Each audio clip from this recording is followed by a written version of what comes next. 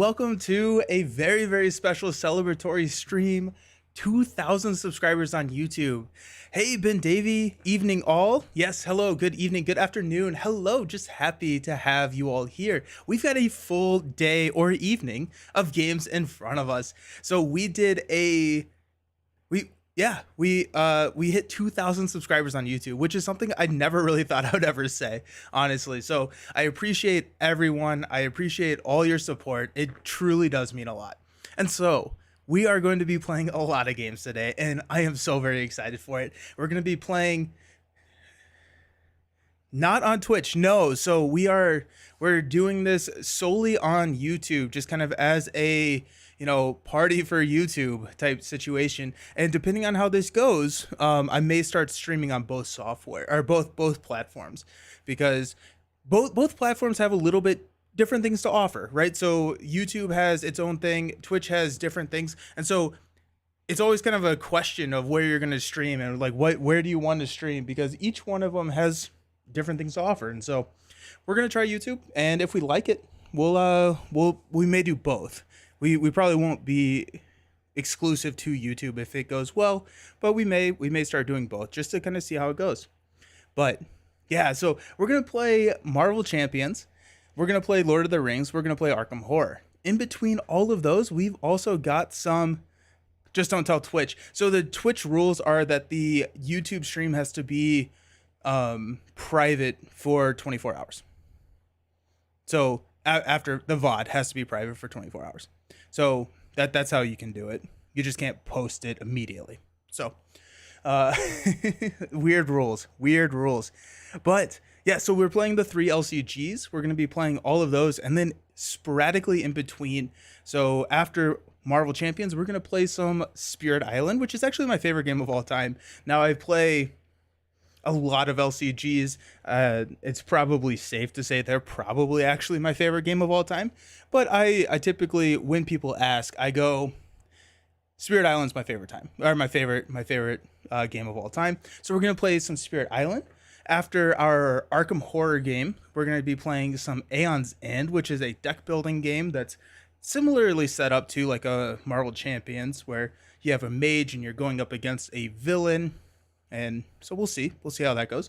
And then Lord of the Rings, and then if we have time, we're going to finish the night off with some Slay the Spire. So no idea how long that will go. The current schedule is posted pretty much everywhere, but the best way to find it is on the community tab of the channel. And that's kind of the order of operations that we're going in. Who knows if we're going to be sticking to that. My guess is no. My guess is that we will either be quick or slow, probably a little bit slow because I like to talk. But yeah, so we'll see. Excellent. So Marvel Champions. Well, okay, yeah. So Marvel Champions, we started a series on Monday. Hey, Brent, what? 8 hours? Crazy, man. And super congratulations. Well, thank you so very much. Yeah, 8 hours. That's what we're shooting for. So I've got my water, I've got my caffeine, and I've got my games. And so I'm pumped. It's going to be a lot of fun. I've been saying that I've been doing this probably ever since I started the channel. And so it's been a long time coming. So Jason, D20 Woodworking, suggested that I do one probably about a year ago, and I was like, yeah, I'll do that. And then here we are. It just takes me a while to get there, but yeah. So where was I? Oh yeah. So the Marvel Champions game, we started the series on Monday, where we are going against some of the more difficult villains in the game, trying to figure out if Doctor Strange or if Wolverine is more powerful. Also, I see like a little YouTube symbol on my screen. I don't know if that's there, but if that is, it may be blocking the hero card, and if so, I apologize. Let me know if that is annoying, and I can rearrange this. But it's like right here. Yeah. So we took on Magneto on Monday, and Doctor Strange was the clear winner there. Magneto and Wolverine did not. Sure, I should have started with well done. Well, thank you so very much. Yeah. Get up in game. Hey, congratulations on 2K. How's it going, Josh? Welcome. Nothing blocking the card on my view. Excellent. Good. I'm glad. It's good. It's way in the corner. Good. It's huge on my screen for some, like it's bigger than the card. So I'm glad it works for you all because it's a little, I can see it here. Fine. Perfectly. So, okay, good.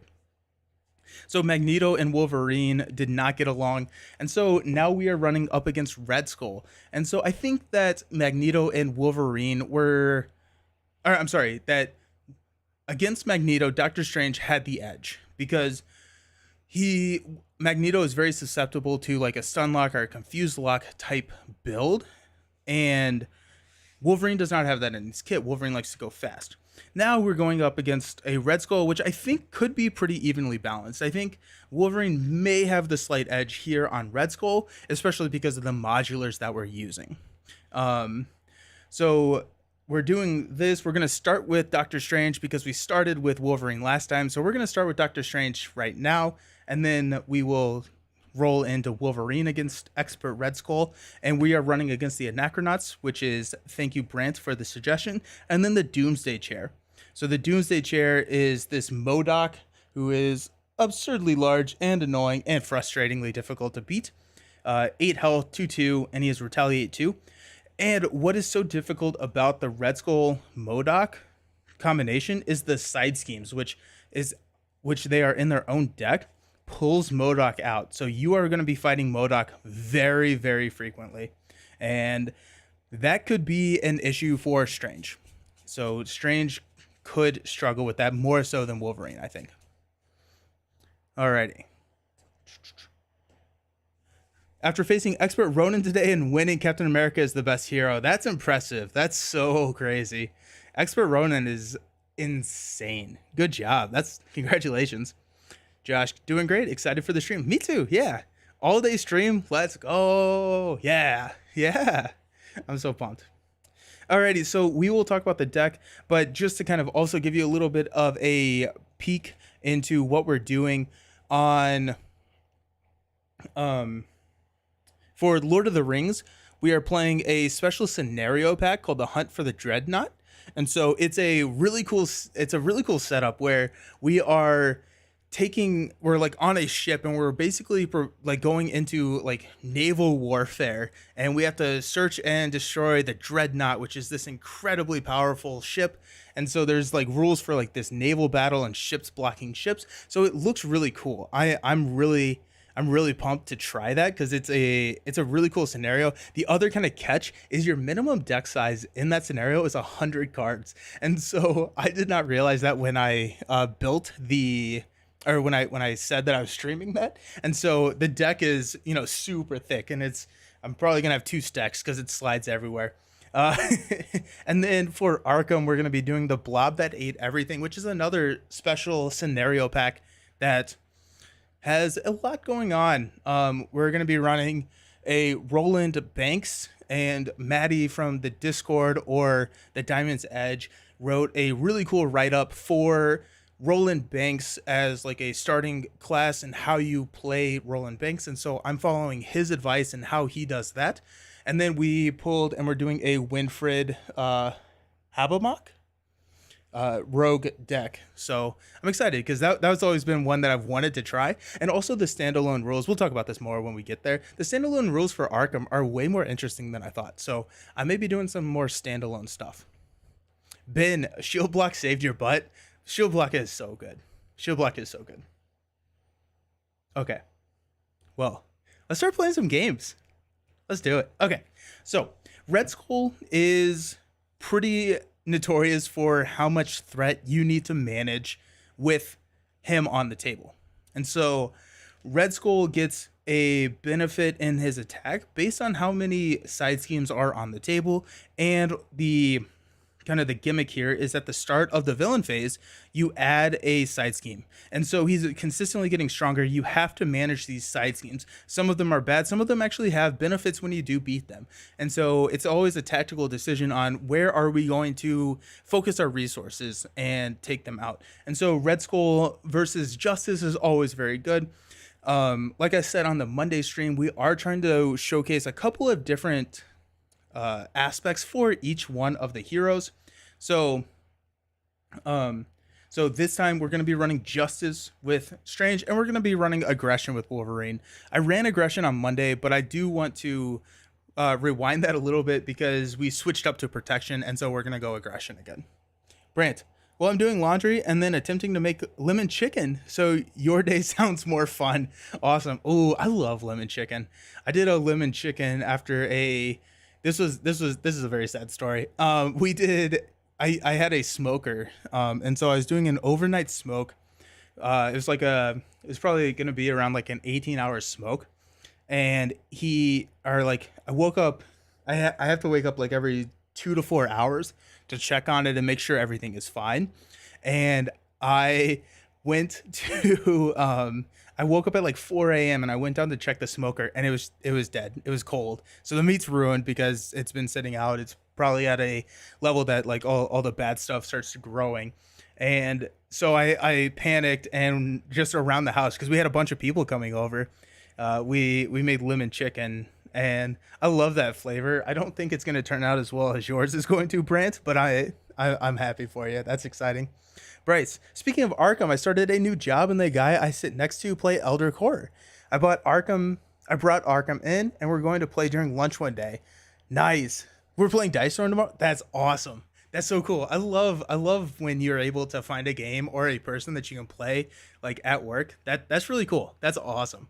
I played so much Elder Core in college and like right after college, so much to the point where it was one of those that I felt so sad trading it away. But hey, Roberto, how's it going? Congrats on 2K. Thank you so very much. Happy to have you here. Hope everything is going fantastic for you. Alrighty, let's talk about Doctor Strange. So we are running the Justice deck against Red Skull. So we have the staples of the Mystic, right? So the Sorcerer Supreme giving us that +1 hand size when we are in hero form. And then the Spiritual Meditations allowing us to cycle into the cards that we want and need to play. Zone of Silence is the Mystic only trait that says choose a scheme, discard up to 4 cards from your deck, remove 1 threat from the scheme for each card discarded this way. This is just a flexibility card, right? It allows us to get in and take care of whatever side schemes we need. We've got Overwatch, so attached to a scheme. Match 1 per scheme. When any amount of threat is removed from the attached scheme by a thwart, discard this card, remove an equal amount of threat from a different scheme. So we can throw this on the main, and then that can help us clear some of these side schemes. We've got Speed, who allows us to thwart for 4 in a turn if we need to. Jessica Jones, she gets +1 thwart for each side scheme in play, which comes in very clutch with Red Skull. We've got Blindfold, allowing us to check out the top couple cards of our deck. Fury for a block. We got Helicarrier and Quinn Carrier. We've got our money. Cosmo is in here. I just realized that these are all sorts of not in order, so, so I apologize. Cosmo is a auto include in any Doctor Strange deck because he's able to cycle your invocation deck, allowing you to get to the cards you need. So Cosmo is always going to be in my deck. Got Skilled Investigator. Turn the Tide for some damage. Once we defeat remove all the threat from a scheme, we can play Turn the Tide for 3 damage. Concussive Blow for some confuse. Chance Encounter to go grab the allies that we need, and then clear the areas for some more threat. Alrighty, okay, so Bryce, T-Snow makes some delicious lemon chicken pot. Ooh, that sounds good. No, I'm the Valkyrie of cook.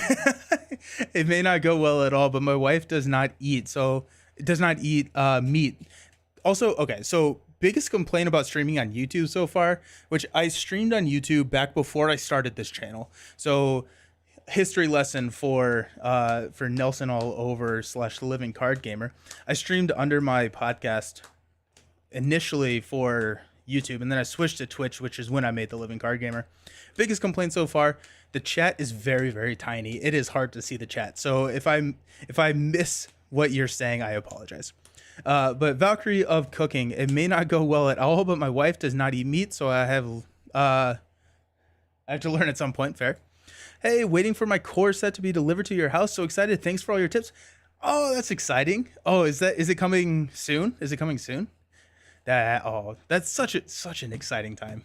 Oh my goodness. The Valkyrie of cooking. So you spend hours in the kitchen only to end up with basic burgers. Jessica is a little good versus Red Skull. Yeah, Jessica is one of those cards that I pretty much always include with Red Skulls. It's weird hearing you say Bryce. Oh, am I not saying that correctly? I'm sorry. Okay.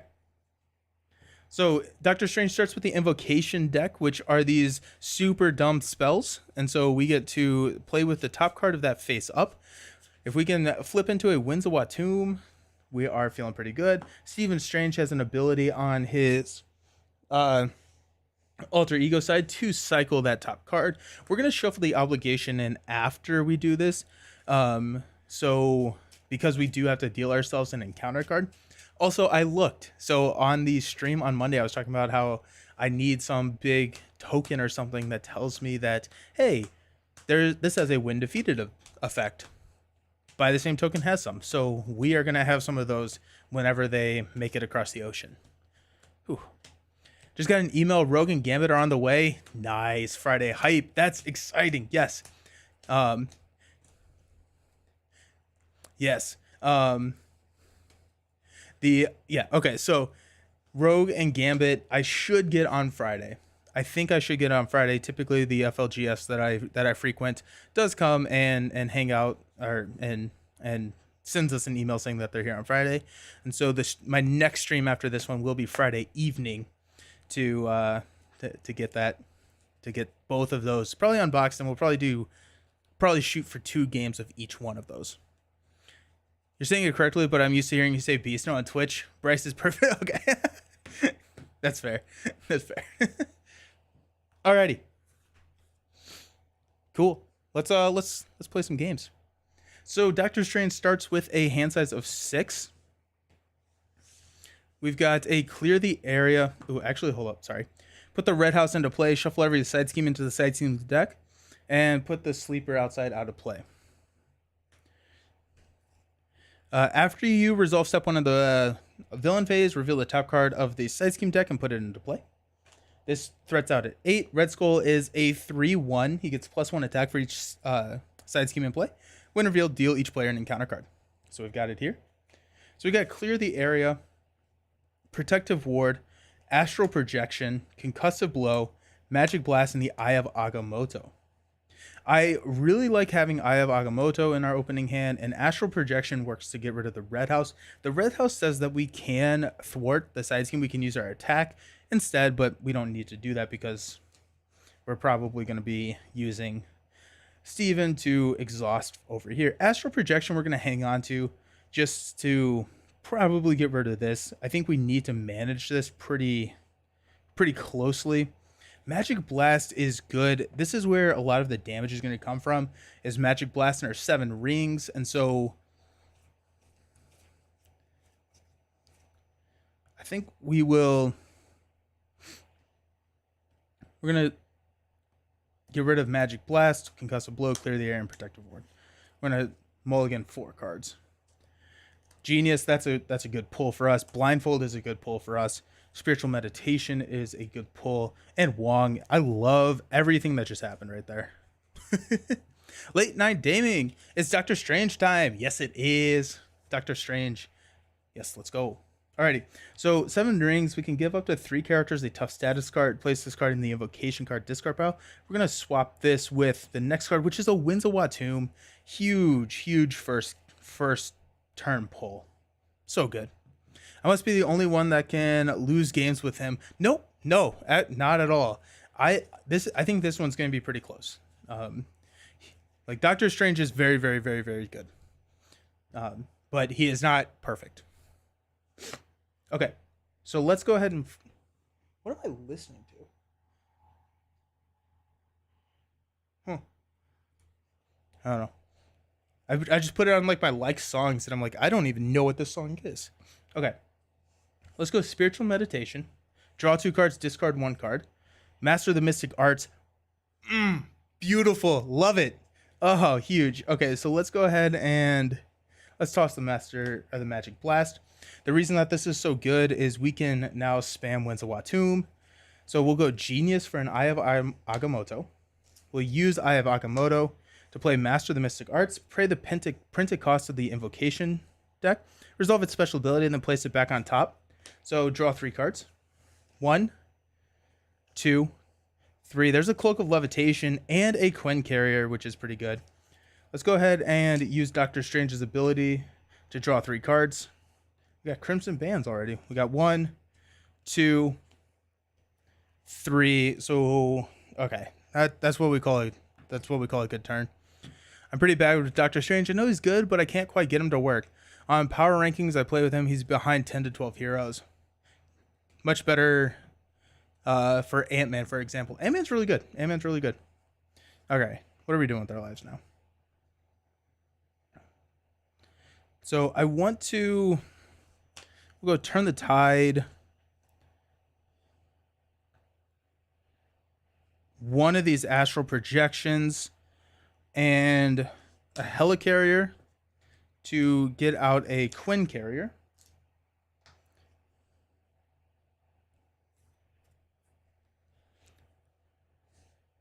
We'll go Quinn Carrier and a Blindfold.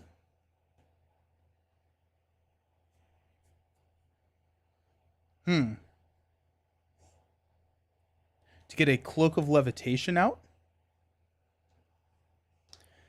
So we gain the aerial trait and we can exhaust the Cloak of Levitation to ready Doctor Strange. So we'll go ahead and do that. We'll ready Doctor Strange up. And then we're going to use a Wong and an Astral Projection to play Cosmo.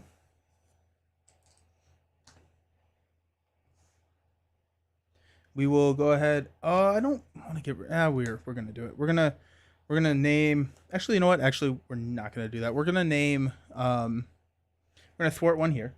Then after Cosmo thwarts, we can choose a deck and name the top card. If we're correct, he does not take a damage. I want to keep Crimson Bands out here, so let's do Treachery. It's a minion. Okay. So Cosmo takes the damage, and then we will thwart 2 here off the red house. Okay. So we will stand up. Pretty good build turn. Turn 1, I like it. Big fan of that. We got a Skilled Investigator, that's nice. A Sorcerer Supreme, that's also very nice. Concussive Blow is okay. An Energy.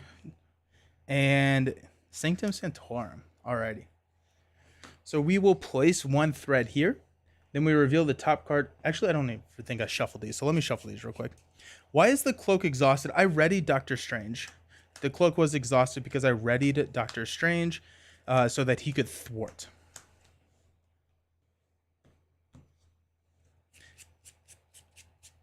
Do the side scheme deck? As in, like, shuffle it? Or it's after you place, right? Because it's after step 1. Oh, so do the side scheme deck. Yes. Josh, you're a genius. You're a genius. Nice. Go team. Okay. So we got the Anachronauts. When defeated, shuffle each temporal card in the encounter deck, discard pile back into the encounter deck. You can use Cosmo the sides. Yeah, that was, yeah. Hey, how's it going? What's up? Welcome. This is so fun. Alrighty, so we're this is cool, guys. This is a rough start. Red Skull's going to hit us for 2 plus a boost card. We're going to take it to the face. We've got 10.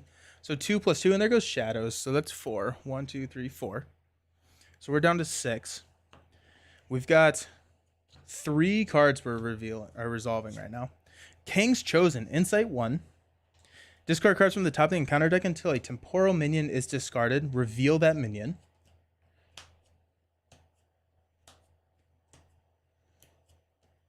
Well, we're just discarding the entire deck, apparently. Wild Run. When revealed, discard 1 card at random from your hand. This could be pretty upsetting. So we will re-roll a 6. Number 1 is the top card. 1, 2, 3. I think that's Sorcerer Supreme. Nope, it's Concussive Blow. Sweet. Sorcerer Supreme is the next one. 4 damage. No, Shadows is gone. Yes. Right. Okay, so we got Wild Run. Got biochemical upgrade surge attached to the minion with the highest printed hit points. When the attached minion would be defeated, heal all damage from it instead, then discard. And then this surges into a Modok. So Modok has retaliate too. Yo, what a time to be alive. And Red Skull's right hook. Red Skull gains retaliate 1 and 1 of each resource to discard the event. Alrighty, so that is what we call a bad start. That's a rough start, y'all. Yeah, we beat Red Skull with Legions of Hydras and a Necronauts 2-player, but I don't think I've ever won it solo. Miss Marvel Justice has gotten super close solo, but never a win. Alright, yeah. Okay. This is yikes.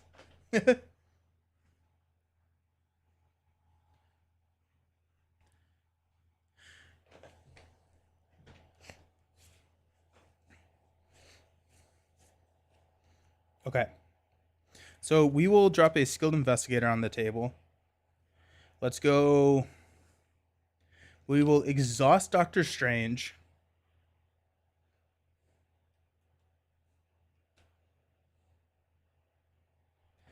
I have Agamotto and Quinn Carey to play Crimson Bands. We'll deal 7 damage to Red Skull. 1, 2, 3, 4, 5, 6, 7. And it's not an attack, so I'm pretty sure. So restart, call it a draw. Let's see where it goes. It's not an attack, so it does not trigger retaliate, which I think is one of the crazier things. It stuns, and we got images, which is exactly what I was hoping for. So let's go Cloak of Levitation to ready Doctor Strange.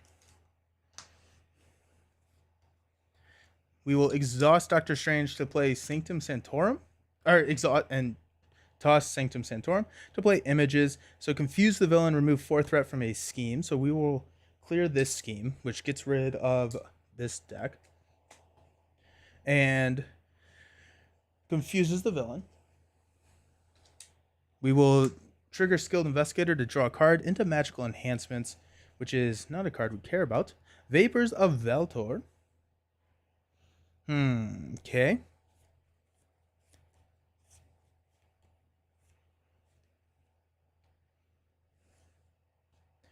Energy for a Sorcerer Supreme.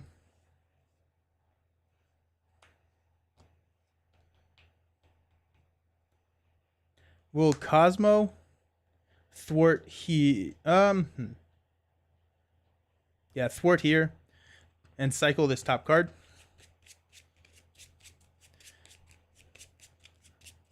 This is a tough matchup. I like it. And we've got images again. Okay. So because of that, I go 1, confuse.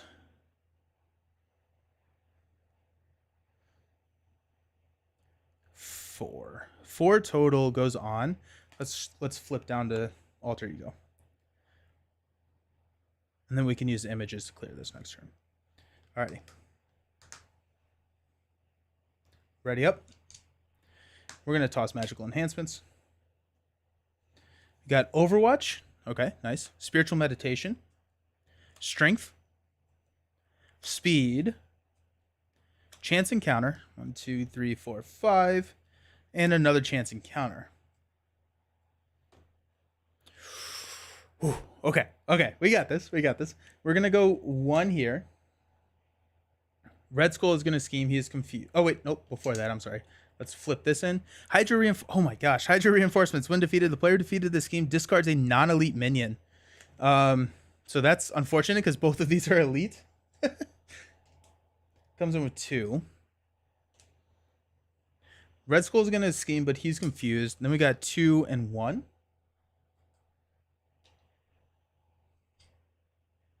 So we're up to 5 there. Then we've got a hazard icon again.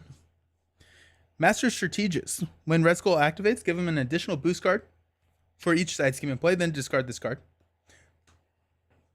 And we've got Exhaustion. Surge and Exhaust our Identity card.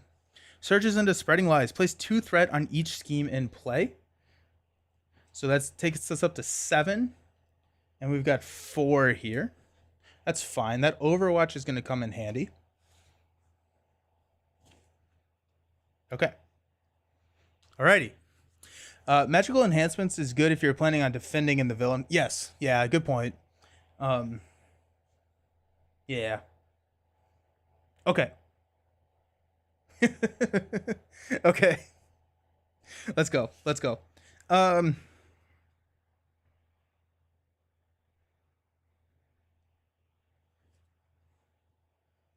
So Doctor Strange is going to flip up to, or Steven is going to flip up to Doctor Strange. We're going to place an Overwatch here on Hydra Reinforcements. Cloak of Levitation will ready Doctor Strange. And we're going to play a chance encounter on Hydra Reinforcements as well. We will exhaust Doctor Strange, play a chance encounter, confuse the villain, and remove 4th threat. We'll remove the 4th threat here. Hydra Reinforcements goes away. I just want to make sure I didn't place any. Yeah, no side schemes are in the normal discard pile, thank goodness. We can't defeat anything. Overwatch triggers, so we'll remove 4th threat over here. Chance encounter triggers, so we can search your deck and discard pile for an ally and add it to your hand.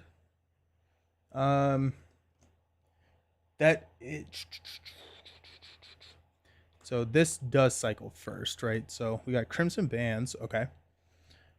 I'm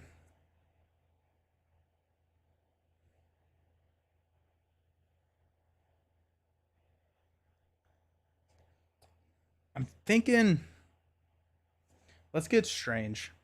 No, not Strange. Nick. I guess we can search through here anyways. We got Jessica Jones.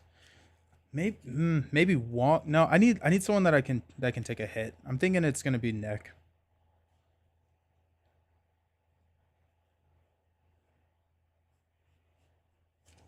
Who's in my discard pile? No, Wong is out there. Blindfold. Let's go Blindfold. We'll pull Blindfold from our discard pile. Okay. So Blindfold is now in our hand. We got Crimson Bands here. We're not going to be able to trigger that, but we can trigger Skilled Investigator to draw cards, which is Master of the Mystic Arts. So technically we could trigger Crimson Bands if we wanted to. Trying to figure out if that's worth it. No, I don't think so. I think we're going to let Red Skull be stunned, and then we'll trigger Crimson Bands next turn so that we can just make sure that he stays stun locked. I think we want to, let's Spiritual Meditation, draw 2 cards, clear the area, and a Magical Enhancements, discard a card. Let's go Magical Enhancements here. Let's go Quinn Carrier and a Strength to play Blindfold. So after Blindfold enters play, look at the top 5 cards of the encounter deck. So we got Caught Off Guard, Bitter Rival, Assault, Infinite Power, and Death Knot 9000. So this is discard and upgrade or support you control. We get to discard one of these. So I'm going to pick one of these to discard. This is probably fine because getting rid of Skilled Investigator is not the end of the world. Bitter Rival, exhaust a character you control for each side scheme in play. Not horrible because we got Cloak. Assault could be pretty bad. Infinite Power, you give Red Skull a tough status card, then he attacks or schemes. So that's worse than Assault. And Assault, we can manipulate Assault into being a boost card. And then Death Knot 9000. I never shuffled. Whenever I defeated that, there was Sir Rastin. We're going to shuffle him in here. Because this is why I need those when defeated tokens. Death Knot 9000.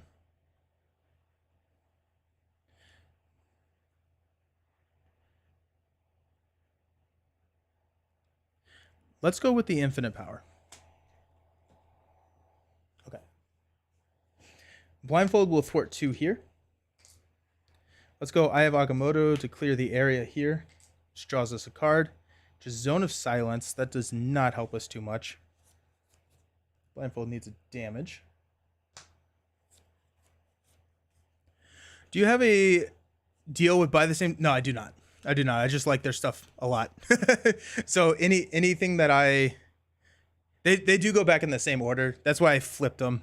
So now this is just the top card. This is my Josh trick. That Josh taught me this trick. Get up in game. So you just you reverse them and then play them face up, just so you don't have to remember. But no, I don't have any deals with By the Same Token. I have reached out to them to see if they wanted to collaborate, and I never got a response. But I just like their stuff a lot. So, alrighty. I think I'm gonna hang on to Master of the Mystic Arts. Zone of Silence is fine. I think Speed may be good to hang on to. But we're probably gonna. What is Cosmo doing? Cosmo is going to name Side Scheme here, which is Prison Camps. That's a little unfortunate, actually. I was hoping that we could get Prison Camps for the attack here.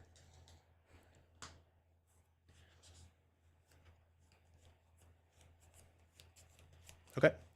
Let's toss a Zone of Silence and a Speed, and then we will ready up.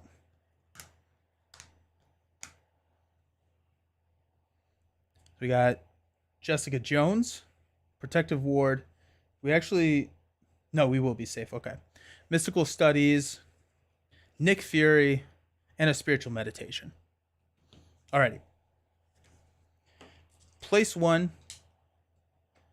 The Doomsday Chair. If MODOK is not in play, search the encounter deck and discard power from MODOK and put him into play, and then shuffle the encounter deck.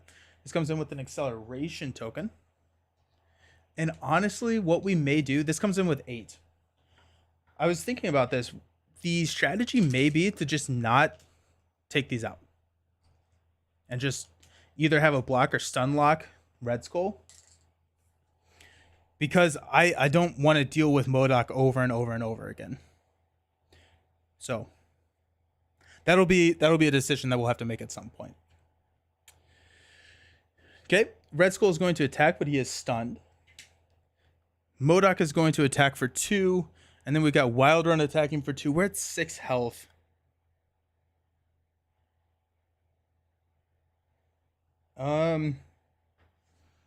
I think I hate it.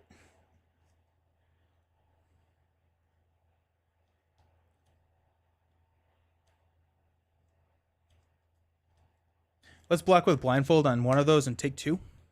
Blindfold dies. Just because that also will make sure that she gets back in for the reshuffle, because that entering play ability is so good. So let's go ahead and do that. And then our encounter card is Caught Off Guard. We will discard a Skilled Investigator, which is also nice because it gets in the reshuffle. Okay. I guess we have a Protective Ward, but at that point I'm spending 2 resources to keep a Skilled Investigator, and I don't have a side scheme that I'm going to want to be killing this turn. And so I'm good with just trying to find it again. Okay. Let's go Spiritual Meditation. So draw 2 cards. Turn the Tide. Turn the Tide works with, after your hero thwarts and removes all the threat from a scheme. Okay. Ooh, wait, hold up. I just realized that Crimson Bands is not an attack, so it bypasses all the retaliate. Maybe Cosmo will get lucky and pull a Doomsday Chair with the discard out. That's kind of what I'm... That's... Let's keep our fingers crossed, right?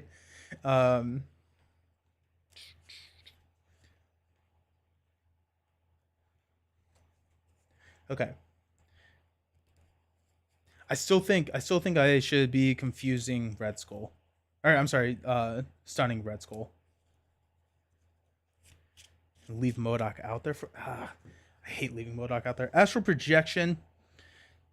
We're discarding one of these cards. I guess it'll be Protective Ward. Oh, I guess I could do it to both.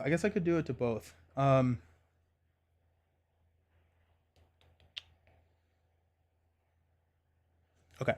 Okay.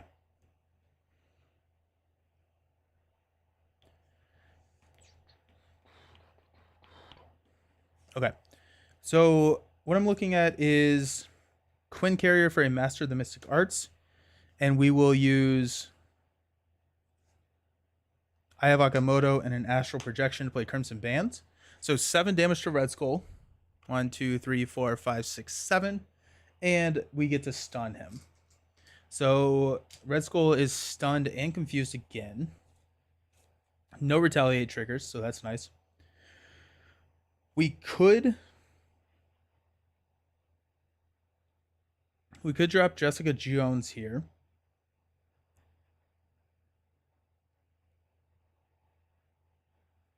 We could also set MODOK up with just 1 health left.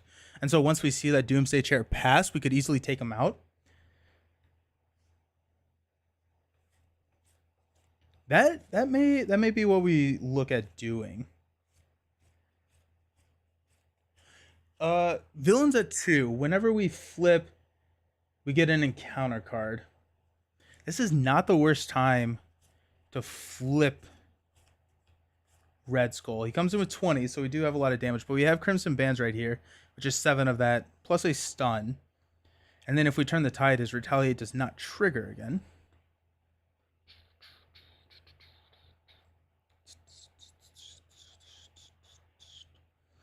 So many decisions. I love it. Okay, so let's go. No, we're gonna do this. Let's do. We're at 4 health. That is also not the best. Let's do this. Let's go ahead and toss these 3. No. Let's flip down. We got Mystical Studies. We can flip down, search our deck, and discard pile for Doctor Strange card, which is going to be a Master of the Mystic Arts, which allows us to spam Crimson Bands again. Hey, happy 2K sub days. Haha. Thank you.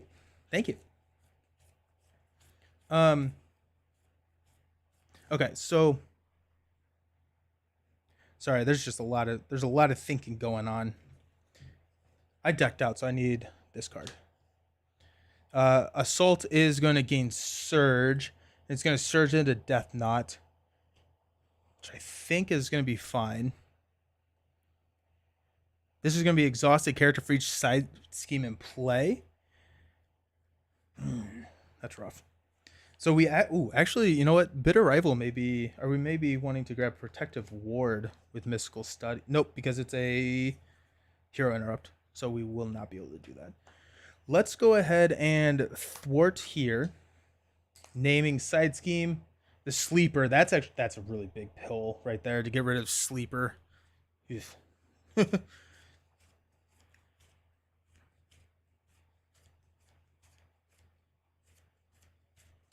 We're sitting at 2 health on the villain. I want to go ahead and...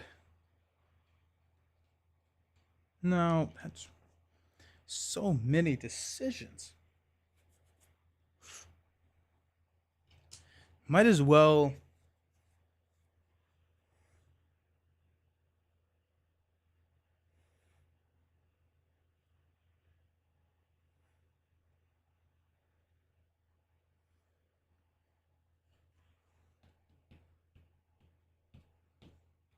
Let's hit him for 1, and we'll take 1. Let's Cloak of Levitation to ready Doctor Strange. We are going to flip down to Steven. We're going to heal for 3. 1, 2, 3. And then we are going to toss a Jessica Jones for a Mystical Studies, which will grab a Master of the Mystic Arts. We got Fury, Turn the Tide, and Master of the Mystic Arts in our hand. And that will be good. So right now we're still doing a Logan vs. Strange contest. We are, yeah. So this is Red Skull, Expert Red Skull with the Doomsday Chair and Anachronauts for... and we're starting with Strange. So Strange is starting. So we'll see how it goes. It's going to be rough. This is just going to be rough. Okay. So we're going to hang on to Master of the Mystic Arts. I think we're going to hang on to Fury. And we'll draw up to 6. Chance Encounter, that's nice. Sanctum Sanctorum. Energy. Love saying that with Nick. And a Spiritual Meditation. All right, let's ready up. We're going to place 2 here. Red Skull's going to scheme, but he's confused. Then we've got 3 more going on. Oh, wait, I'm sorry. Flip into this. Censor the Past. When defeated, each player chooses 3 cards in their discard pile and shuffles them into their deck. So now this has 2, and that is 3. Also, so I meant to say this earlier. For the LCG games today, I will be pulling them out. I will have the live stream live. It'll be ready. Anyone can view it at any time. But for the LCGs, I will pull those out because I know that there are some people that don't necessarily want to navigate through an 8-hour live stream to find what they want to watch. So the LCGs I'll pull out and post as their own video. It will be the same video, which will be, sorry, but just to make it a little bit easier for some people to find if they're searching just for like the Lord of the Rings game or something like that. So that those videos will be pulled out and separated. But the other games I'm just gonna leave in. I'm not gonna post those as individual content. So okay. So Assault Surges. Oh wait, actually I guess this is dealt. So Bitter Rival, exhaust a character for each side scheme in play. Assault Surges into Death Knot.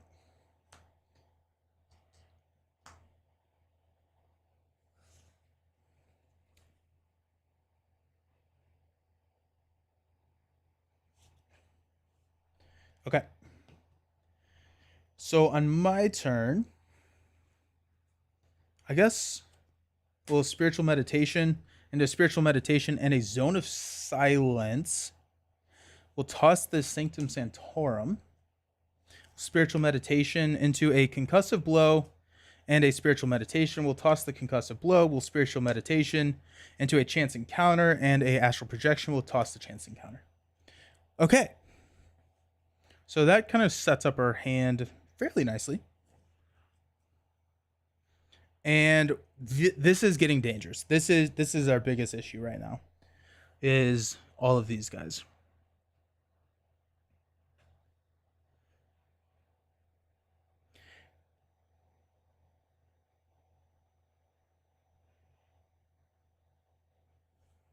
Okay.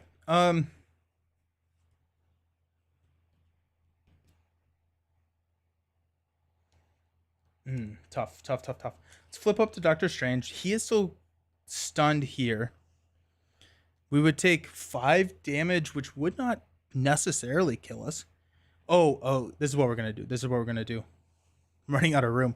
Let's go ahead and throw Chance Encounter on Censor the Past. Let's go Energy Quinn and Eye of Agamotto for a Nick Fury. We will draw 3. We got Speed, Clear the Area, and a Magical Enhancement.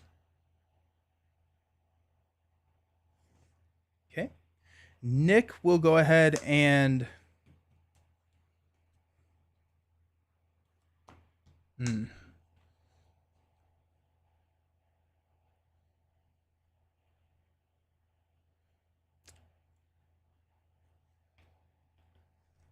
Cloak will ready Strange.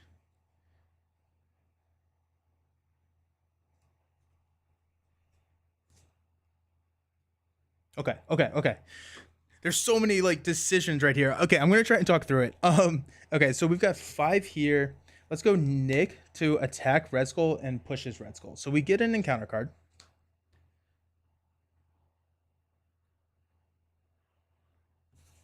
Is that how we want to do that?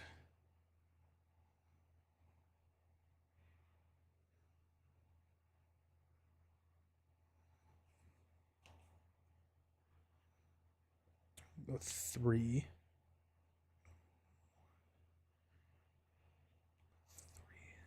Okay, sorry. I'm trying to figure out if I want to Censor the Past first to get the Chance Encounter to get Blindfold in order to play Blindfold. And if I can do that, then I can kind of make sure that this card is going to be an okay card to grab. But if I do that, I won't have the money to pay for Crimson Bands, which is not the end of the world, actually. We could hang on to Master of the Mystic Arts for Crimson Bands next turn. We have another Master of the Mystic Arts coming up. Okay.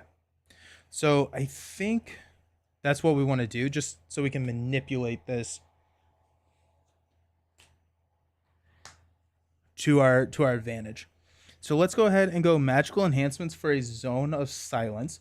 Discard, choosing to choose a scheme, sense of the past. Discard up to 4 cards. We're going to discard 3. We got strength, concussive blow, and a magic blast to remove 3 threat. That defeats this. This goes back down to 1. And then when defeated, each player chooses 3 cards in their discard pile and shuffles them into their deck. So I think what that is going to look like is Magic Blast. I feel like it has to be Magical Blast, right? Because I'm looking for damage right now. I'm looking for damage. Damage needs to be, I guess, strength and energy. Yeah, let's go strength and energy. So we get to shuffle these back into our deck.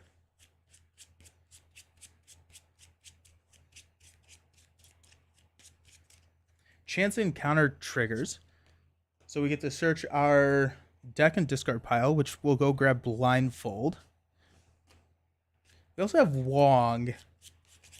Wong is, no, I'd rather have Blindfold right now. Okay, so Blindfold is in our hand. We will use a Clear the Area, a Speed, and an Astral Projection to play Blindfold. So after she enters play, we get to look at the top 5 cards, discard 1 of them. Okay, yeah, no, I think I like this flow a little bit better. So Twisted Reality is in site 1, attached to a side scheme. When the attached side scheme is defeated, deal the first player an encounter card. Love it. Love it.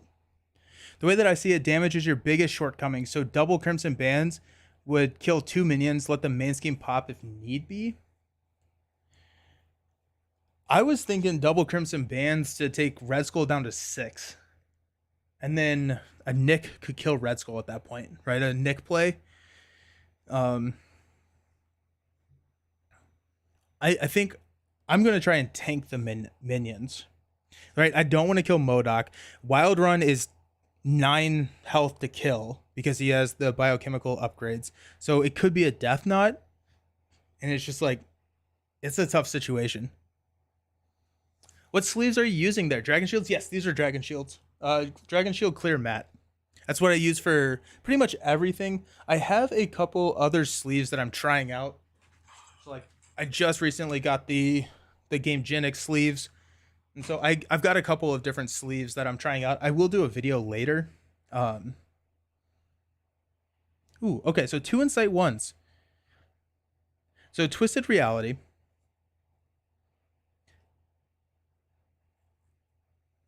I think I'm okay with that. Right? So twist. Oh, wait, no, because we have a villainous here. We have a villainous here. So this stun does not just mean that we're going to get this. Okay.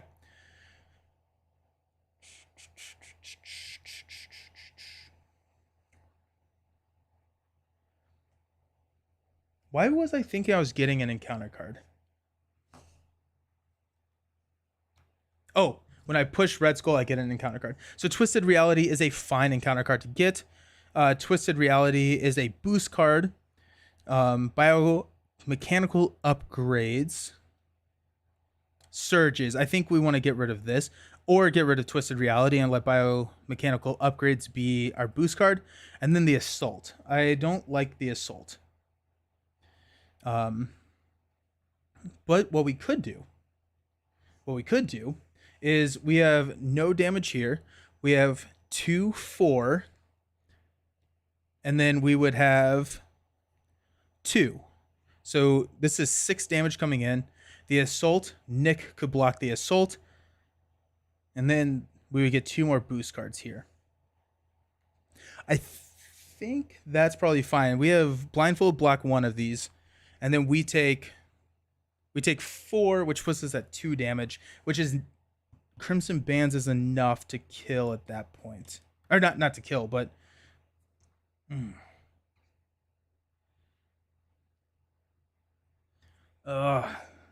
that's tough. That's tough. I think regardless, we're getting rid of one of these twisting realities. We will get twisted reality as a boost card, or as a dealt encounter card. Biomechanical upgrades. The assault, the villain is going to attack us, and then he's going to get 2 more boost cards. Oh, he's going to get a lot more boost cards actually. So Nick will definitely block that. Nick will definitely block that. I don't think there's anything that gives overkill, so I think we should be okay there. Okay. Now we got Nick, who's going to attack. Retaliate doesn't trigger because it kills him, but Nick takes a damage. We get an encounter card, and he goes up to 20. I'm tense. This is tense. Blindfold will go ahead and thwart 2 here.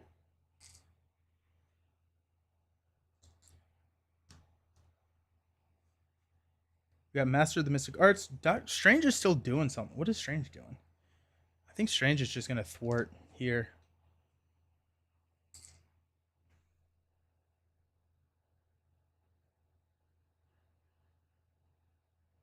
Yeah. Okay. Yep. I think that's the best option we've got. Alrighty, let's stand up. Okay. We got Master of the Mystic Arts, Genius, Wong, Skilled Investigator, so 2 for energy. Jeez, we're costing. Okay. So now we have the tools to cycle right back to Crimson Bands. 3 plays of Crimson Bands wins us a game. So if we can hit Crimson Bands 3 times, which we can hit with Master of the Mystic Arts, we can use with a normal activation, and then we've got a couple of cycles. So if we can get lucky on the cycles, I think we can, we have it. Well, let's just play through, and then we'll speculate after we see what happens. So we got 2 here. Encounter card comes out. It's a Doomsday Chair again. So that's good to see. That comes in with 8.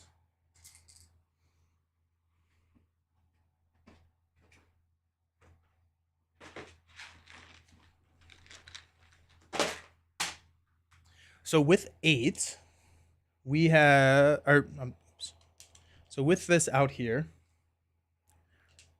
we should be okay. Hey, how's it going, Canadian Mustache? Welcome. Congrats on 2K. Thank you so very much. Happy to have you here. Okay. Red Skull's going to attack. He is stunned. We've got Wild Run attacking for 2. MODOK attacking for 2. Death Knot attacking for 2. So that's 6. So we have to block one of these. Let's go. Let's block Blindfold. And we'll take 4. 1, 2, 3, 4. And then that was the boost card here. Okay. We'll deal this encounter card. First one is Insight 1. So we'll place a threat, and we'll attach this to this side scheme. We got an assault, so the villain's going to attack us. Villain's attacking us for 2 plus a lot of boost cards. So Nick is going to block. So 2, when Red Skull activates, give him an additional boost card for each side scheme in play. So that's going to be 1, 2, 3. This is give the enemy 2 more boost cards, so it's going to be 4. Fury's blocking now. Hey, Lucas, how's it going? Yeah, Fury is blocking now because we played Blindfold, so we knew what was coming. We knew that we were going to get hit for a 4 plus 4 boost cards, and that's what Fury is blocking. Now he does, yeah. So 4, take 1 damage. Give this enemy another boost card. Okay, so we take a damage. I did not think about that being in there. Plus 2, give the villain a tough status card and another boost card. The tough status card is pretty rough, actually. 0, 1, exhaust the character you control. Give this enemy another boost card. We will exhaust Strange. And then the last boost card, give the villain a tough status card and another boost card. So we deck out. Do the boost cards get in the shuffle? I don't actually know. I have no idea how that works. That's one of those weird actions.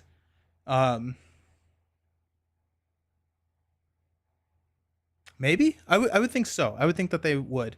So we got 2, 4, 6, 7. I want to count them.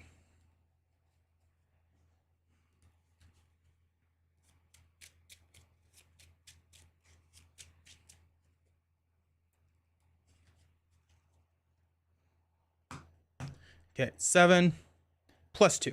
Okay. Well, it was enough. I'd say they are still being resolved. That also makes sense. I could see it either way. I think the worst case scenario is that they get shuffled back in. Actually, I don't know what the worst case scenario would be. Anyways, Nick is dead. Nick is DED dead. So they shouldn't be in the discard pile yet. Or you do resolve one discard, resolve one discard, resolve one discard. I guess is the other way to look at it.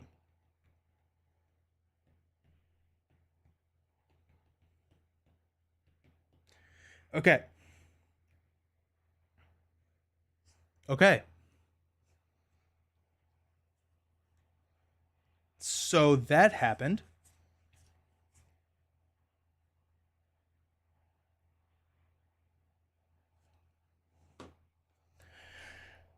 Okay, so we will Cloak of Levitation to Ready Strange. And this is gone.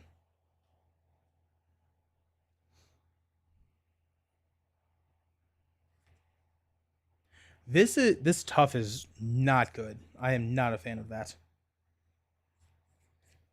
But actually, what I think we're going to do is we're going to go Eye of Agamotto and an energy to play Wong.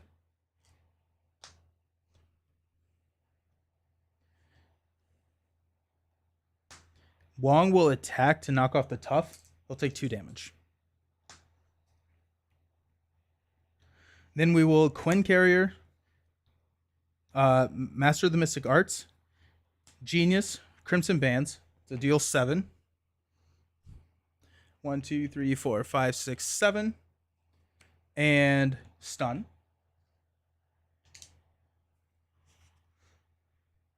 We will exhaust Strange, Crimson Bands for 7. 1, 2, 3, 4, 5, 6, 7. Takes him down to 6.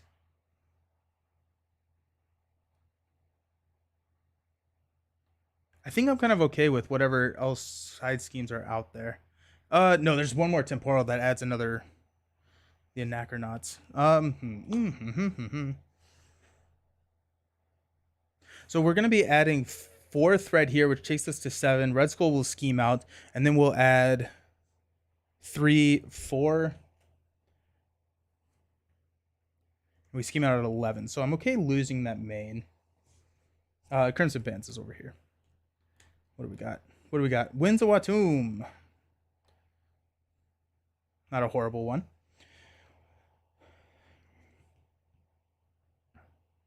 Let us... I think even though Winds is so good, I think we need to cycle Winds just so we can get to Crimson Bands. The other thing... Ooh, actually, you know what? We may be able to grab a magic attack. How many... We have all of our magic attacks in a pretty thin deck, so we're gonna keep Winds of Watum because a magic attack probably wins us the game as well. Okay. So I guess Cosmo is going to... I don't think it matters. Thwart 1 here. Side scheme. Mass Chaos is gone. Okay. Flip down. Stand up.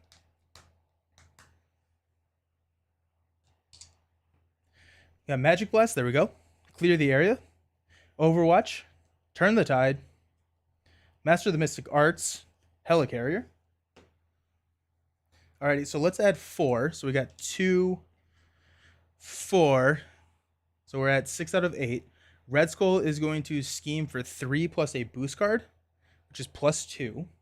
So we lose this. First off, we have to... That's not supposed to be in there. I'm sorry. Oops.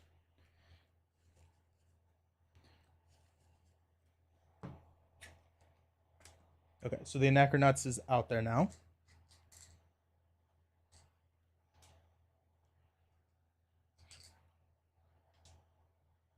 Okay.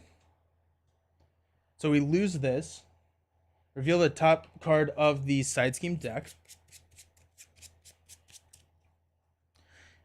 Now, what really messes up now is if we get the sleeper. The sleeper comes out, we're in a lot of trouble. And we've got the Anachronauts. Ooh, it's another. That's actually probably not good either. Okay. And this comes in with 1, 2, 4, scheming for 1 plus give this enemy 2 more boost cards. Ew. Okay, so 4, 5, 6, 7, 8. I'm running out of threat. Oh, here we go. We got 2, 4, 6. This is intense. This is insane. Okay. After applying boost card to an activation, discard it. Okay, cool. Thank you, Josh.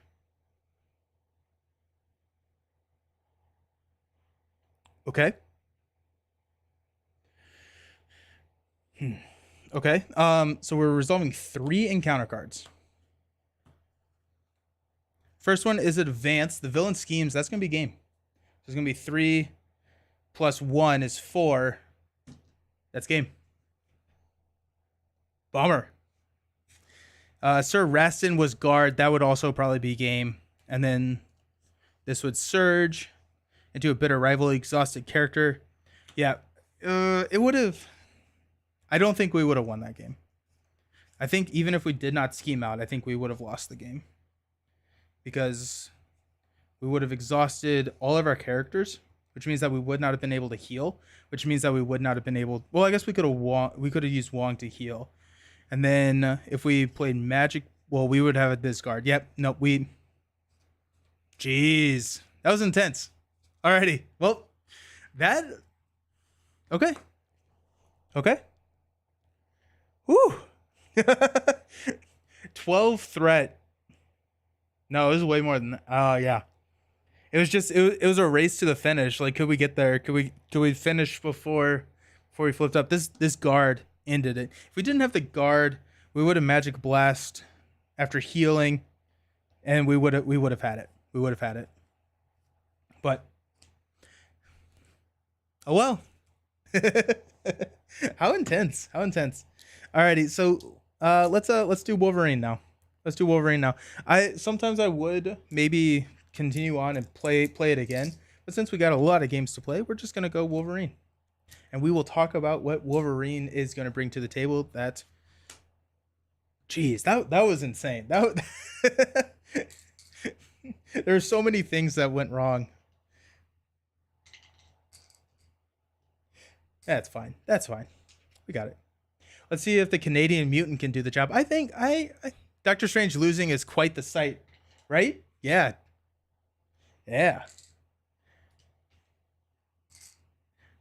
Alrighty, but we got it. So Wolverine is a rush. So Brant taught me. So let's see how Wolverine can do against the rush.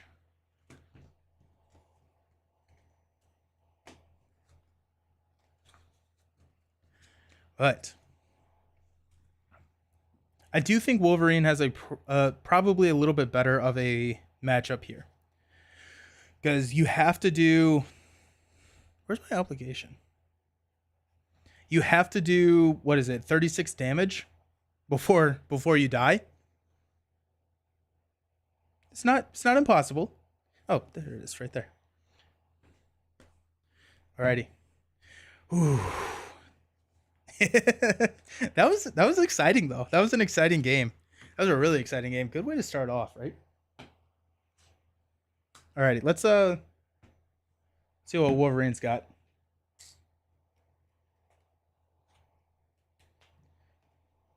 The other thing that would have really messed with us is the Red House, I think. I think that would have been pretty bad. Just because he can't take damage when the Red House is out. So we may have been able to finesse our way around it, but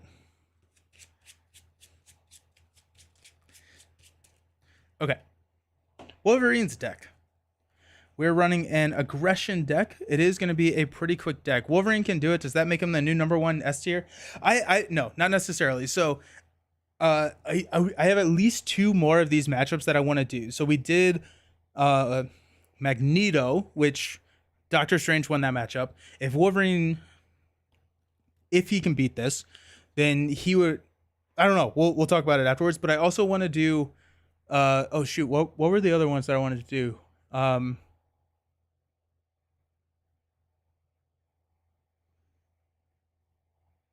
Oh, like a Thanos, someone with Stalwart, because I think Strange can really struggle with Stalwart. And then, like, I don't know, one other one that I can't, maybe Collector 2. I think it may have been Collector 2, because Collector 2 is just heavy thwart. So, a Wolverine. Let's see what Wolverine's got for us.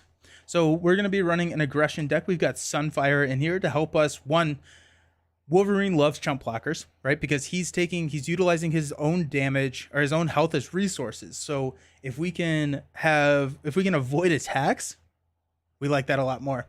Also, we need to go up to 10 health. And the villain is going to be at 16. So Sunfire is a block here. Tuckleberry Finn, Nelson, I'm a few cycles behind on Marvel Champions, but I love to jump into X-Men, Logan, and Gambit. Would you not recommend those heroes based on the limited card pool for X-Men? And I would totally recommend the heroes. I think, well, I think Gambit is one of those heroes that has just like a wide horizon the more cards you have. But I think Gambit and Logan are going to be fine, especially Logan. Logan's going to be excellent with any size card pool. So I would definitely check out Logan, and Gambit would be really cool too. I don't think there are very few heroes that you kind of need an expanded card pool. So you could try Goblin with Symbiotic Strength, Expert. It's quite heavy minion experience. Okay, like Mutagen. You mentioned Collector in the first video. The Breaker is Expert. Oh, Ronan. Yes, Ronan. That's who it was. I've blocked Ronan from my mind. Ronan no longer exists in my. Okay, so we got Sunfire, we got Prof to help with some of these side schemes. Angel, Ironheart, Hulk, and Fury. Colossus, Mockingbird, Marvel Boy. So cheap allies. The idea is hopefully we can get a cheap ally and a attack out. So, our highest cost ally is 3, right? So next is going to draw some cards. Professor X also costs 3. Colossus costs 3. So mostly 2 cost allies. We've got 2 copies of Counterattack. We're also going pretty heavy into the physical resources. We've got 3 copies of Skilled Strike, so +2 damage whenever we make an attack. We got our doubles. We got our power ofs. We've got 3 clobbers and 3 drop kicks.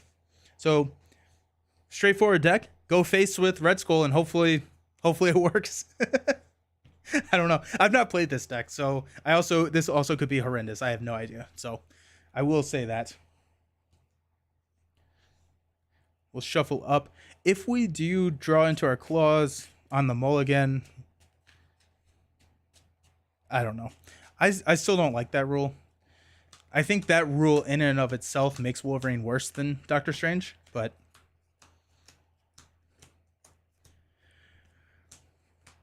that's how we will play. But if we draw the claws in the mulligan, we will scoop. Anyone mentioned Monday that Zola vs. Strange? Zola vs. Strange, yeah, would be a good matchup to test Strange. That's true.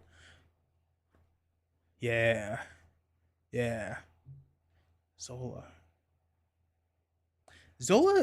would be interesting. I usually have my cards right here. They're not right here anymore. But Zola would be really yeah. There's a lot of good matchups, but I want to mainly do some matchups that favor Strange, some matchups that favor Wolverine. I think this matchup probably favors Wolverine, just because Wolverine can deal with the minions. Wolverine can deal with the health. I don't think it's going to be a true rush sense in like what you would see on a Step Into the Portal stream where you win on turn 3. It's going to be like a pseudo rush, which honestly may just be horrendous and bad for us. But I think that it kind of is how the cards fall. So we'll see. But alrighty, so Red Skull starting out. Logan gets 6 cards. Got 2, 4, 6. Slice and Dice, Lunging Strike, Dropkick, Counterattack, Strength, and a Colossus. Nice. Alrighty. Sweet. So, Strength and Dropkick are our best friends. Lunging Strike allows us to deal 8 damage. So right here, if we do this, we have 12 damage with the claws, right? And we can drop a counterattack in case he does swing back at us. That's always an option. The other thing would be we could play Colossus, and I don't think we play Colossus. I think since we have the stun, we roll into something else. Let's toss a Slice and Dice, and let's toss a counterattack. Actually, Slice and Dice is 3 and 3.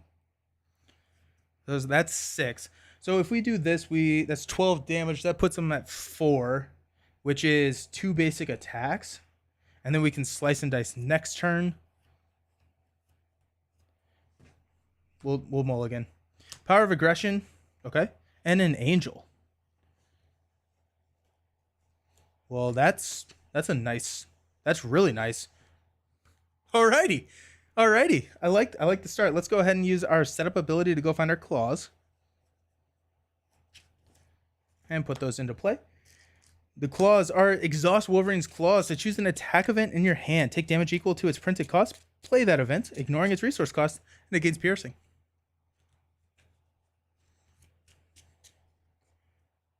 Okay.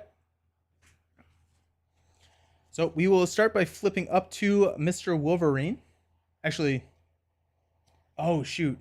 I forgot about this. That's fine. We'll be able to drop Angel, so we're good. Okay. So let's go Strength for Angel. Wolverine and Angel will thwart the Red House.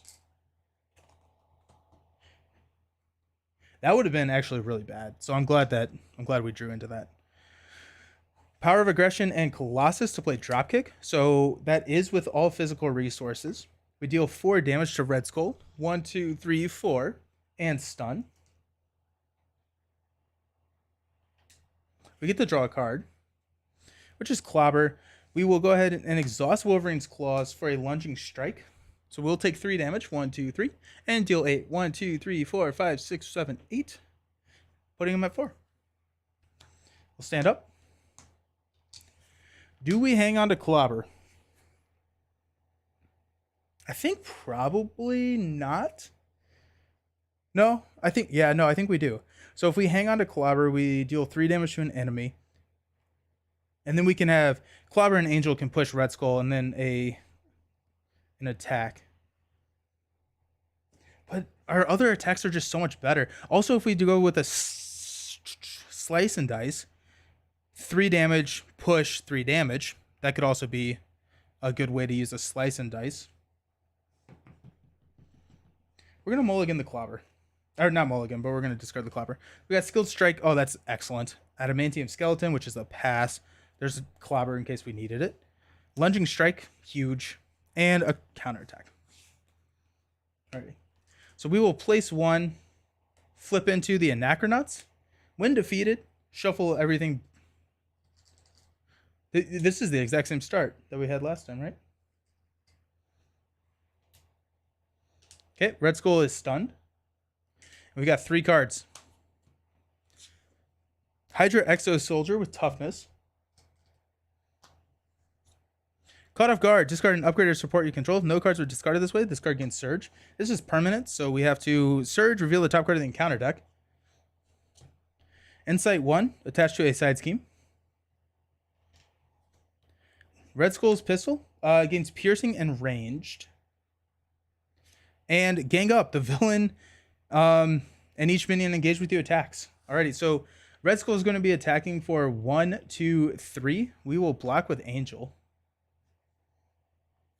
+2. And Hydro is going to hit us for 2.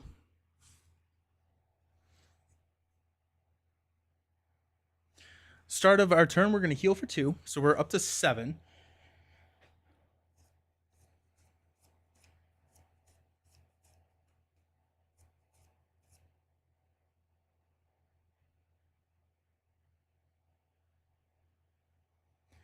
Let's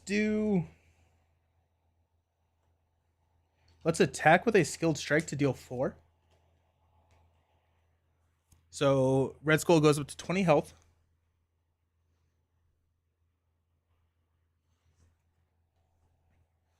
And deal us an encounter card.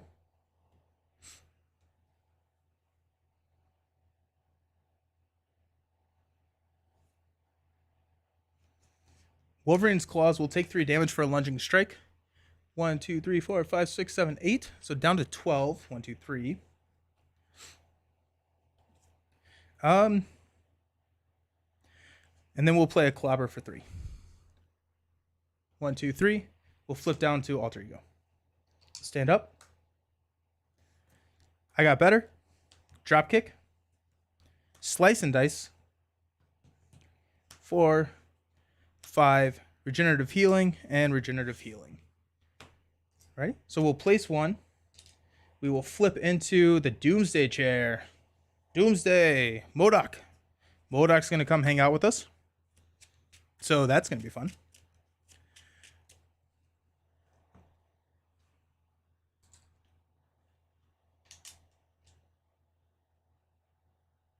Red Skull's going to scheme for 3, 4, plus 0. So that actually doesn't pop. So MODOK will pop it. Reveal the top card of the encounter or the side scheme deck, which is the Doomsday Chair again. And then scheme for 2, so we're going to have 3 here.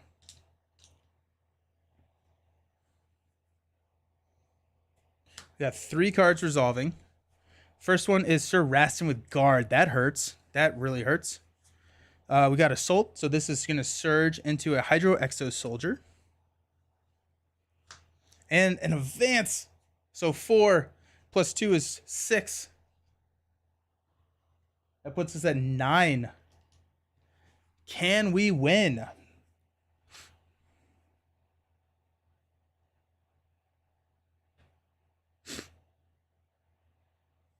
Can we win? Can we win? That is the question. We have to win this turn.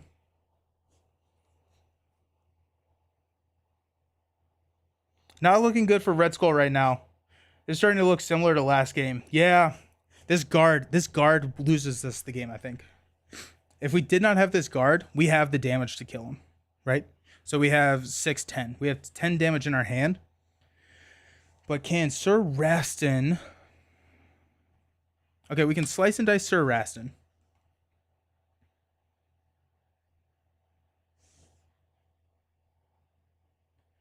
And we have...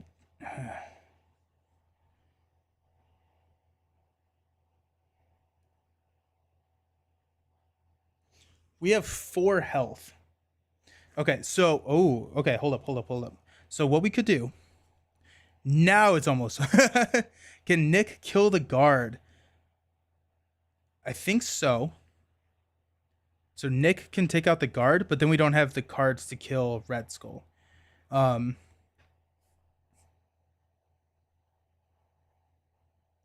But we can heal for 6. So if we heal for 6 here... No, because we're going to lose threat.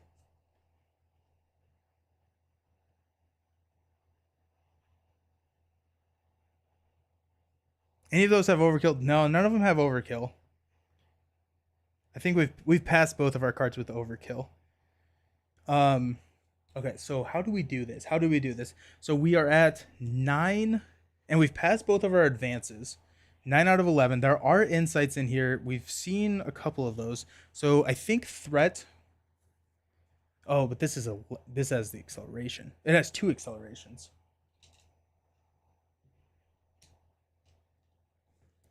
Okay. So I think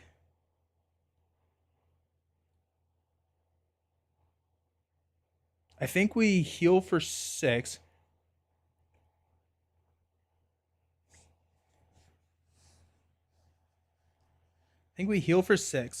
We drop Nick.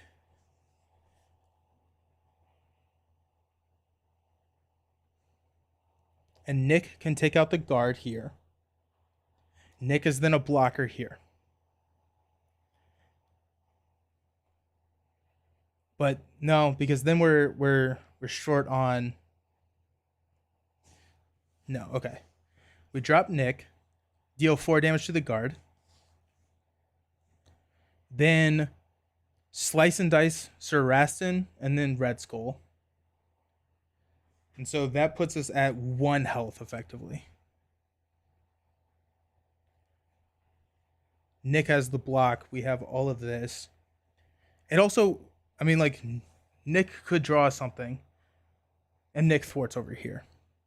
Nick could also remove almost all the threat as well. That is true.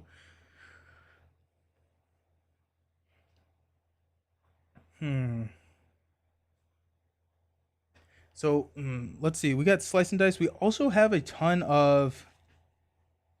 We still have a couple of skilled strikes. No, Nick is not going to draw us cards. But if Nick draws us cards, is that going to be better? I don't think it is. I don't think it is. Okay, let's heal for 6. 1, 2, 3, 4, 5, 6. We're up to 10. Let's flip over to Wolverine. Let's drop these cards to play Nick. Nick will deal 4 damage here.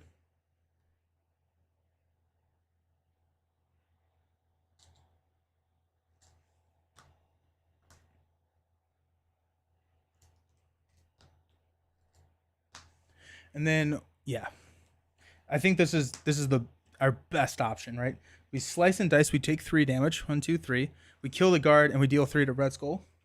Takes him down to 6. Nick is blocking. We're getting hit for 6. We'll have 1 health. I don't think he can survive all the minions though. We will have 1 health if we can do that. Oh, but it's a retaliate. He has retaliate. So we take 1. So we will die. We will die.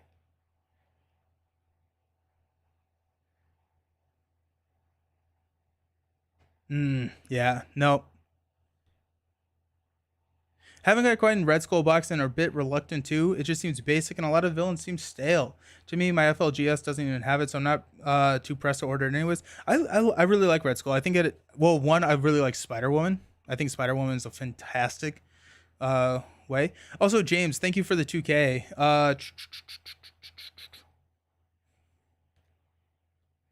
Okay, so instead of slice and dicing, let's retcon a little bit. 1, 2, 3, 1, 2, 3. Sir Rastin comes out. We don't have any new information, so this is fine. Here, Nick is actually not. So instead of no, we don't get retaliated because we kill Rastin. Okay, nope. So this guy dies. Seems like you have an impossible decision. There is no retaliate because he dies, so we're good. And then Nick is going to take 2 here. And then we just have to get lucky. So we'll stand up. Sunfire. Jubilee. Marvel Boy. Tracked by Scent. Ironheart. 1, 2, 3, 4, 5. We're going to place 3. Oh, wait, no. No, we're placing 3, so we missed it anyways. Yeah. Okay, it's game. It's game. For some reason, I thought it was only... No, I'm doing math. Yo, I can't do math today. We're at 10. We're at 10. This comes in with the... that's not good. So now we have 2 of these hazards. We just have to get really lucky. We just have to get really, really lucky. Red Skull's going to attack us for 900 billion. Nick does not survive. We got 2, 4, 6. And we're resolving 3 encounter cards. First one. Exhaust a character you control for each side scheme in play. That's going to be Wolverine. And I think that actually... That may be game? We'll see. Attached to Red Skull. Insight 1. There it is. That's game. That was not a long game. We're at 130. I said that this was going to go to 130 or go to 2. So let's do one more game. Let's try this one more time because I feel like we were just on the cusp of Actually, this probably no. I mean, Death Knot would have come in. What would we have done? We would have probably Red Skull would be at 6. We got, I guess, Ironheart draws us 1. Yeah, no, we didn't have the damage anyways because of the exhaustion. Red Skull just ramped. This is a rough first pull. This is a really tough first pull. Just resolving 3 encounter cards turn 1 was just not great. Let's try it one more time. This one was really quick. I put on the schedule that we're playing Marvel Champions until 2, so I think we have enough time to do it one more time. Strange is a little bit longer of a game, so I don't think we would have been able to do it with Strange. Red Skull owned them both. Yeah, Red Skull owned them both. I don't know who had it better. I actually don't. Who do you all think? Who do you all think had it better?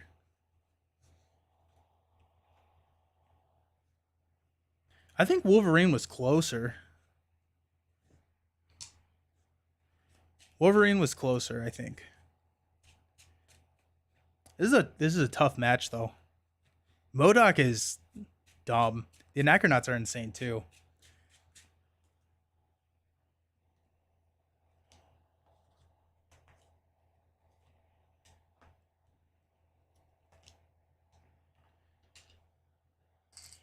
We got it though. We got it. Which game did you enjoy more? The Wolverine game. Yeah. Wolverine felt more exciting. Alrighty. Congratulations on 2K. Thank you so very much, Granger Life. Haha. Exciting. We still got so many games to play. I'm so excited. Alrighty. The hazards on those scythe games, just Red Skull's encounter deck is bad. Okay, so let's put our health up back up to 10. Also, change that color and put Red Skull up to 16. Wolverine lost a lot faster, though. It seemed like even when the board state got kind of crazy, Strange was able to prolong the fight. That is more, I think that is more the way, the style of play. I think just the way the deck is built and the way that I played was what I was going for. I was going for ignore everything but health. And I think Wolverine can play a little bit different. But let's see. Got 2, 4, 6. What hero works best with leadership? Strange. Strange is the best leadership. Strange is the best leadership hero, I think, out of all the heroes. Mainly because of his strength and numbers build. Because he can just draw an infinite amount of cards. And so I think Strange is probably your best Marvel Champions leadership hero. Maybe Cyclops. Kill or be killed, right? Yeah.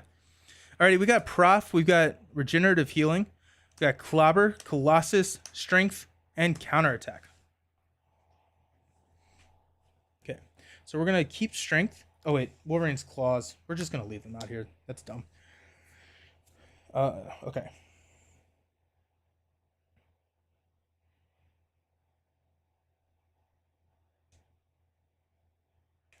I think we probably need to drop Professor X just to get rid of the Red House.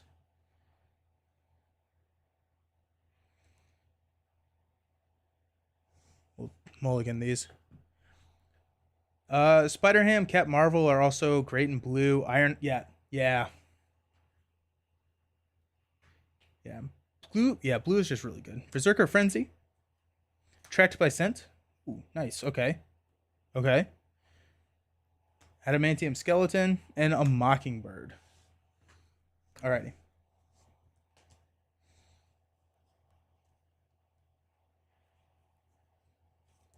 I would have thought Cap or Cyclops would have been your pick, but Strange surprised me. Haven't tried. Yeah, so what you do is you just run 6 allies. So you run Stinger, Triskelion, and Avengers Tower. You throw 6 allies onto the table and then shrink the numbers. And then if you can combo that off with the Winds of Watum, like Strange will have a hand size of like 14 to 15 cards, and you just don't lose at that point. So it's not necessary. You're using your allies as a like engine, and that's just so good. It's just so good. He also has the economy to pay for it. Winds of Watum is just a very strong card. Okay. Let's flip up to hero form. Let's go Strength for Attract by Scent to remove these 3 and draw 2, which is a drop kick and a clobber.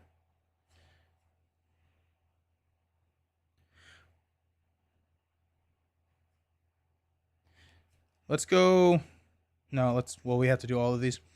Adamantium Skeleton, Clobber, and Mockingbird for a dropkick. So 4 damage. 1, 2, 3, 4. Should be at 12.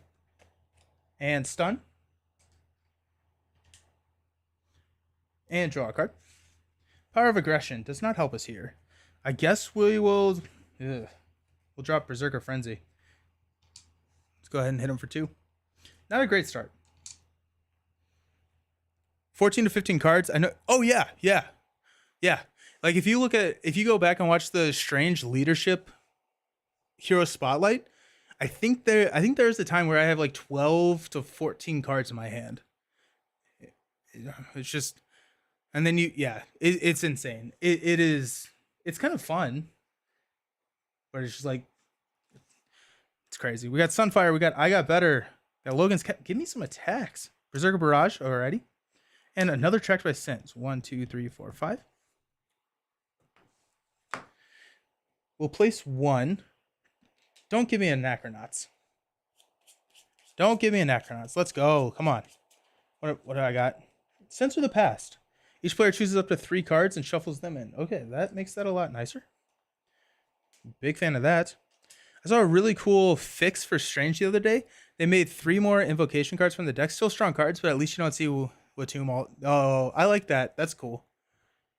I like that. Nelson, do you have any plans to create a buyer's guide for new players to jump into Lord of the Rings or Arkham? Very interested in both, but they are super intimidating. So I don't have any plans to do that, but what I will say is that both of those systems are being repackaged, and so it's actually not super intimidating at this point, because what you do for like Arkham Horror, you buy the revised core set. All you have to do is buy that one core set. Then you buy like Dunwich is repackaged, Carcosa is repackaged, and so all of those little packs that you have to hunt down, you no longer have to do that. All you have to do is buy the Investigator and the campaign expansion, and that has everything that were in those little packs. So they've made it a lot more buyer friendly, and so those are really easy to get into now, and so I highly recommend just doing that. Same thing with Lord of the Rings. Now they're not repackaging in like an order of release for Lord of the Rings, but they are repackaging some of the more popular cards. The other thing with Lord of the Rings is if you buy the starter decks, those are also really, really good. I can make a video, but I think that it's going to be like a 3-minute video, and it's just going to be what I just said, because they've made it so easy to buy. They just made it so easy to buy. And I'm not at. The other thing is I don't have as much experience with those because I'm not buying the repackaged stuff. So I don't necessarily know which ones are the best. But for like Arkham, I would start with Dunwich. I would just go in release order. Dunwich, Carcosa, and then Lord of the Rings, I would buy the. Maybe someone else in chat is probably a little bit better with Lord of the Rings than I am with like suggestions. But I would say if you go with the revised core, only need 1 revised core. Just clip that and make it a short. Okay, perfect. Yeah, I love that. That's a great idea. Let's do that. Good call.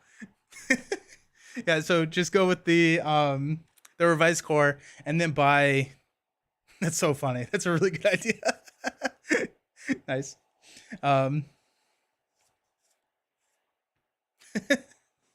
That's great. Alrighty, so he's attacking, and we got 2 cards. The first one is Insight 1. Attached to a side scheme. When the attached side scheme is defeated. Yep. And then we got biomechanical upgrades. This surges. We don't have any minions, so it surges into an advance. The villain is going to scheme for 3+. Give the villain a tough status card and another boost card.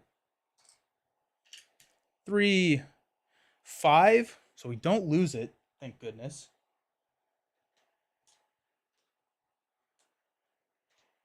But it's not good. It's not good. Ugh. We're just not drawing into what we need to draw into right now.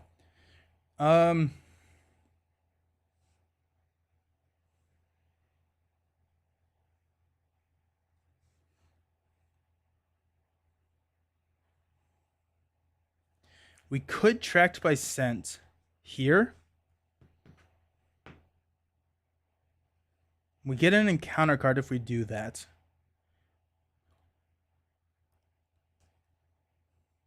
But it also allows us to draw into some more cards. I think that's probably the best thing. If we tracked by scent here, we get an encounter card, which is sad. But it allows us to get 2 more cards, which allows us to drop Sunfire and Berserker Barrage probably. Let's do that, yeah. Okay, so let's go these 2 for tracked by scent. This is a win defeated. Deal the first player an encounter card. And the acceleration goes away, so that's nice. We get to draw 1, 2. Okay. Yep. Let's go Wolverine's Claws. We'll take 2 damage. And do a Berserker Barrage to deal 4 with piercing. 1, 2, 3, 4. Down to 6. And then we will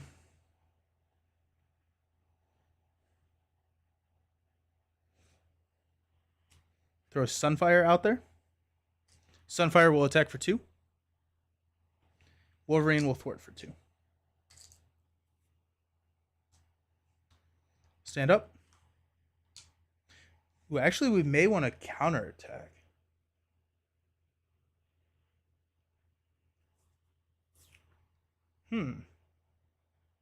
Because we get to draw a card.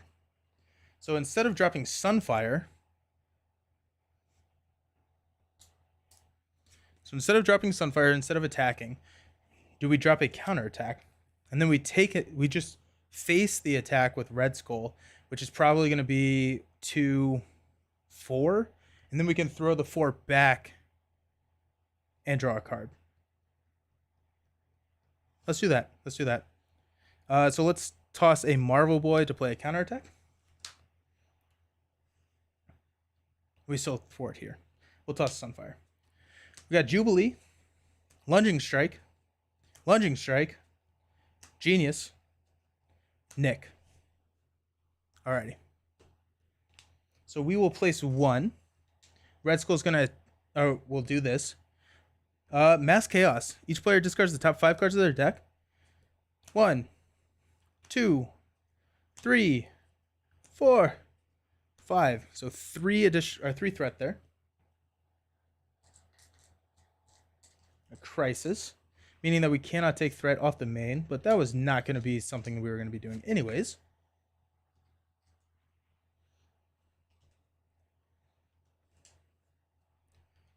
Okay. So now he's attacking us for 2 plus a boost card. 3. We'll take counterattack. So we will take 3. 1, 2, 3. Deal 1, 2, 3. So he's down to 3. Berserker Frenzy draws us a card into Dropkick. Nice. There we go. Okay. Nice. We got 2 encounter cards. The first one is Past Demons. You can flip to alter ego form. We can exhaust Logan to remove Past Demons from the game, or I am stunned and confused.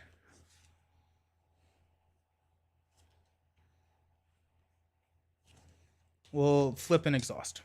But that gets rid of... That's fine. And then we've got Red Skull's Luger. So it gets piercing and ranged. Okay.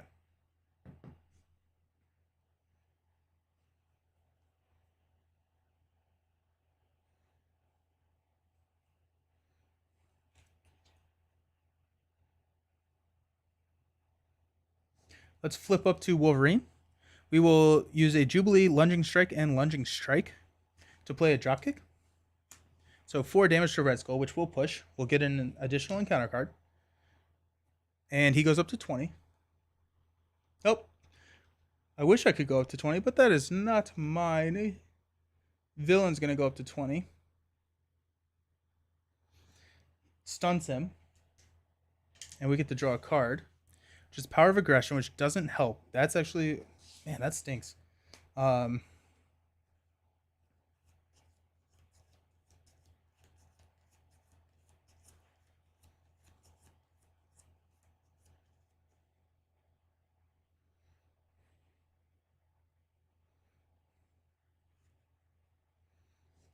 Toss Power of Aggression. We're ready. Got Dropkick, Skilled Strike, and Slice and Dice.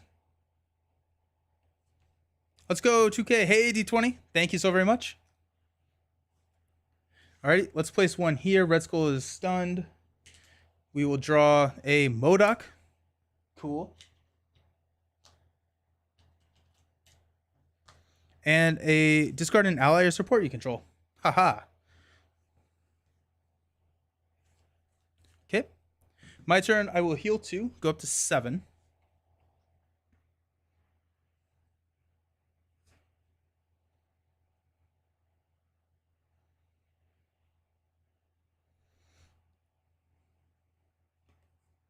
Okay, so if we play Nick, we can deal 4 damage to Red Skull.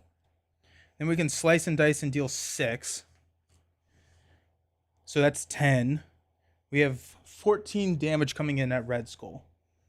If we do that, then we're down to 4 and we lose 2 here.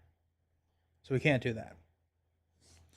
If we throw Nick onto the table and draw cards, what do we got?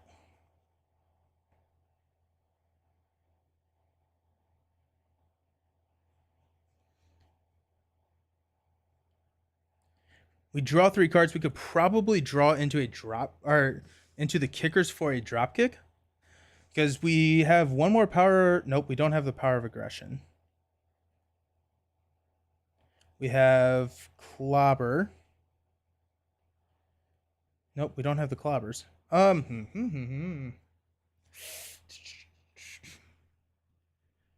Yeah, so I think the Nick drop and hang on to drop kick. Drawing cards.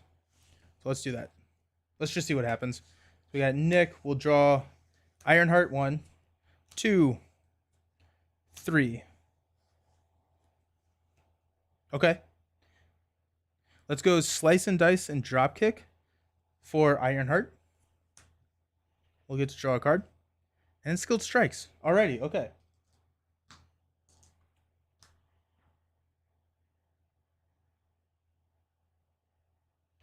Okay. So Red Skull, we have a blocker with Nick or Ironheart.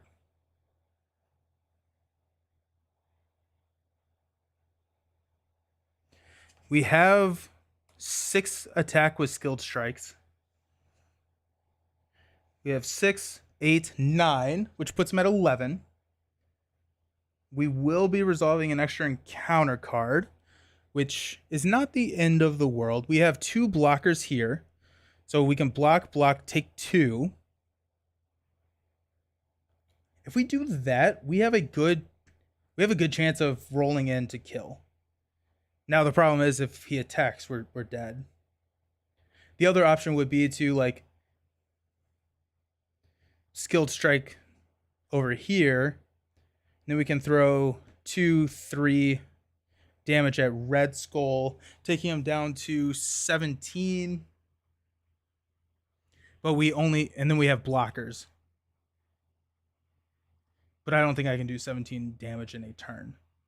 So I think we roll the dice. We go 1, 2, we go 3. 1, 2, 3. Go damage, damage. And we attack with 2 skilled strikes for 6. 1, 2, 3, 4, 5, 6. Taking us down to 11. So we'll stand up. We'll draw into regenerative healing. We deck out. We've resolved in an extra encounter card every single turn. Every single turn. So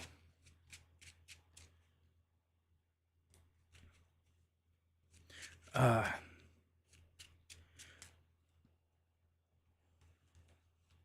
okay. Yep. This is what we have to do. Slice and dice. Berserker Barrage. Clobber. Colossus. 1, 2, 3, 4, 5. Alrighty. So we'll place one, which will push. Reveal Hydra Reinforcements. Yikes.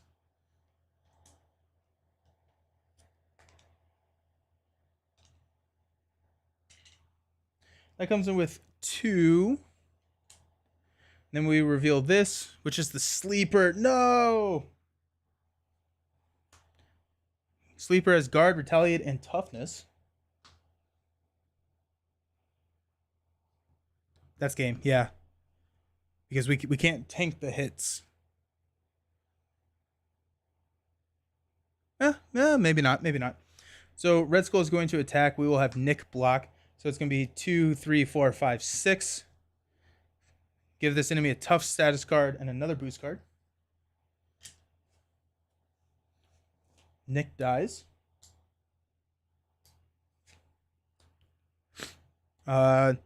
3 Ironheart will block. And then we've got 5 damage coming in. So 1, 2, 3, 4, 5. So down to 2. And we have 3 encounter cards. Master Strategist. Right Hook, which is Retaliate, that hurts. And then Exhaustion, Surge, Sir Rastin. There's another guard. Yep, that's game. You're playing Wolverine recklessly as D20 would. Oh, yikes. I think that's probably game, right? So we can... I guess we'll heal to 4. We can drop a Clobber to deal 3 damage here. We can take 3 damage to Slice and Dice here. But it's Retaliate, and so we die. Yeah, the Retaliates kill us. The Retaliates kill us. The other option, we could Clobber, Berserker Barrage. That puts us at 1 health. But I think if we roll down, we scheme out. So it's 2, 5 plus. Yeah, we scheme out. GG's. That's tough. That's really tough. That's a tough matchup. We also had we bottom decked most of our attacks. And so before this built up, we didn't, like, I think at the end of turn 2, we only did like 6 damage to him. And so that was tough. Oh well. Okay, well, we tried. I don't know who takes this one. We'll call this one a draw because I think both of them.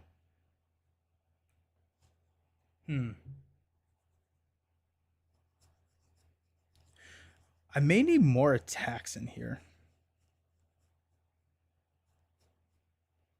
I don't know. It's weird. Alrighty, so I'm gonna do a be right back. I'm gonna go ahead and clean up Marvel Champions, and we're gonna break out Spirit Island. So Spirit Island is gonna be next, and so that's gonna be on the table here in just a few minutes. So yeah, don't go anywhere. We got a lot more coming. See ya.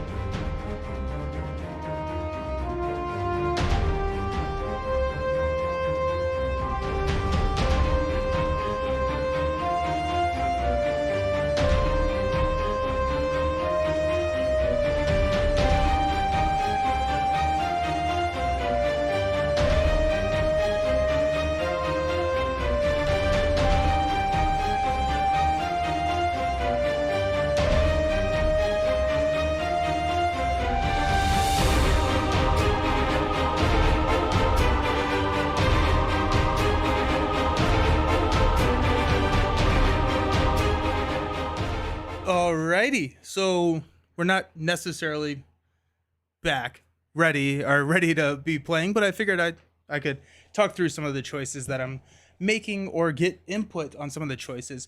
Also, I've noticed that the stream has been dropping a little bit. That's another issue that I've had with YouTube. I typically never have that issue with Twitch now that I've upgraded my internet, but I remember when I was streaming on YouTube previously, there were a lot of issues with just YouTube just dropping the stream randomly. So if that does happen, it will come back. Just hang in there and it'll be back. So, Josh, yeah, it actually makes you happy that Wolverine can't just rush for the win every time. Might make him like you more. Yeah, same, heroes that can't lose are not as fun. I would agree with that, yeah. And it does feel like it's something that you can just, you can kind of manage just like building a super tough encounter. And I like that. I like that a lot. Okay, so we can, also didn't think about the, like all of the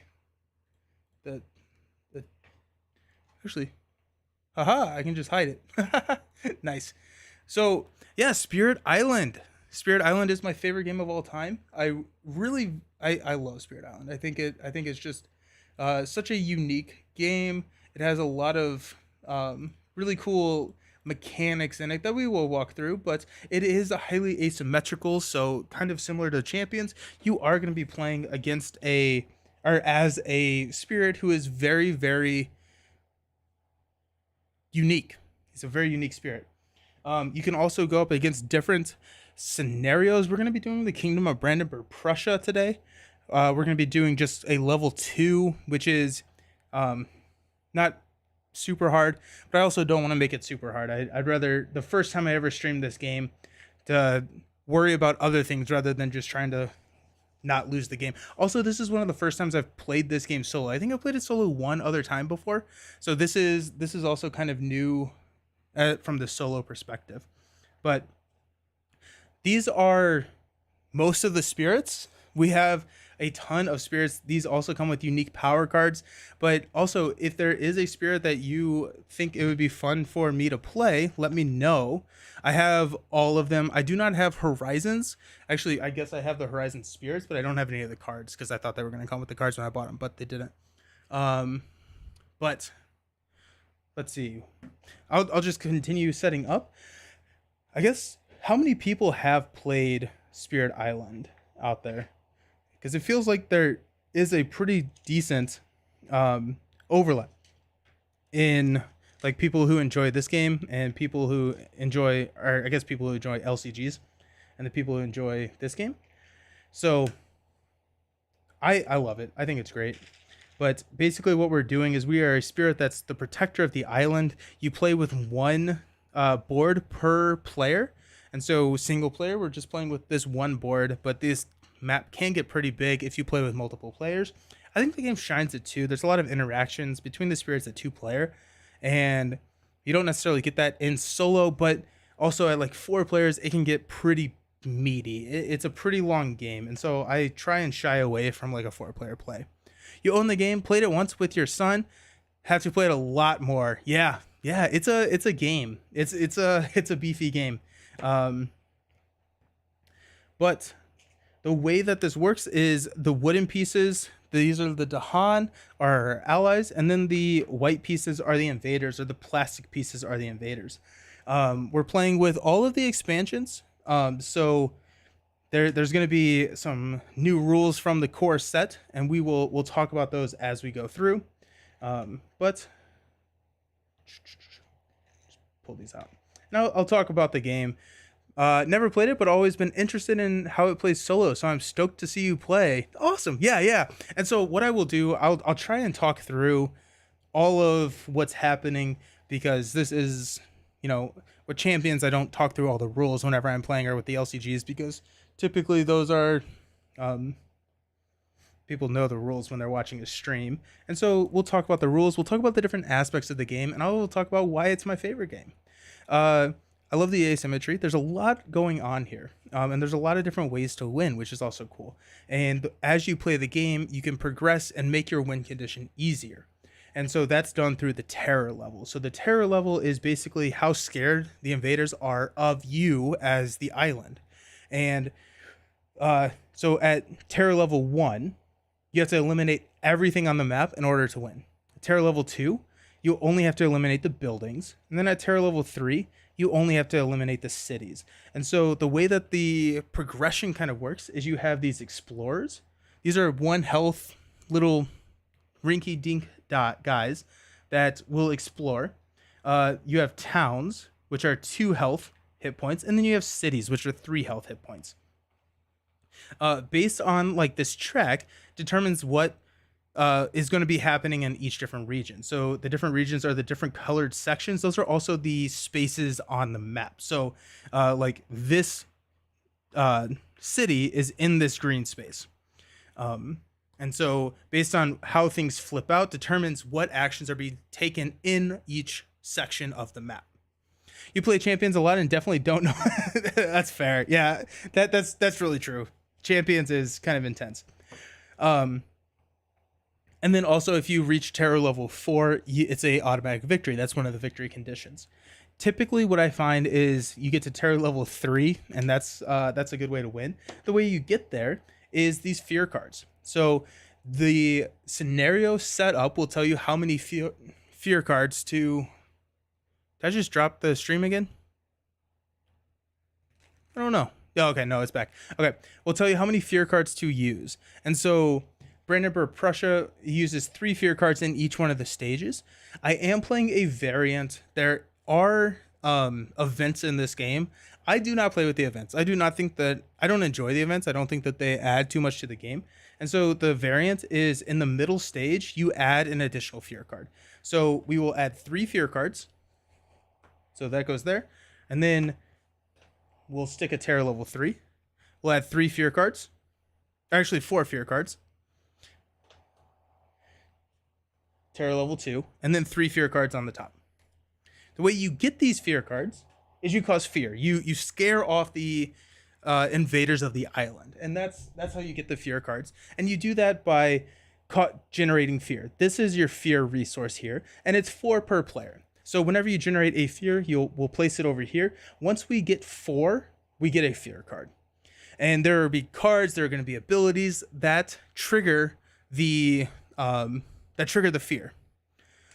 I can't be bothered to keep up with the rulings. I go how you interpret the card. That's a great way to play, honestly. So every single time we generate 4 fear, we get a card. The cards have benefits, and the cards get better benefits for us depending on what fear level we're on. So like this one says at fear level 1, each player removes a explorer or a town from a land where it is the only invader. Whereas at level 3, if we're all the way down, each player removes an invader from a land with 2 or fewer invaders. So it gets easier to or your fear cards get better because the invaders are more scared of you, and therefore your fear has better positive benefits. I'm excited to see you play this. It's a game you've heard very good things about. I'm so excited to play. I love this game. I love this game so much. Okay, so each one of these spirits plays differently. The other thing that I really like about this game is that on the back, it gives you kind of stats for the spirit. So this is complexity high, and then it shows also like what they're good at. So it's really good at utility and kind of mediocre at everything else. Whereas this guy is super crazy in offense, and he does not even worry about defending. It's just a very low defense. And so each one of these plays very differently. I'm going to pick one that's probably not super complex just because, again, first time streaming, I want to focus on other things. But all of these play differently. They all interact with the game differently, and it's cool. What are your 3 favorite spirits? My favorite spirit is Bringer of Dreams and Nightmare. Where is he? Bringer of Dreams and Nightmare.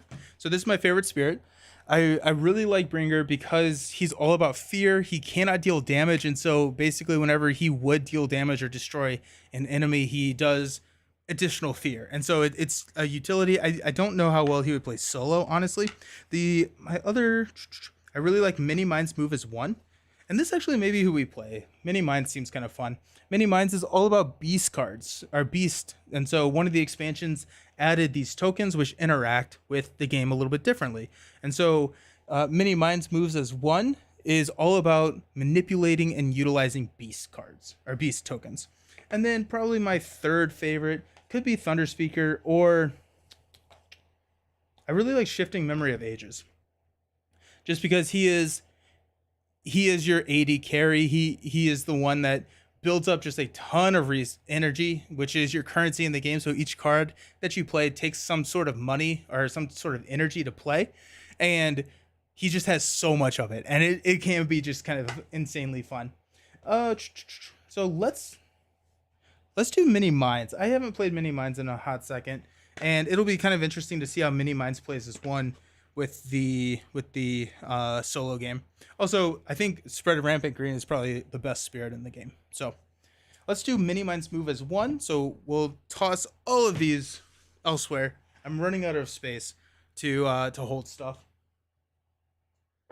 But each one of these spirits comes with their own starting cards, and each one of these are unique, and so that you can find them based on the back of the card. Hey, Karokai. Hey, I know this game. Me and my buddies copy it right at the start of the week, and we're playing it tomorrow. Nice. That's awesome. Yeah, no, I love this game. So Mini Minds has these cards. This is what we're starting with. And these are all the unique spirits. Also, welcome, Karokai. How's it going? So I 3D printed an organizer, which is it's a lifesaver. I'm gonna place that there. I feel like that's, yeah, perfect. Feels like there's a lot of space over here, which we'll do cards here. Caro. So these are all cards that you play. The anatomy of a card. The cost is in the top left corner. It generates these elements. I think they're called elements. And then the elements can trigger other cards or abilities. So like this innate power right here says that if we have two wind and one animal, one beast element, which are generated here, then we can gather up to one beast. That means we get to pull a beast to a specific land. So really cool stuff.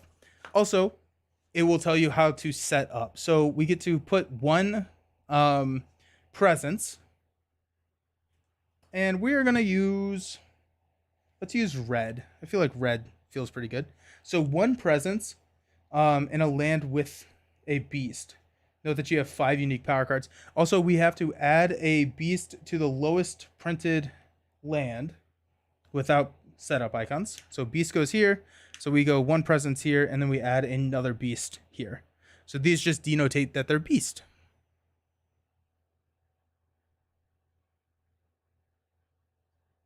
Okay.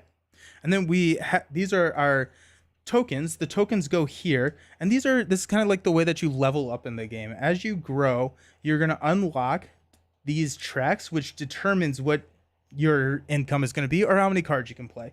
So it's got a really cool growth progression of the game. And so as you play more of the game, as you go through, you just get like better, and it's got a really cool feeling in that from that way. Drop one of these tokens. Okay. So right now, whatever is the lowest shown or the highest shown is what you get. So right now I generate 0 energy per turn, and I can play 1 card per turn. So pretty weak.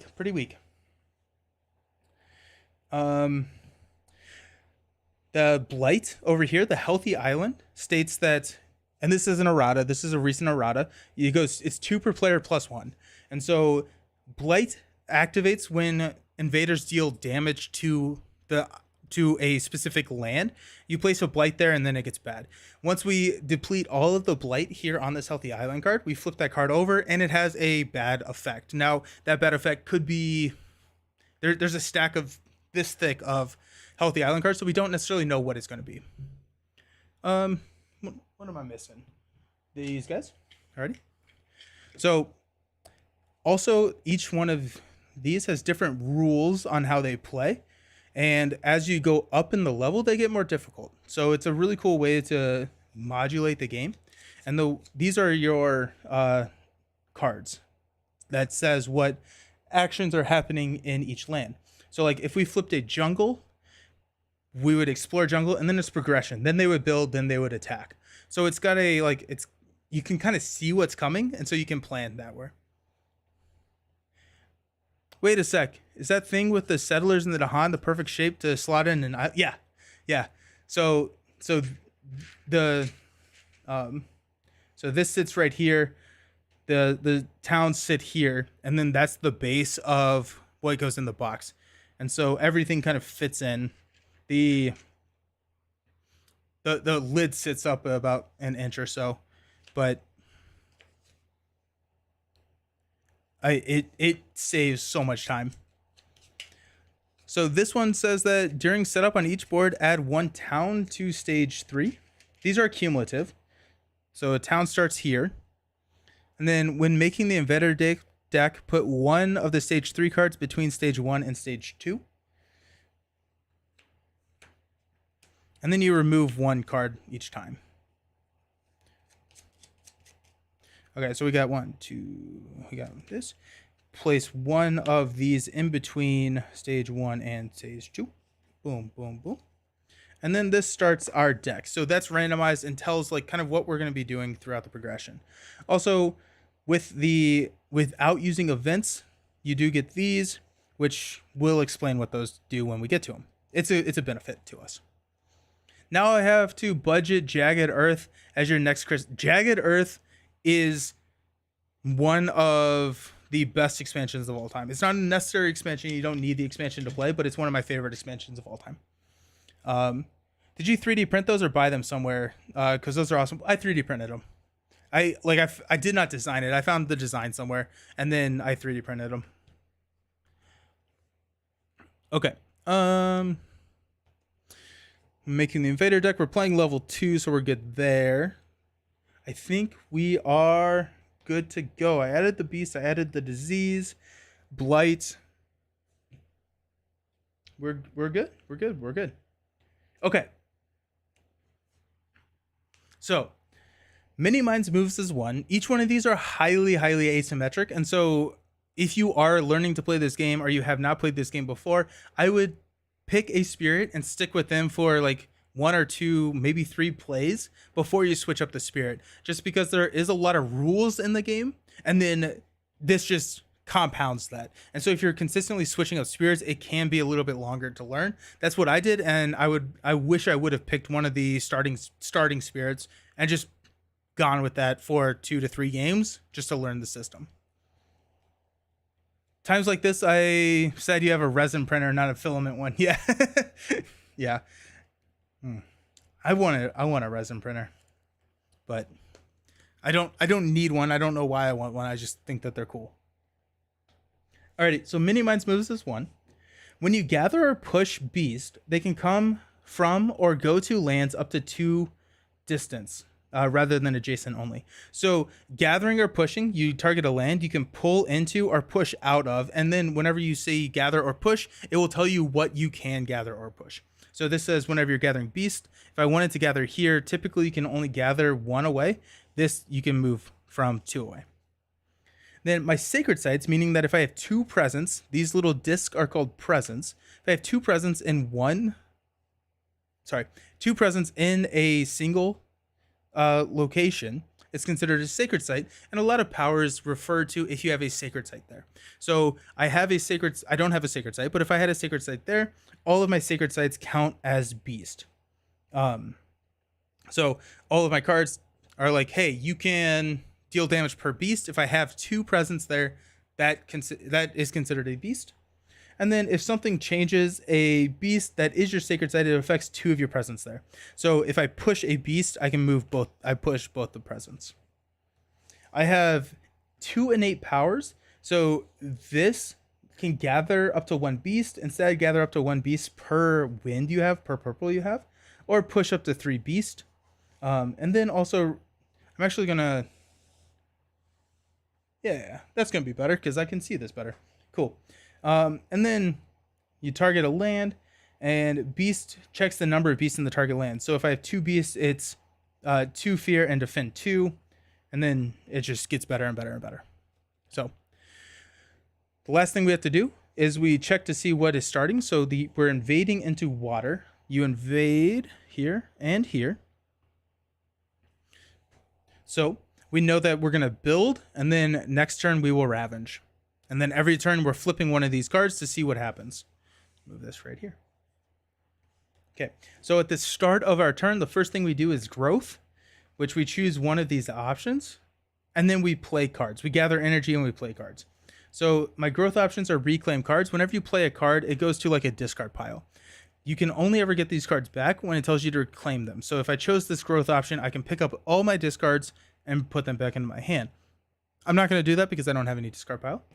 This one says add a presence up to 1 away, and then add a presence 0 away. And so you can, and then also whenever you add presence, you unlock this track and it gets better.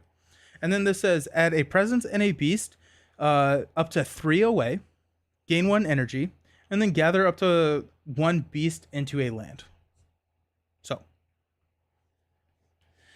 my cards, I can only play 1 card. I could upgrade to play more, but, and then also sometimes you unlock presence. So if I unlock this, I have a consistent purple element just going forward. So that's pretty cool. I think I'm going to try and get add a presence out here.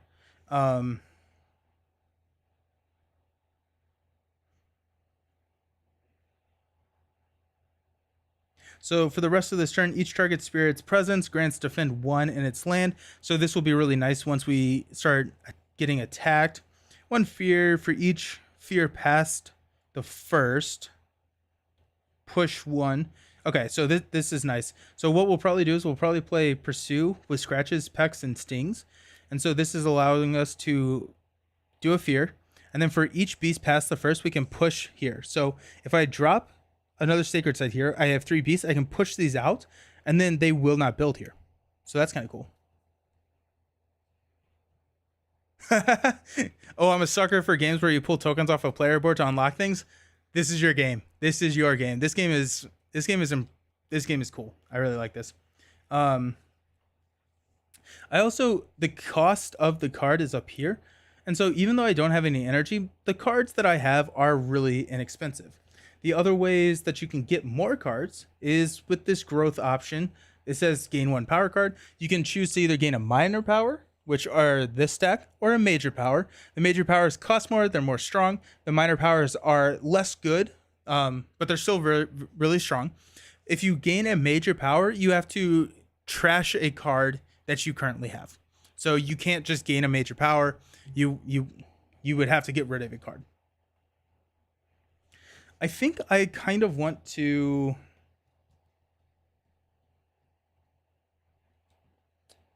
This game can be tough solo. I'm starting to think about it. Also, yeah, we'll explain the Han and everything. So I think I'm gonna go add a presence here and then add a presence 0. So let's go here. We're gonna add a presence. I'm gonna add a presence here. Then we're going to add a presence from 0 away. We're going to place it here in this blue island so we can push these guys out. And when we do that, and then I placed over here because I need to get over to this water eventually. I need to deal with this threat at some point in my life. And so that allows me to play 2 cards and I gather 1 energy. So I will gather an energy. Boom. I got a money. And so I'm thinking about throwing these guys out. The ever multiplying swarm, I get to add 2 beasts. The other thing, there's a lot to this game, so I'm sorry if I'm rambling, but the phases, you do growth, gain energy, and then you choose your powers. Then you play any fast actions. Fast actions are denoted by this like bird symbol. Those can be found here. So these are fast actions. They're also the color of the cards. So the red cards get played fast. The blue cards are slow. The slow happens after the invaders take their turn. So I would play all my fast cards. Invaders take their turns. I play all my slow cards, and then we go to the next round. So, like, if I get to add 2 beasts, that happens after the invaders do everything. Okay, so for the rest of the turn, each target spirits grants defend 1 in its land. So that's going to be probably next turn. Move 1 beast up to 2 lands. As it moves, up to 2 Dahan may move with it. Remove up to half the beast. For each beast, remove 2 fear and skip 1 invader action. Then add 2. I think what we're going to do is, if we go here, that's gonna give me some fear. So that's gonna be nice. Okay. So I'm going to play these 2 cards. Ever Multiplying Swarm. And then I just put the money on it whenever. Trying to figure out my layout here. Let's go here. There we go. Yeah, okay. Alrighty. So you can choose to resolve your actions in whatever order you would like. However, they do have to be completed before you move on to another action. And so here, I have to target a land with beast that's up to 2 away from where I'm at. I don't know if that's coming up, but that's kind of how the cards are laid out. It tells you what phase they are, what land you can target, and how far away it can be. And so, like, this one has to be a land that I'm in. This one can be up to 2 away. I do 1 fear, place a fear, and then for each beast past the first, I get to push a town or a explorer. I have 1, 2, and then my sacred site, because I have 2 there, counts as 1. So I'm going to push these guys over here into this sand.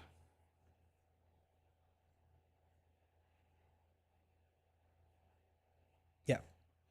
Okay. I also can trigger this. So actually, I'm going to do this first. Before I do this. So I have to do something with invaders. I have 1 purple, 2, and I have 2 beasts there. So 2 fear and defend 2. So 2 fear, defend 2. Then I will push. I'll push out. The one thing about solo that I'm now realizing is that it's really easy to cause a lot of fear, because it's only taking 4. This is 4 per player. So like, as you get with more, you have to cause more fear in order to get through those fear cards. Okay. So now if we had a fear card, we would resolve it. So now we will ravage. We don't have any action in the ravage space. So then we'll build. We check each land. Explorers are anywhere where there's a plastic piece, they will build. If there are less, how does this work? Okay. If there are less cities than there are towns, you will build a town. So you check here, you build a town. Now, if this builds again, I may have said that backwards. If this builds again, you would build a city. So those are the big three hitters. And then over here, because there's no invaders in this land, they will not build. So that we're safe there. And then we will flip into the explorer. We're exploring into sands. So we will add an explorer in here. And this reminds me of those, like, did you ever play with those monkeys, like as a kid? The, like, where they would all like string together and you make like a rope. Those feel like that. They feel like they get stuck together all the time. And now we know that they're going to be ravaging in wetlands and then building in sands next time. Then we have to go to slow actions. So slow actions, we will spend 1. We get to add 2 beasts to a land that we are already in. So we will go ahead and add 2 beasts right here. So this guy, or this spirit, I shouldn't call him a guy, this spirit, this being, deals with all the beasts and manipulates them a lot. So I really like how he plays. Okay, so time passes, so we discard this, and we go back to our growth phase. And that's kind of the layout, or the structure of a round.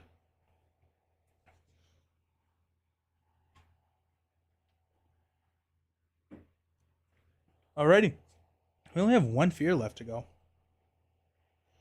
So We know we're ravaging here. If a land ever is dealt more than 2 damage, or 2 or more damage, we add a blight. So I need to figure out how to defend this here. One of the ways that I can do that is just cards with defend, or like here, defend 2. Dahan, after the invaders attack, the Dahan will attack back. The Dahan hit for 2 damage each. And so if I can somehow defend here, then these guys will wipe. So that's kind of cool. So I want to defend there.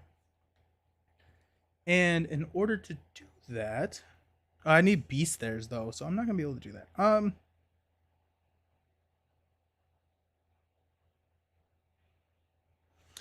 Let's do this presence again, or this growth again, just because early game I want to try and get these tracks depleted so I can start gathering more income and being able to play more cards.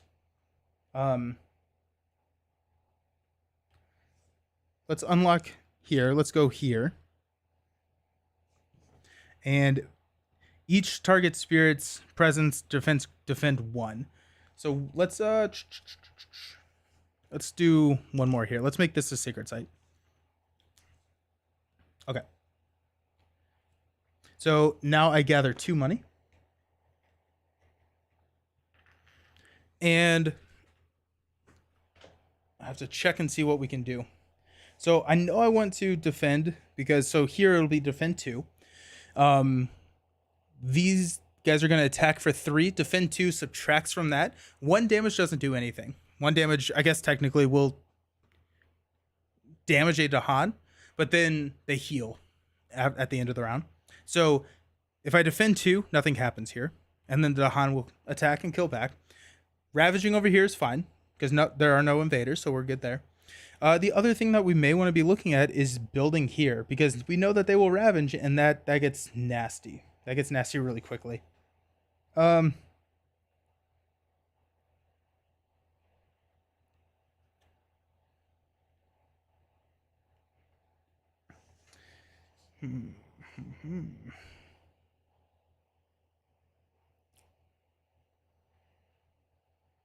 So we have, yep, so we're good. We're going to be able to do some more fear. And then next turn, from a sacred site up to 2 away, where there's 2 beasts, remove up to half rounded down in the target land. For each beast removed, 2 fear and skip 1 invader action. So I can protect over here for like the attack. And so that's kind of what I'm thinking about. I'm trying to think about, what's going to be happening ahead. So I may want to play this, which is move 1 beast up to 2 lands. So I can start pulling beast into this land so that I can play this next turn. There's just a lot going on. Okay. So let's do this first. So we're going to check here. We have 3 air. We have 1 water and we have 2 beast. So we can unlock this second part here. We can unlock this first part, so it's going to be 2 fear. So we place 2, or we place 1 fear card, remove it all, place 1. So we're going to get to resolve a fear card as well. And then defend 2 in this land, which does not do anything right now. For the rest of this turn, oh no, I can't do this because this is another spirit. So this card is not good. This card is not a good solo card. You cannot play this card solo card because you have to target another spirit. So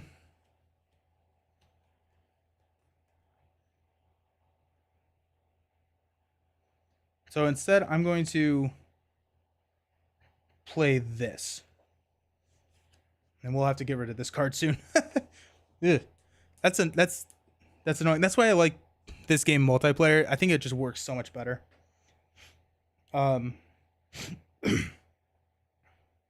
Okay, so we're gonna gather.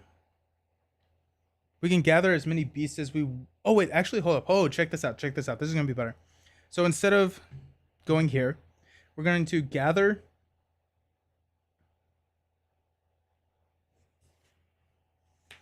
we're still gonna do this. It can't trigger, but we're still gonna do it. So we're gonna gather 2 beast here. And now this is 2 fear, defend 2. So this land is still defend 2, but this card just doesn't do anything. Move 1 beast up to 2 lands. So we use this card to gather the beast. Move 1 beast up to 2 lands. As it moves, it can pull the Han with it.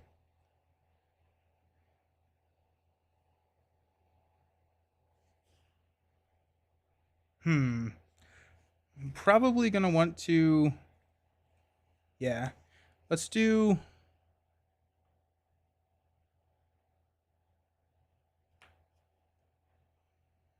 Let's move this beast here.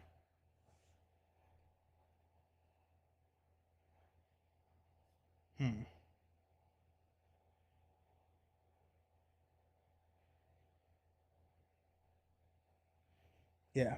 Okay. So now the fear card. We're done with our fast actions.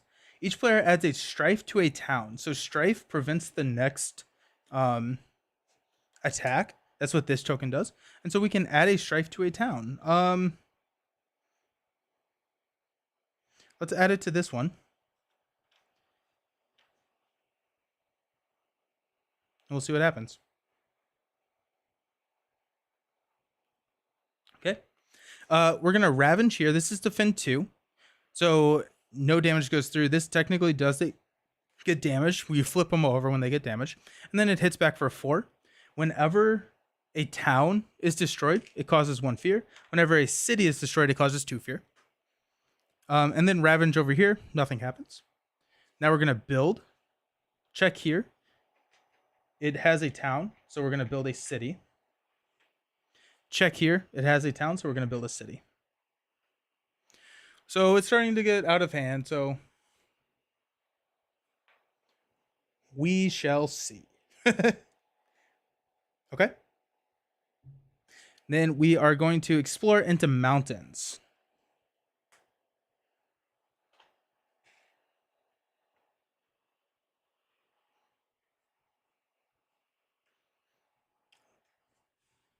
It's a game about trying not to drown.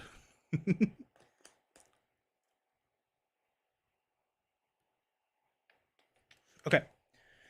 Slow actions. We don't have any slow actions, and so time passes. We discard this, and then anything heals. So this heals. And now we're in growth. I think I want to pick up my cards. So I get to reclaim my cards. I get to get all these cards back. And then we get to gain a power card. So we can gain either a minor or a major power.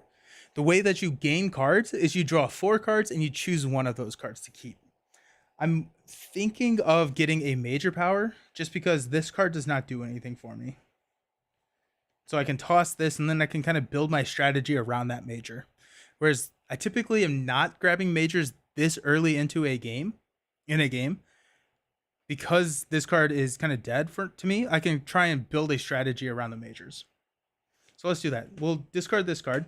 We get to draw the top 4 cards. 2, 3, 4. And here, what I'm looking for is things that deal with beast or have these symbols that I need, which are purple and red. So this one is add 2 disease. Disease prevents the next build action in that land. For each disease in the target land, defend 1 in target and all adjacent lands. That seems really good. And then here it says if you have 2 mountains and 4 beast, 2 fear for each disease in target land, deal 1 damage to target land or adjacent land. We have Storm Swath, 2 fear in both origin land and target land, 1 damage to each invader. If you have 2 of a lot of different symbols, +1 fear. Land adjacent to the origin and target, +1 damage to each invader. Land where you did damage, destroy 1 town. That seems insane. I don't think I have a lot of fire, though. I do have some fire. This one is add 2 Badlands. Badlands are these tokens. They increased each instance of damage by 1. Gather up to 2 beast.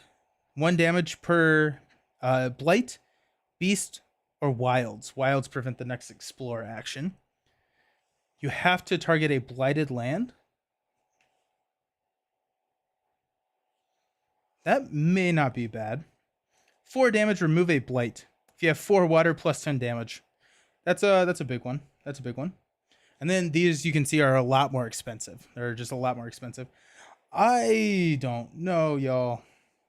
Do I have any mountains? I do have 1 mountain, so I could potentially do that. This Storm Swath seems kind of interesting. 2 fear.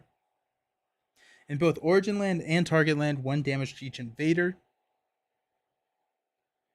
And then if you have 2 fire, which isn't not impossible to get.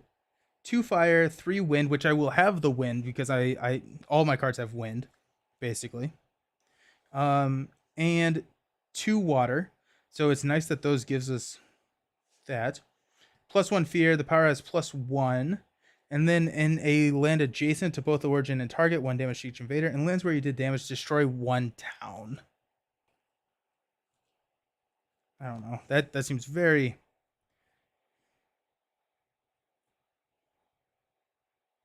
Although that's going to be pretty easy to trigger.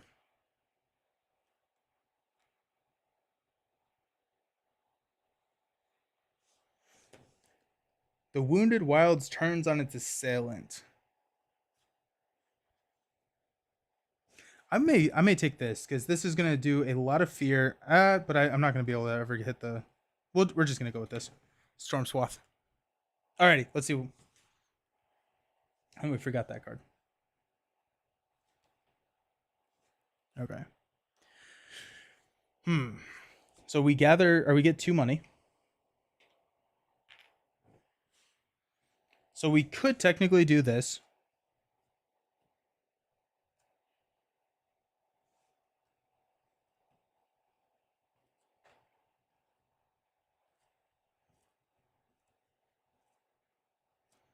We could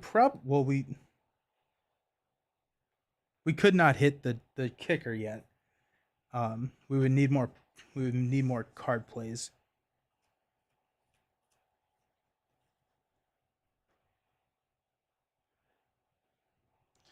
So what I want to do is I want to gather a beast over here.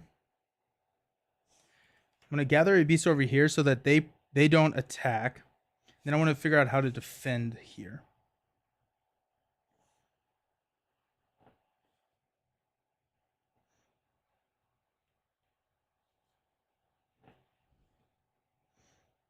We could just move everything out of there and just call that one a loss.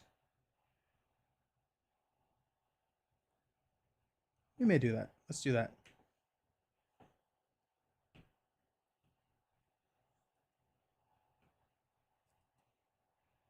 Okay, yeah. What expansion is the spirit using from? This one is from Jagged Earth.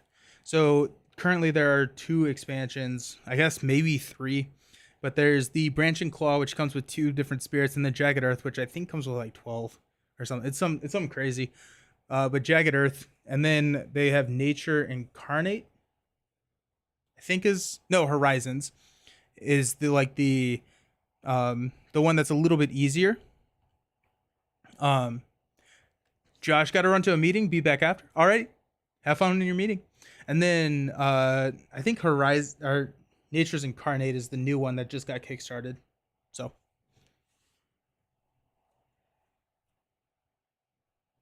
okay.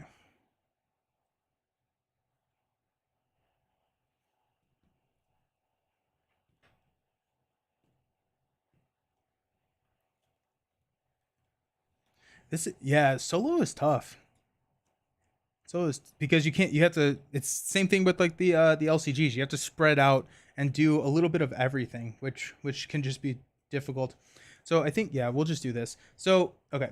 So I'm going to do here, guide the way. I'm going to range 1, move a beast up to 2 lands. As it moves, up to 2 Dahan may move with it for all or part of the way. So we're going to move 1 here, and we're going to move the Dahan out of that land just so that they don't die when they do attack back.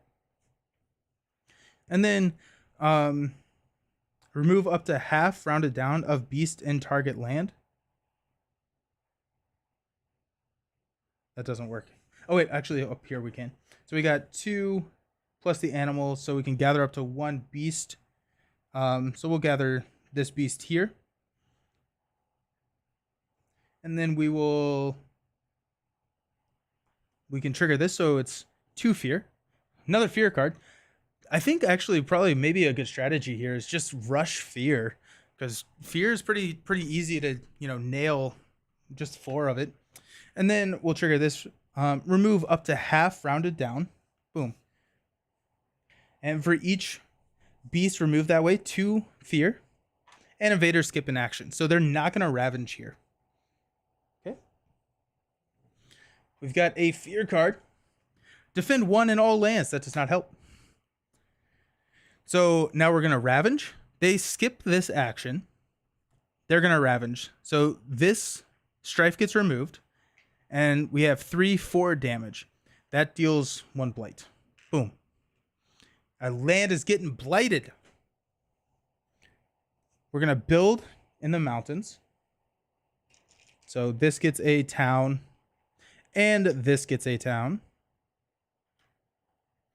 And then we're going to explore. Our setup told us to put a level 3 card, which has 2 different islands. So we're going to explore into jungles and sands. Not what we wanted. Jungle. Sand. Okay. Any slow powers? We don't have any slow powers. And so we will discard and start over.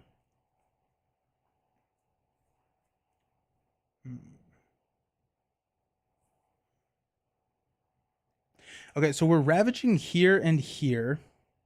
We really need to defend here, because if we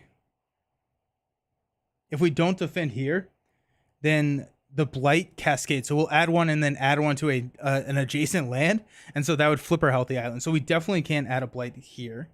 This we may lose, which could be fine. And we can defend if we have the 2 beast, defend 2. That's plenty there. So we got this one locked. So let's go ahead and we'll go here. This unlocks a new ability for us. We can pay 2 money to gain a power card. So for doing that, I probably want another play. So let's go here. We'll make this a sacred site. And then that makes this I can now play 3 cards. I'm pretty happy with that. I gather 2 money. So now I have 6 money. So we can do some big things. I can play all 3 of these cards, I guess, technically. I don't trigger the water here, which is a little sad, but...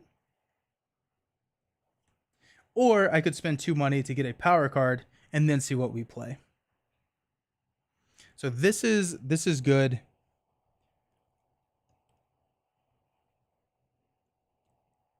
I think I just need to rush fear.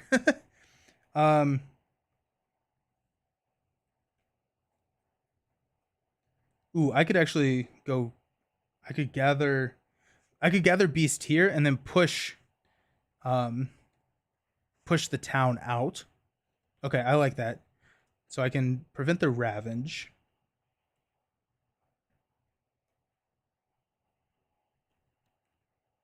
I think I may want to just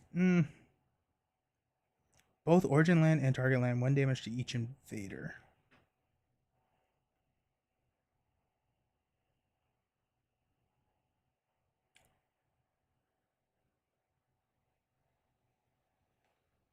I'm thinking about just spending the money and getting a new card. I think I'm going to do that.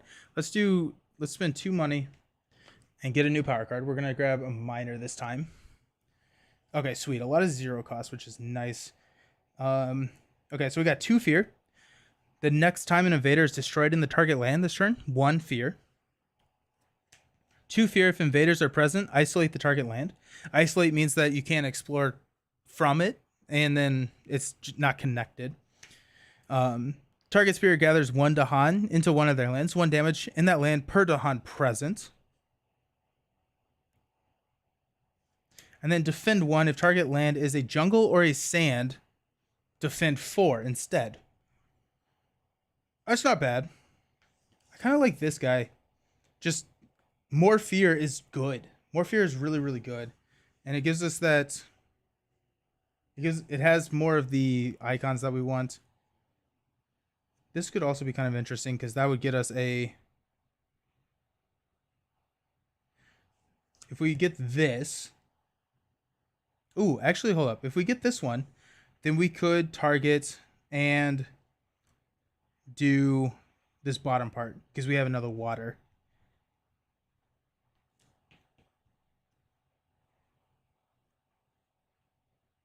Yeah, 100%. Let's do that.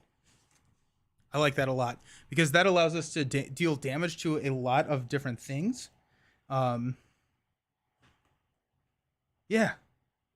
Okay. So we're going to go Suckling Ooze, Pursue with Pecks and Scratches, and Storm Swath. So. Okay. So we're Ravaging here. But what we're going to do is we have two... We don't have 2 animals. Ah, no. We don't have 2 animals. So I think we need to play this instead. Hang on to that. We'll play this instead. Okay, so now we have this. We have the 2 animals. So it's defend 2 and 2 fear. So we get a fear card. That puts us to terror level 2. So we can win if we destroy all the towns and cities. We're still probably not anywhere close to that, but it is nice to see how quickly we are progressing through the fear deck. And then this is defend 2. They have these little tokens that you can place that there just to remind you. And now that the board's getting a little bit busy, let's go ahead and use one of those. 2 fear. If invaders are present, isolate the target land. Let's go ahead and let's go here. So this isolates, which means that it won't explore. Oh wait, oh, it's if invaders are present. So let's do this one. And we'll do 2 fear. 1 fear for each beast past the first push, but don't want to do that quite yet. Gather up to 1. Oh no. This is gonna blow up too. Did not have quite what I wanted.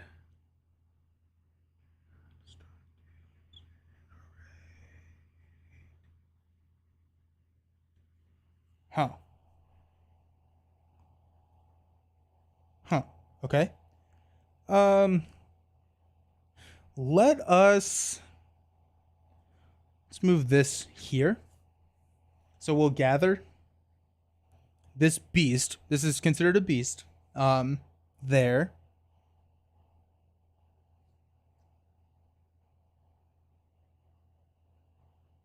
And then 1 fear. I don't love that. I guess we could gather it here. No, that doesn't work either. I'm trying to figure out if there's any way that we could get rid of stuff, but I don't think there is. They can come up from 2 away. And so instead of gathering there, I'm going to gather here. Okay. I don't like what's happening. Solo is it's a little bit different of a play style, and I'm adjusting to it. Okay. I like it. I think it's interesting. It's really cool. I love this game. Okay, so those are my fast fear. We're on terror level 2. So each player chooses a different land with Dahan. 1 damage per Dahan there. Okay.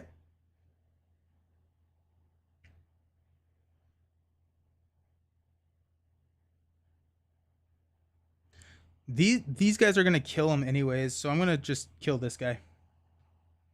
1 damage per Dahan. It just takes out the Explorer. Okay. So Ravage in Mountains. So this is defend 2. And so these are going to attack back. Deals 1 fear, which gets us another fear card. It is kind of interesting how quickly you run through these fear cards. That's kind of fun. And then this attacks We have one more blight to go. Build in jungles and sands. This prevents the build. We build a town here. Did you miss champions? Yeah, champions. Yeah, champions we played from about noon to 2. We got rolled on. We got rolled on in champions though. Don't worry. Then we're gonna build a town here and a town here.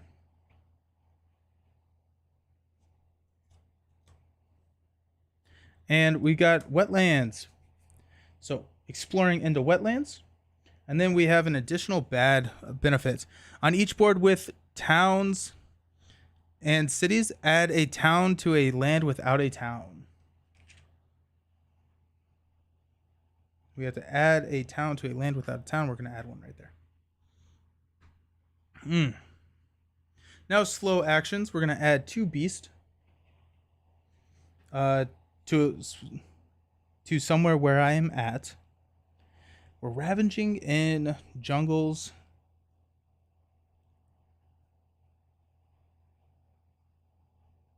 And wetlands. I don't like that. Okay, and sands. So we'll add them there, and then we'll cancel the activation next turn, I think. Ugh.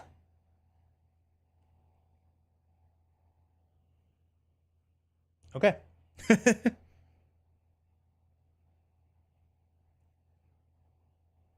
We'll see what happens. We'll see what happens. So that was my slow actions. We go to time passes. We also have this now. So this is as a fast action. For each beast, we can do 1 damage, 1 fear if invaders are present, or we can push that beast. And since my sacred sites act as beasts, that does count. That does count there. And so I'm going to have to reclaim cards. So let's go ahead and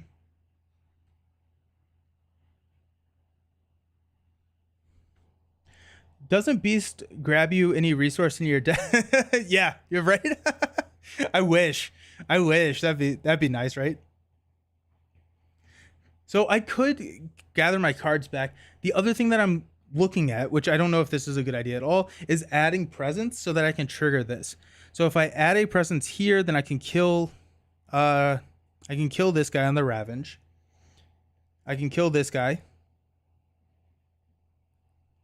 And I can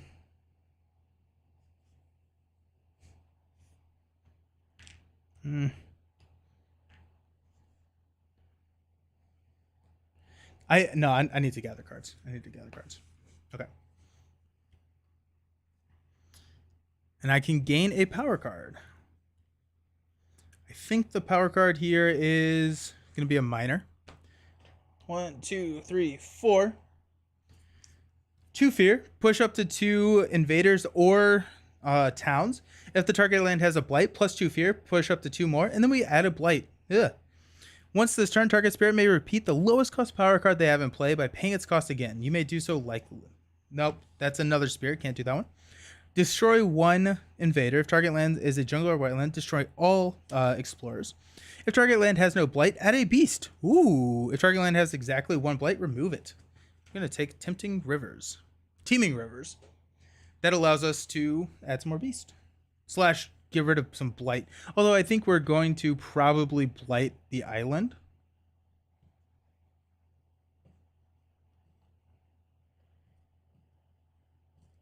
I think that's probably going to happen. Okay, so the other thing is like this is 1, 2, 3, 4, 5, 6, 7 fear. So we're looking at resolving a good number of fear cards. The other option would be, so 7 fear would add 2 cards. If I could, no, 7 fear would add 1 card. If I could generate 5 fear, I could resolve 4 fear cards at level 3.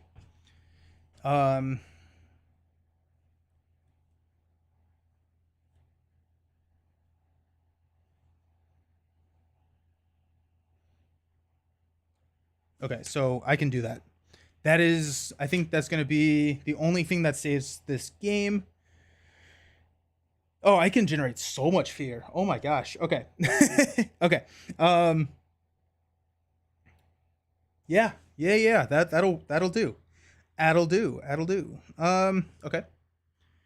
So we're going to get 2 money. We can buy a power card for 2. I don't think I want to do that. But let's check and see what we are going to do.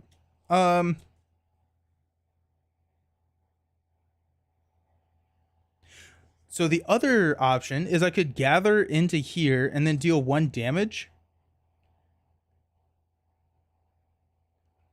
I think the fear is probably better. We can defend. Oh, we can defend 2 here. And that saves that. Over here, what are we doing? What are we doing over here? I'm trying to look and see. We're ravaging in a bunch of space. I think we have to cancel this one. Yeah. If we can cancel that activation by doing that, we would have to gather. So we need... That allows us to gather enough into here, and then we can utilize this card to cancel this activation so they will not ravage. So we won't add a blight. Here we can defend 2, so this one's safe. And then these are the other 2. These are the other 2 that we have to deal with.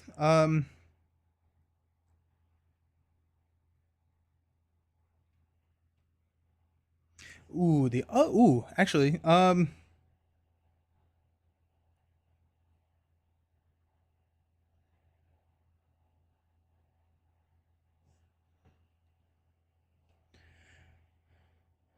okay, so this is going to be 2, 3, 10.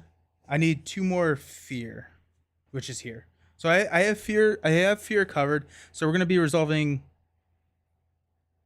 Yeah, we're going to be resolving 4 fear cards at level 3, which is insanely good, insanely powerful, which could change the entire game state, which may make one of these safe. We'll see. So with that, if we go here, we may just go for the fear victory. The fear victory is looking more and more likely, actually.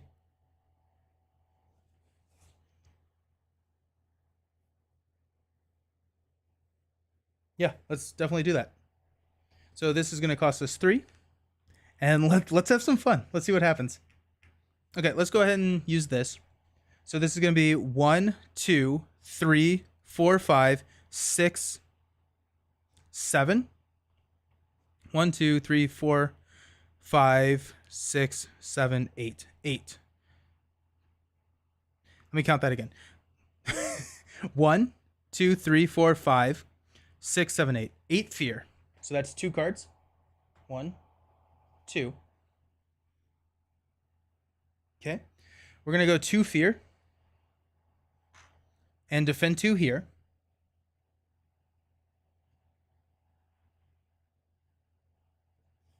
Yep. We're good there. Okay. We need to gather up to 1 beast per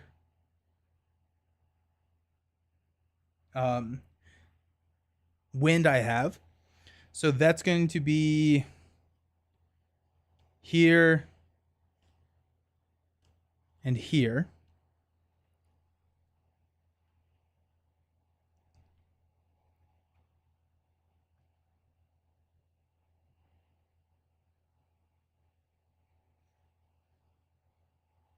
Yeah, okay.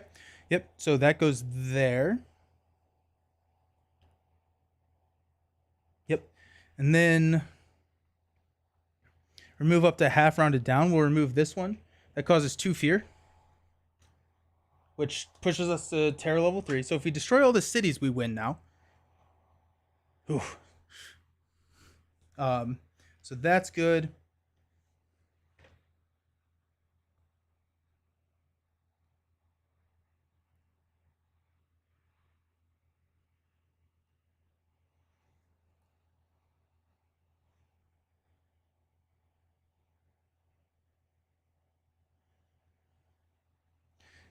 we got 1 fear. And then for each piece past the first, we can push something. I don't think I want to push anything.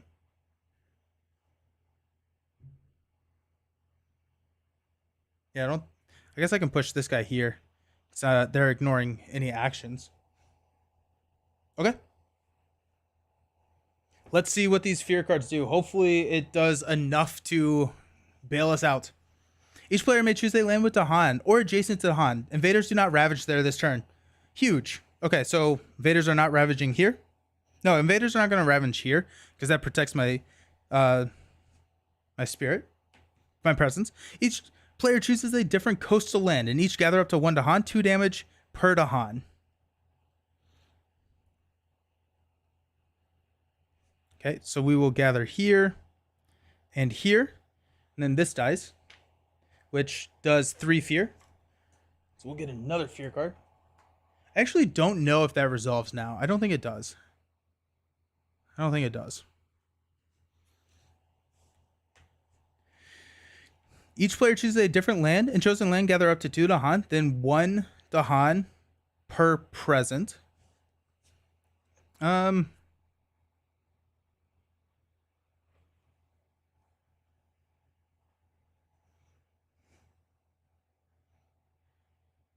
Gather up to 2 Dahan, then 1 Dahan per Dahan present.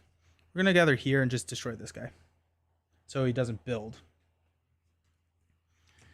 Each player may push any number of explorers or towns from a land. I'm going to push these guys here. Yeah, so that was insane. That worked so very well for us. So this is... I think they're what? They're skipping? Yep. Oh, they're not ravaging. We're skipping here. Yeah, we just cleared the entire ravage. Nice. Okay, sweet. Okay, so ravage. No, no, no, no. We're building here. Nobody here, so we'll build here. We got so lucky with that. We got so lucky with that. And then we are going to explore into coastal lands. We got 1, 2, 3. Okay. Now Storm Swath. 2 fear. 1, 2. In both origin land and target land, 1 damage to each invader.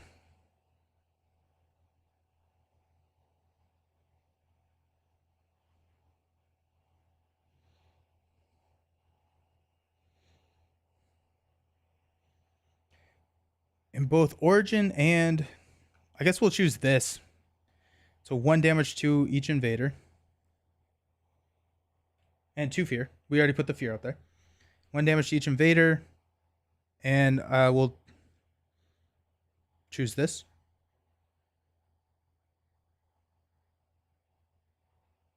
Yeah. No. Yeah. And then we'll +1 fear. And then in a land adjacent, 1 damage to each invader. So we killed the invader here. And lands where you did destroy an invader, destroy 1 town. So 1, 2. And that's going to be 2 fear. Yeah, we're going to get a fear victory. Okay. So that makes me think that the Bringer of Dreams and Nightmares is actually a really solid, solo. Because, I mean, we've just been running through fear. Although he can't destroy, so I think you would get overrun pretty significant, or pretty quickly. Okay, so these guys get discarded. If we do 3 fear, we win the game. So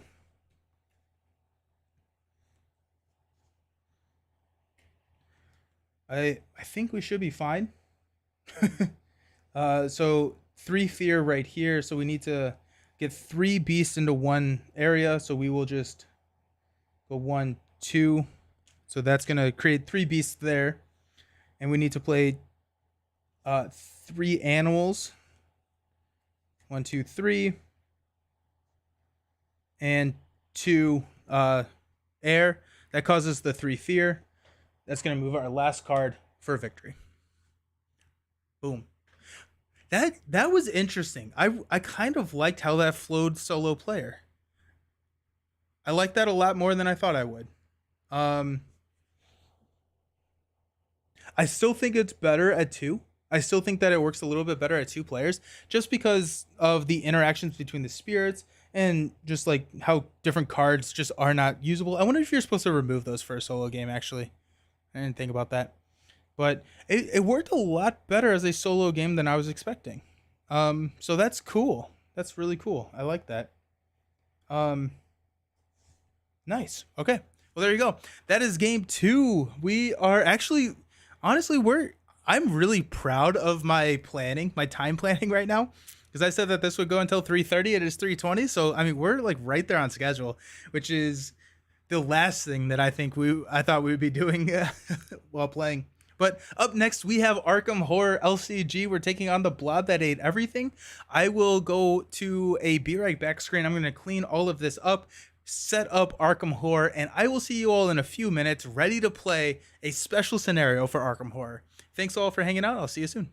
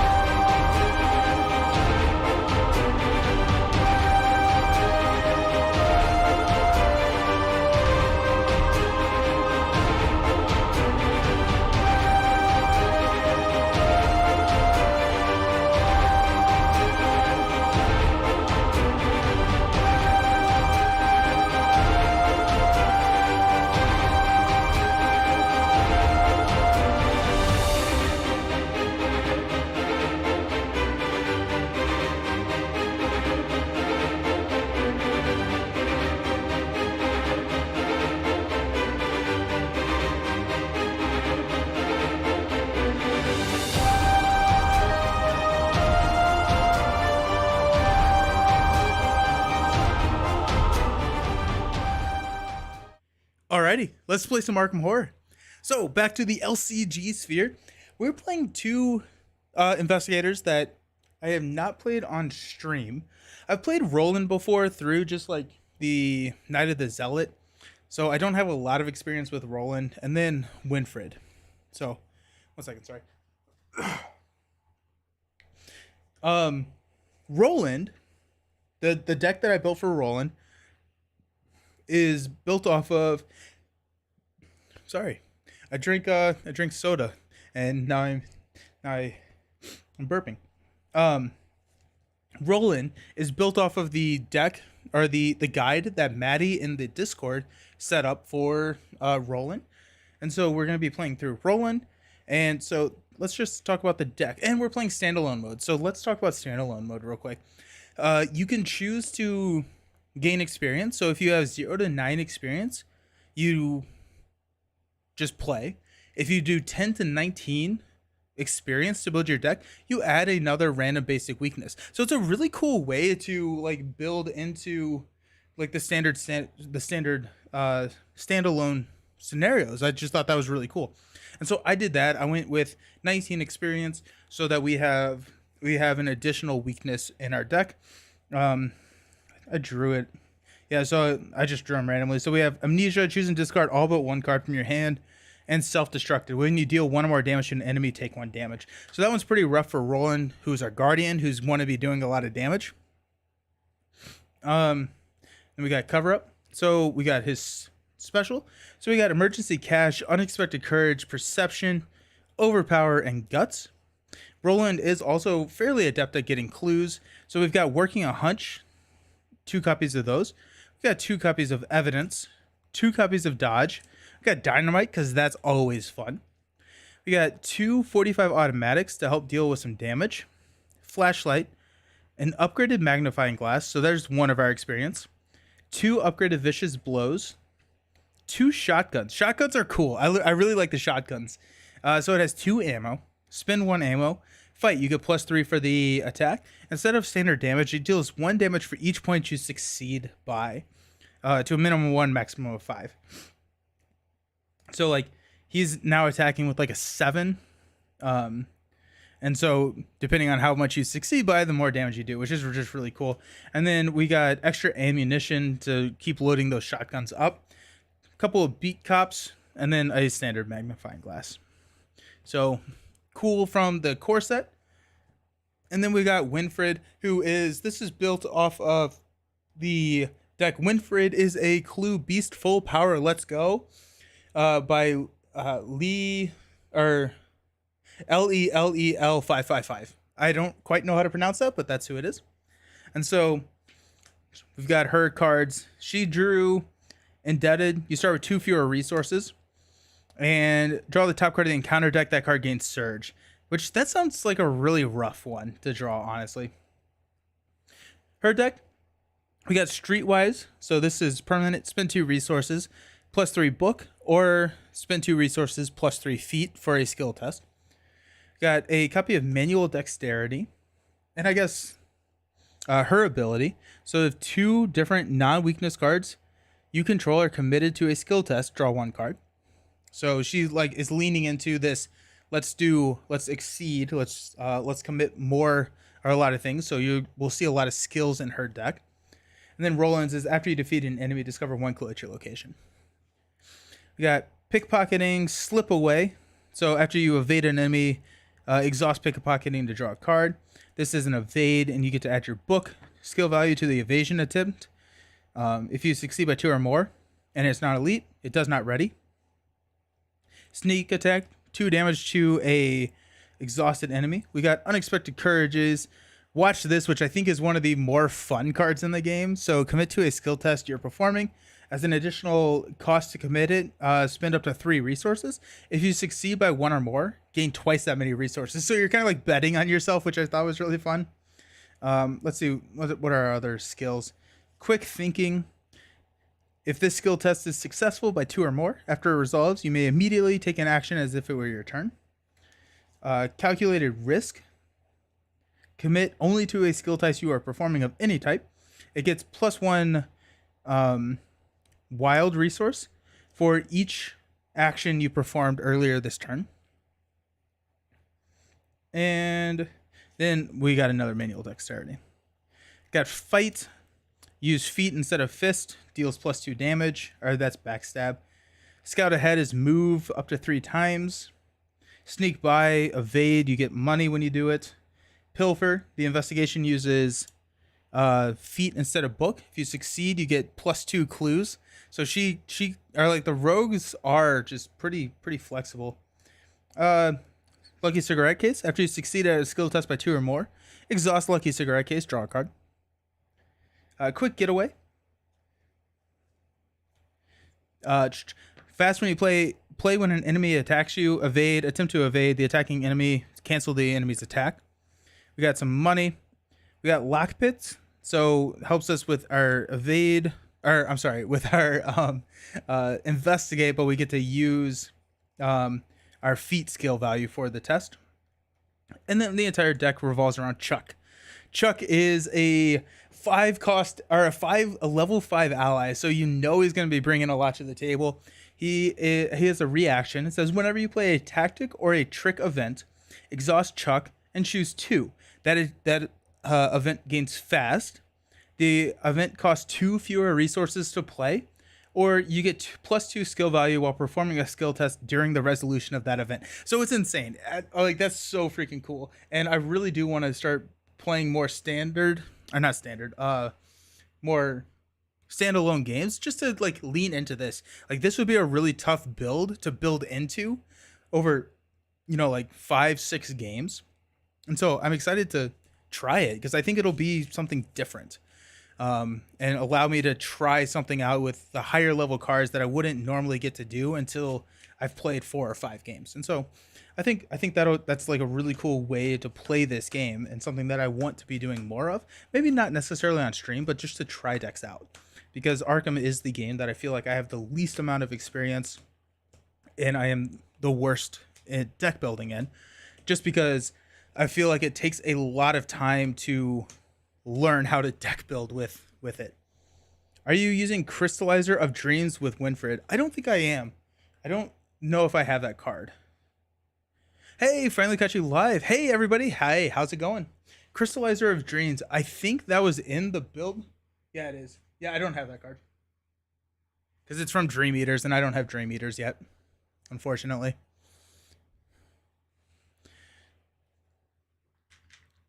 And Winfred starts with 3 health, 3 resources, 8 health. So finally, are like a lot of good health here.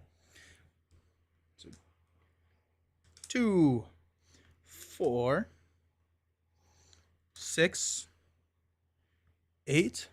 Roland gets 9. 2, 4, 6, 8, 9. We got our sanity, so we're 7 and 5.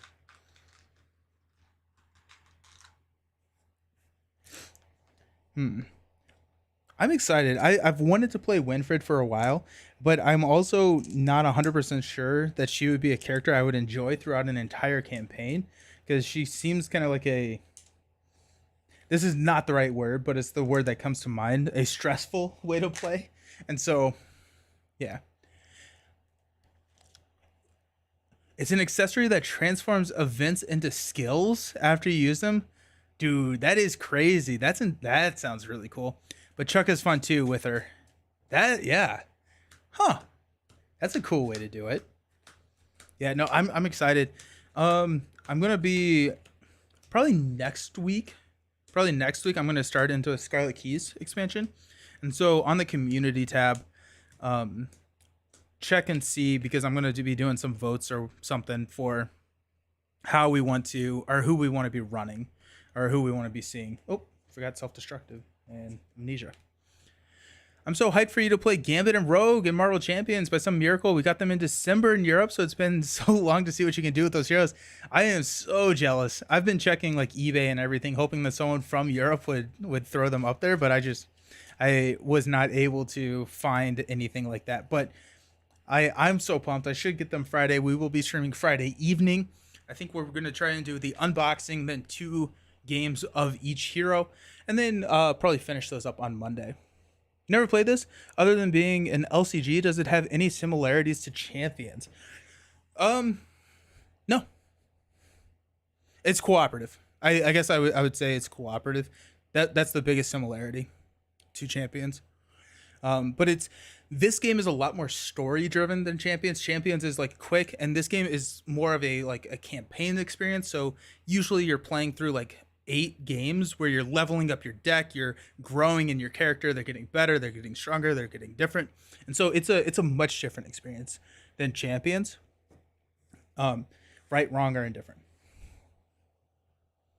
But Friday evening, nice. Where can I catch you then? Here or on Twitch? I will definitely be on Twitch.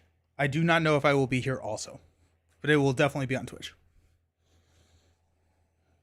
I enjoy Twitch more. I think Twitch is a little bit better experience for the live stream. So I'm trying to figure out where we're gonna put all of this stuff.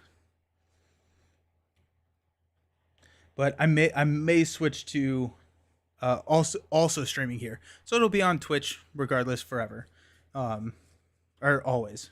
But we may also have it here in the future. Hey, it's Arkham time. Remind me what scenario we're playing. We are playing the blob that ate everything. So this is one of the, I don't know if it was a Gen Con or what it was, but it's a standalone scenario. Like we did the Curse of the Rougarou, which in our Dunwich run, this is one that you can add in. And so oh, it's the Gen Con 2019 scenario. So we're playing the standalone mode. We've got all of our tokens already in here, so we're good there. We have time limits if we're playing epic multiplayer, which we're not. Devour blob. Yep. I'm trying to find. I also am really interested in trying one of these epic multiplayer. So like this game or this scenario, you can play like across multiple different tables, which just sounds really cool, and it's something that I would like to do at some point. Just don't know where to do that.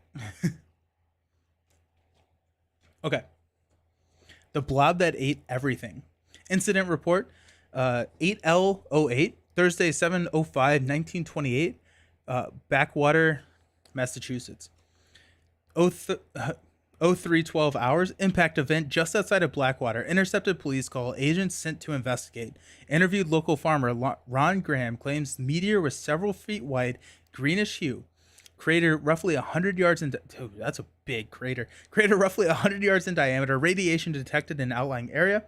Recommend immediate quarantine and further observation by research team. Situation is under control. It wasn't under control.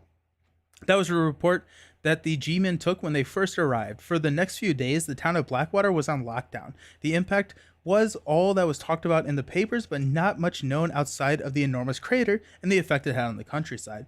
Nobody was allowed to leave the town, and only those approved by the shadowy government agency were allowed to enter.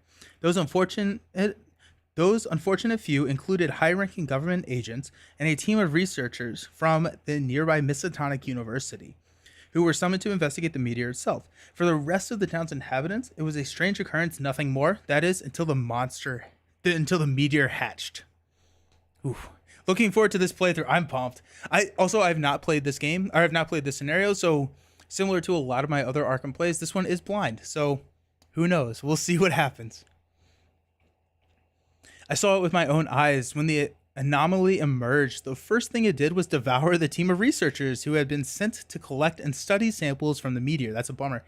The next thing it did was devour their lab equipment, then Ron Graham's tractor, then his house in its entirety. It continued to grow and spread, devouring everything in its path. I barely escaped with my life. When the army arrived, they thought they could kill it with bullets and shells. Everything they threw at the creature was devoured, one round after the next. Then it split into hundreds of smaller pieces of itself, and the army was quickly overwhelmed. While the battle raged on, myself and others back in the town saw lights and shapes in the sky above. Something was up there waiting, biding time. The quarantine still holds, and we're stuck in the middle of it. It won't be long before the anomaly has grown large enough to devour everything in Blackwater, and if that happens, who could possibly stop its rampage? Dun, dun, dun. Gather all the cards. If you're playing epic multiplayer, so I've already got all of this. Search the blob that ate everything in counter set for the following cards and set them aside out of play. Oops. So those are the epic multiplayer. Epic multiplayer. I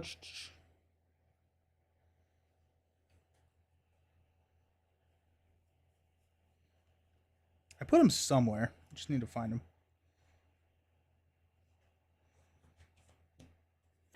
Set all cards from this encounter set aside out of play.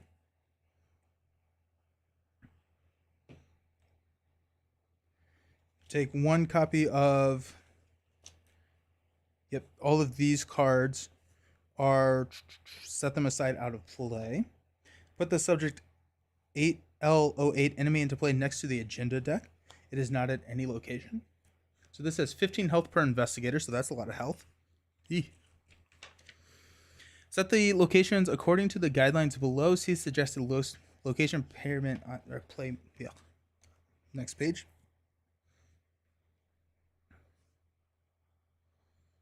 So the crater is in the middle. So research is here. Temporary HQ. Oh wait, research is down here. Temporary HQ is here.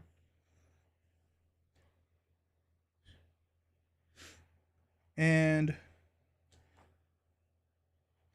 quarantine zone, fungus, quarantine, quarantine, quarantine, quarantine, quarantine, quarantine, quarantine. Why do I have one extra?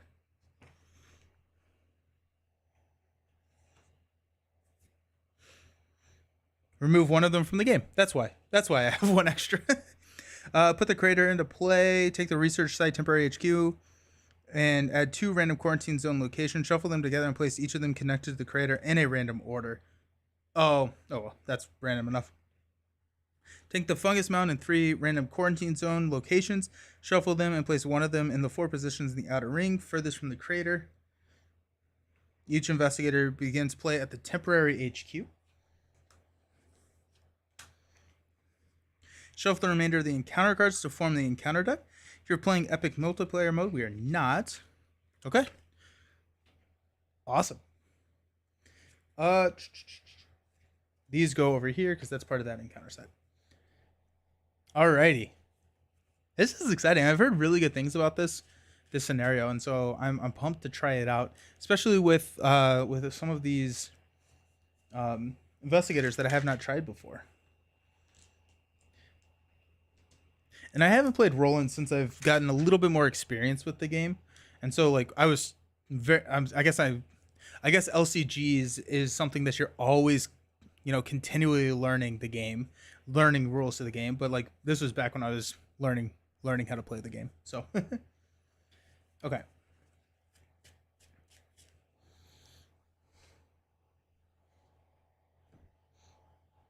I'll go right there. I'm going to read these. So the anomaly spreads. You were in the town of Blackwater when the impact occurred. For several days, you investigated the matter until the anomaly emerged and all hell broke loose. Fleeing is no longer an option as the quarantine still holds is strictly enforced. It's the only way you're getting out of here alive is to find a way to kill the anomaly, if such thing is even possible. Each location is connected to each location adjacent to it, orthogonally. So that's nice. At the start of the round, investigators may spend the requisite number of clues as a group to advance. Beware, advancing will expose the anomaly's weak spot. Be ready for a fight. Okay, that's good to know. We need 4 clues, 2 clues per investigator. And then this guy is Monster Ooze Elite. Gets plus 15 health. If subject 08 is defeated, proceed to resolution 2. So this has, I guess, 45 health. That's a lot of health. Yeah, that's a little scary. Okay.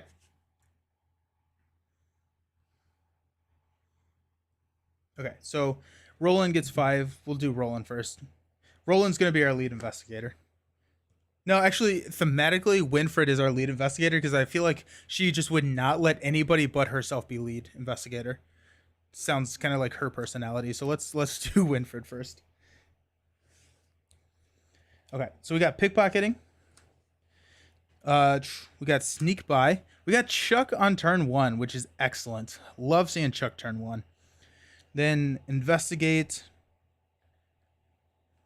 Another Chuck. So I guess we'll mulligan one of the Chucks. Let's go ahead and mulligan a pilfer. We don't need a lot of clues, and so we may want to just be kind of exploring a little bit and figuring that. In Arkham, you draw your opening hand before the scenario. Oh, okay. Okay. That's interesting. Okay. I guess it doesn't necessarily matter. Like the reason that that's interesting is that it's weird because I guess Arkham in general, you have more.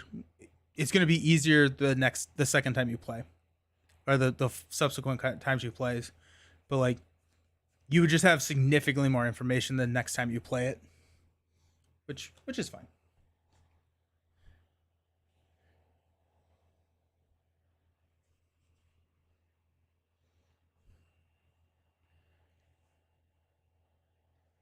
See if I can get all of this onto the camera. Okay, cool.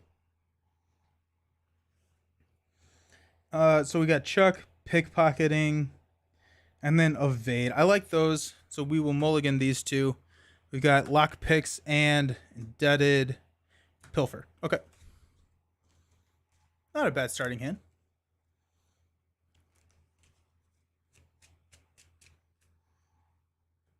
And Roland, we've got Dynamite Blast, Perception, Working a Hunch, Emergency Cash, and Vicious Blow.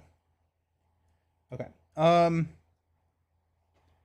honestly kind of like this hand.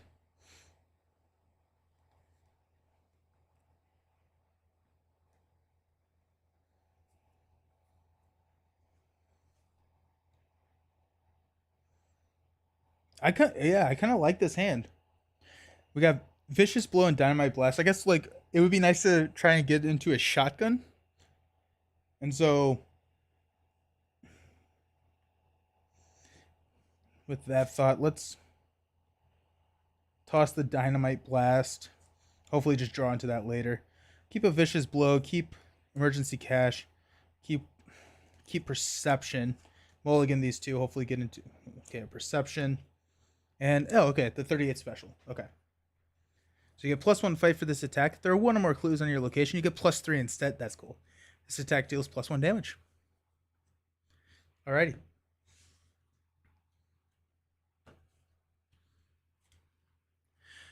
Our temporary HQ. Spend 1 countermeasure. Choose 1. Heal 3 damage, heal 3 horror, gain 5 resources, or draw 3 cards. I don't know what a countermeasure is. I assume that I will learn what those are. So, okay.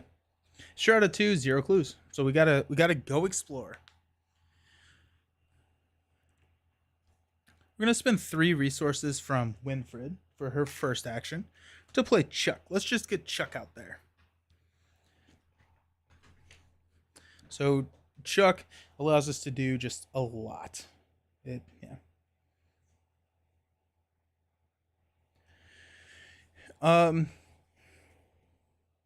Let's go to the crater.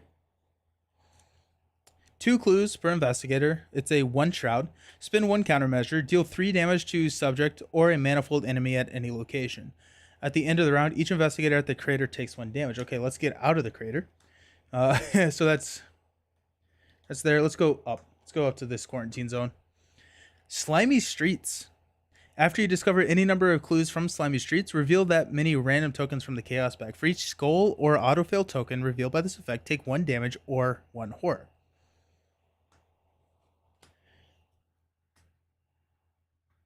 See if I can get my clues out there. Okay, so this is going to have 4. And this is 2 per investigator, so 4 as well. I also ordered more clue tokens because I've started playing 2-handed and I just run out all the time. Okay. Roland. Let's spend 3 resources from Roland to play his revolver. Let's move up to quarantine zone above him for second action. After a manifold enemy spawns at Uzi Lakebed, place 1 clue on Uzi Lakebed. That enemy cannot take damage this round. That is a 0. And let's just go ahead and play Emergency Cash for 3 money. What's kind of nice is that both of these characters feel like well-rounded. So Roland gets clues, and the rogue just kind of does whatever. And so it's kind of nice to have 2 well-rounded characters. I am going to play a rogue in my Scarlet Witch campaign. It's not going to be Winfred, but it will be a rogue. And so I don't know who to pair with that. So that's going to be one of the community posts to see who should I pair with the rogue, and we'll see what goes on. But I do like the rogues. I think I like the rogues more than I thought I would. Okay, so we will gain a resource because there are no enemies in play. I guess this enemy, I guess it doesn't do anything. Gain resource. Draw a card. Winfred got a sneak attack. Deal 2 damage to an exhausted enemy at your location. And Roland got a beat cop. Ooh, nice. Happy with the beat cop. At the top of the round, we're going to place 1 Doom. Boom. Winfred's card is going to be Reality Acid. Dude, look at that. That's a cool art. The art in this game is so phenomenal. Yeah. Subject 8L08 devours a random aspect of reality. Reveal 2 random chaos tokens from the chaos bag and consult pages 16 to 19 of the rules to determine what it devoured. Okay. Want to just go reread the devour. If a card is devoured, it's placed beneath subject 8L08. Cards beneath are considered out of play. Each devoured card is returned to its owner deck at the end of the game. If an investigator is devoured, he or she is killed. If a token is devoured, it is placed in the token pool. When choosing a location to be devoured, you cannot choose to devour a location if it causes another location to have no valid connections. And it can also devour certain aspects of reality or metaphysical objects. If it does so, you will be instructed in the consequences. Nice. Okay. So this devours a random aspect of reality. Reveal 2 random chaos tokens from the chaos bag. Boom. -2/-2. This is cool. Okay. Chaos tokens in any order. A -2. It has like an entire table of what you do if this happens. -2. The deck box you store your deck in. So my cardboard box is gone forever. I guess it's returned to me at the end of the. That's really funny. Okay. That's fun. And then Roland's card. Wave of Ooze, test brain 3, take 1 horror for each point you fail. Subject 808 devours each card defeated by this effect. Yeah, okay, this is gonna be a really cool scenario. I'm already enjoying this. So brain 3. I guess I'm going 3 to 3 because I got nothing to commit to it. Also, I forgot my ammo. Okay, so 3 to 3. So cultist. -2. If this token is revealed during an attack. So -2. So I take 2 horror, which is not good. Okay. Alrighty.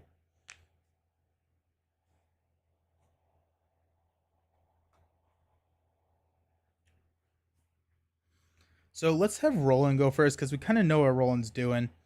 We're going to spend 4 resources to drop a beat cop.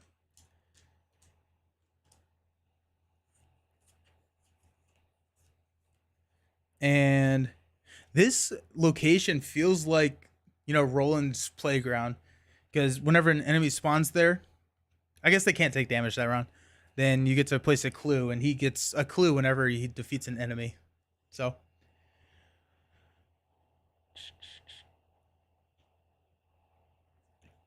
okay, so let's go hang out with Winfred. It's a Shroud of 3.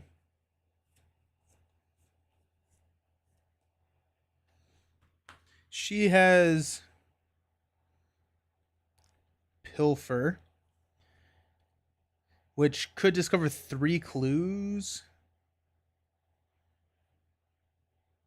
Okay, yeah, so let's go ahead and let's go perception. Let's commit a perception to the test. So we're going 5 to 3. And we've got a skull. What does the skull do? -1 for every 5 cards it has devoured. So 0. Minus 0. So we get a clue. Then, after you discover any number of clues from the bag, reveal that many tokens for each. For each bad token. There are specific tokens for each one. You take a damage or a horror. Nice.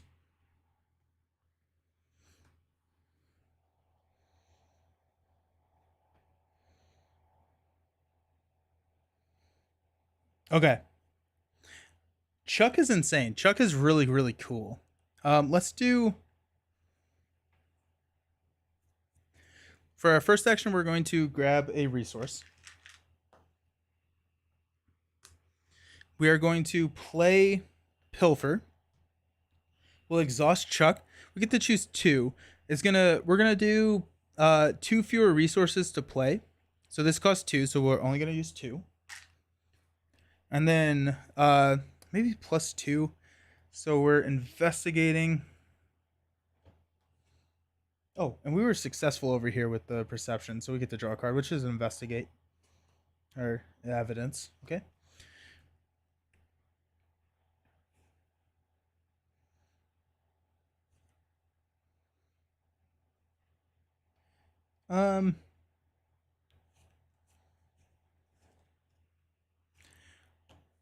Uses feet instead of books, so we're going with 5 to 3, which is pretty good. I'm actually probably going to use a perception from Roland over here. So, actually, or we could do +3. We could go 7. Yeah, let's do that. Let's go cost 2 +2 skill test. So we're going 7 to 3. We're going to reveal a random token. -2, so we are good. We get to discover 2 additional clues, so that's going to be 3 clues. Then we reveal 3 tokens. This also feels like the where Winfred, high risk, high reward. Wonder if we do this at 1 at a time. 1, 2, 3. None of those. We take damage. Alrighty. So if we wanted to, we could progress. I don't think we want to do that just because it said be ready for a fight. I'd rather be a little bit more ready for a fight. Maybe reveal some more stuff. I want to make sure. What are the countermeasures? I just want to make sure I didn't miss something.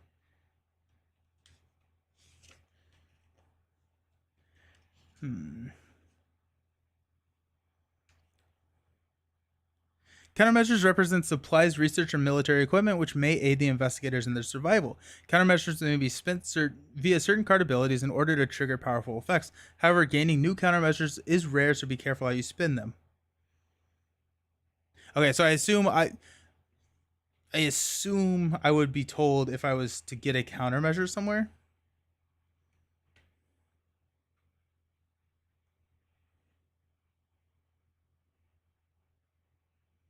Oh, if you're playing in a single group mode, place 1 resource on the scenario reference card as a countermeasure. Okay. Cool. Okay, so we do have 1 countermeasure. Okay. Okay. So countermeasures deal 3 damage to subject. Oh, we can heal 3 horror over here, which actually may be pretty nice for Roland later in the game. But I'm probably not going to use those right now just because I'm afraid of what they can do. So, alrighty. So, enemy phase, nothing is going on. Winfred is going to draw a card. Quick getaway, fast when an enemy attacks you, evade. And then she gets a resource. Roland's going to get a resource and draw a card. Dodge, fast when an enemy attacks an investigator at your location, cancel the attack. Cool. Top of the round, we're going to add one here. I probably want to advance before we progress. I'm not 100% sure. That just feels good to do. I kind of want, I guess, like I want to get down to and discover these fungus and the research sites. That's kind of what I want to be doing.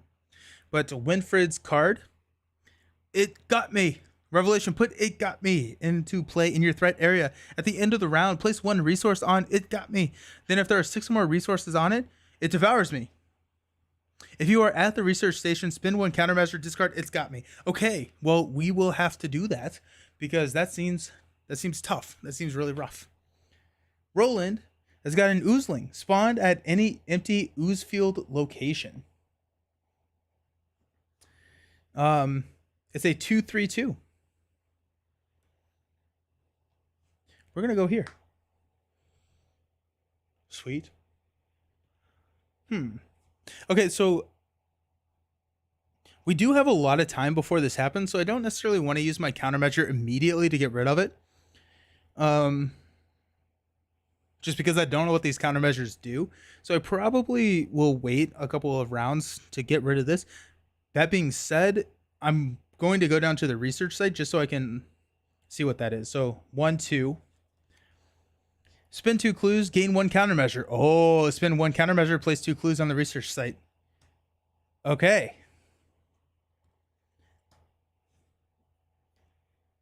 Okay, I'm enjoying this scenario. This is a really cool scenario. Countermeasures over here, heal 3 damage, or gain 5 resources, or draw 3 cards. Countermeasure deals damage, 3 damage to a manifold enemy at any location. Each investigator at the crater takes 1 damage. Okay. So I still have 1 action left.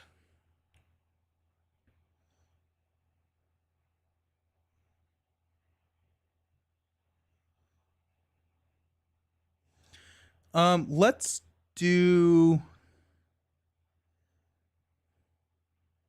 spin 2 clues and get a countermeasure. I feel like we're probably going to have more clues, and the countermeasures, if I can do it right now, I think I want to get more countermeasures. Okay, Roland's going to hop over here to this quarantine zone. After you discover any number of clues from slimy streets, reveal that many tokens. Oh, it's the same one. Okay. This guy is going to engage me.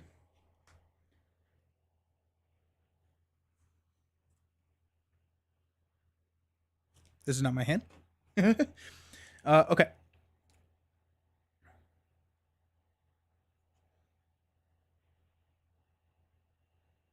And this has 4 clues on it. Okay, so I can discover clues when I kill this thing. I have evidence. Fast after you defeat an enemy. So I want to Roland Banks this thing. Roland Special. This is a good... Roland's 38 Special is really solid. So let's go ahead and spend my second action. So we'll spend an ammo. Fight. We get +3 because there are 1 or more clues. So we're going with a 4, 5, 8 to 3. What are people's thoughts on this scenario? Because I'm enjoying it so far. I mean, being 2 turns in. 8 to 3, we're good. Okay, so that deals additional damage.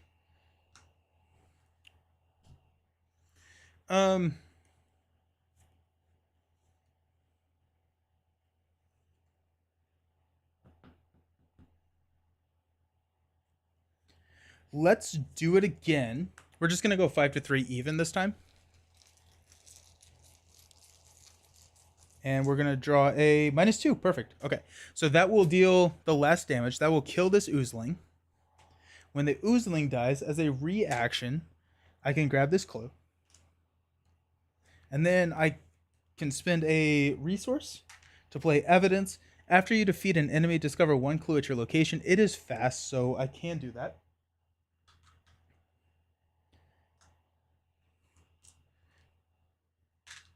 Okay, so we're back up to 4 clues, which is nice. There's no reason for me to sit... Oh, and I guess like the first one, let's reveal it's not a bad token. And then the second one, it's a skull or a autofail. So we're good. Cool. Okay, nice.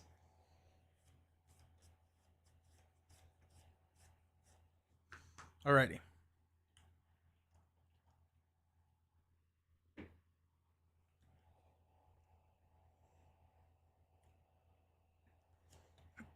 Okay, so no enemies, so let's go ahead and just draw a card. Unexpected courage and 1 money. Oh no! Oh wait, hold on. This was indebted was supposed to be was permanent. So calculated risk and a money.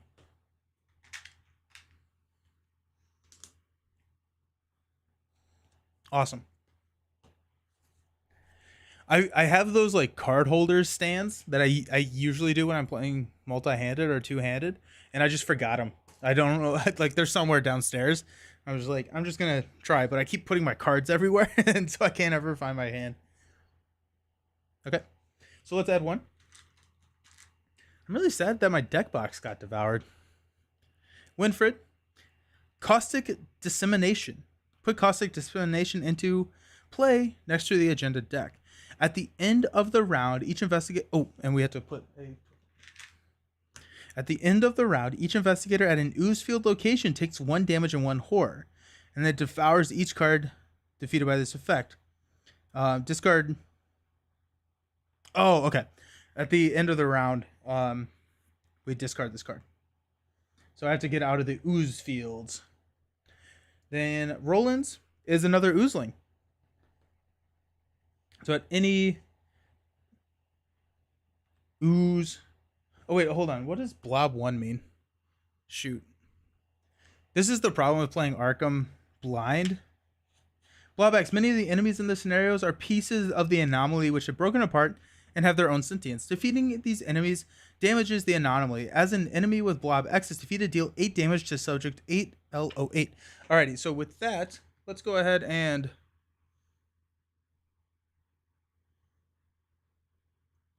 Let's do this. We've got...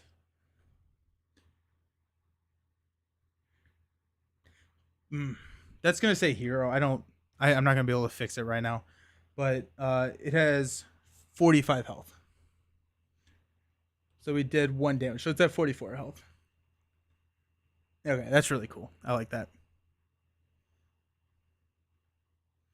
Actually, this will be easy to fix real quick. 1 second.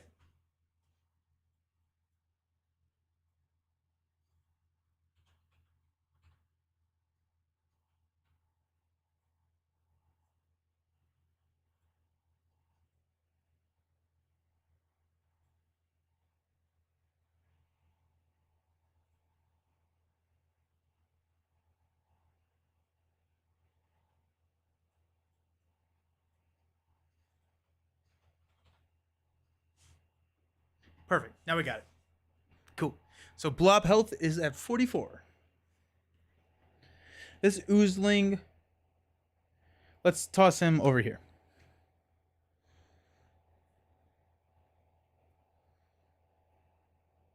Okay.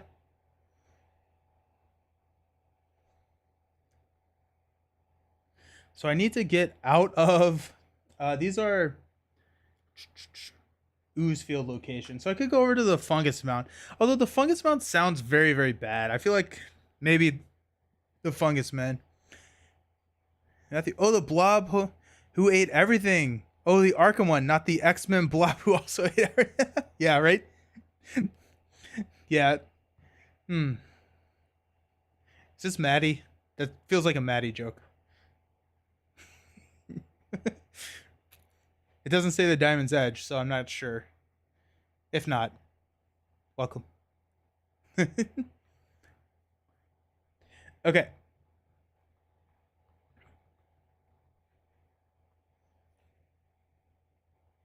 One, two.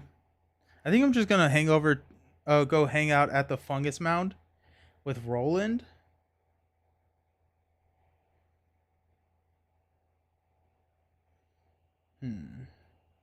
Let's have Winfred go first. I think Winfred is gonna hang out. Let's see what she does.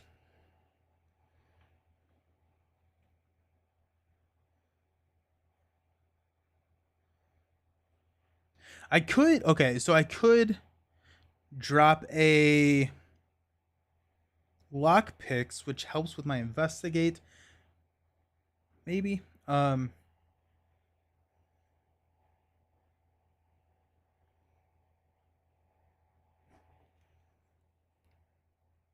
That honestly may be what I do.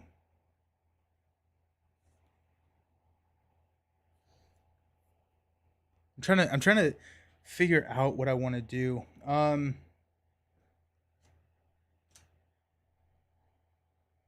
Because I don't really want to go to an ooze field location because then I get a damage, and so I could like come up to temporary HQ. There's no reason for me to be at research site right now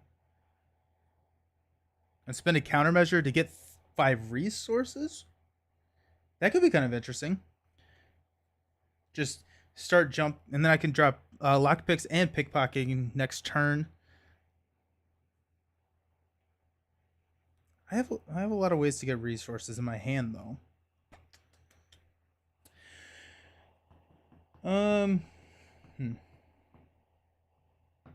I think I want to hang on to the countermeasures for a while longer. I'd rather chill with the countermeasures than do that. So let's go Roland. Let's go quarantine zone down here. Test book 1. If you succeed, move to a location up to X connections away, where X is the amount you succeeded by. What a cool card. What a very, very cool card. Got 1,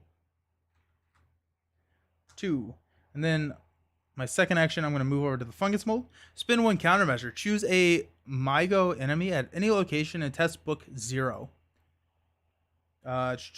For each point you succeed, deal 1 damage to the chosen enemy to a maximum of 5. Okay. And then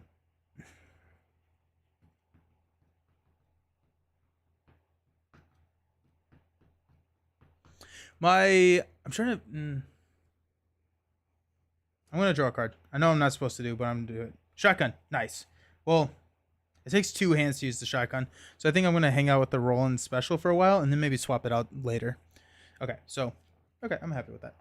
Okay, so Winfred is going to hang out and let's spend 2 resources to play pickpocketing. Pickpocketing, after you evade an enemy, exhaust pickpocketing to draw a card, just to help with that engine just a little bit. The other reason, or the other good thing about going up here and getting the resources is my streetwise here, but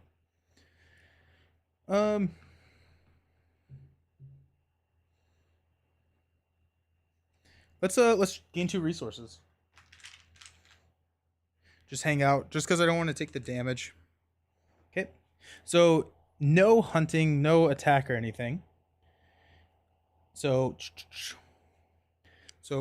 Winfred will draw a card, which is another copy of lockpicks, and get a money. Roland will draw a card, which is another shotgun, okay, and get a money.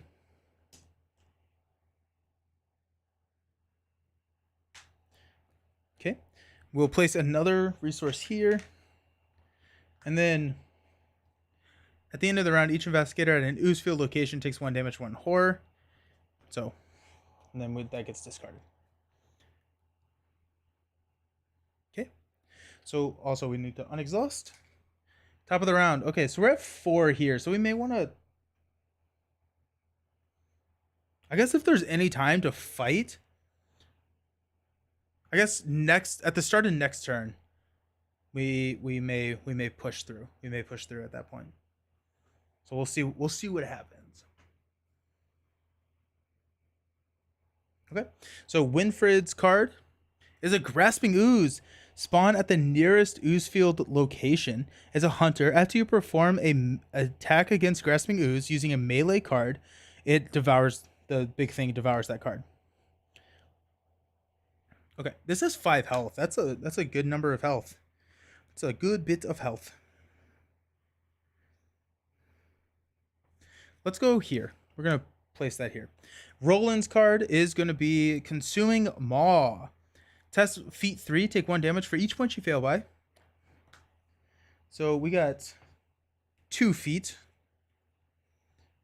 I guess Unexpected Courage could be used here. I have a lot of health. We're gonna roll the dice and go. Heading out. Congrats on the 2K. Thank you so very much, Nick. Have a good one. Alrighty, so feat 3. So okay, so we take 1 damage. Not bad.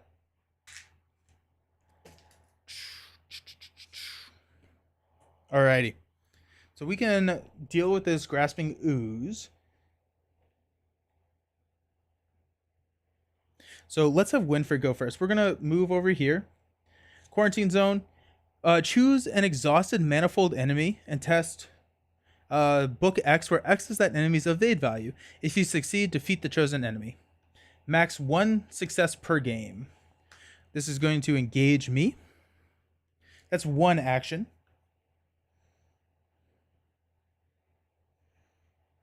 Let's go ahead and play Sneak By. So this is going to evade. When this action begins, gain 2 resources. So I get 2.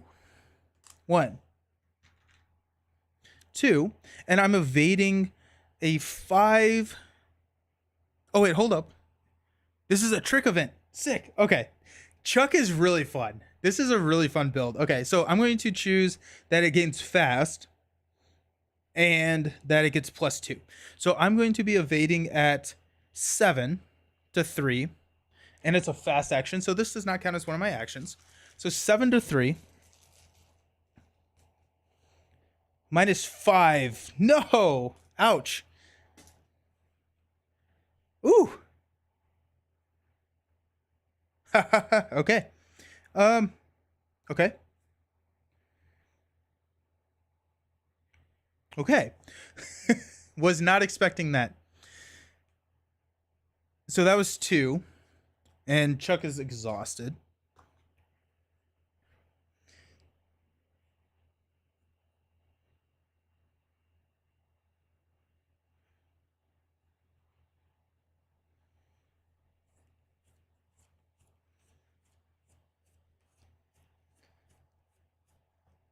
This has 2 clues on it too. Just thinking for my guns. Let's try and evade it again. We're gonna go 5 to 3.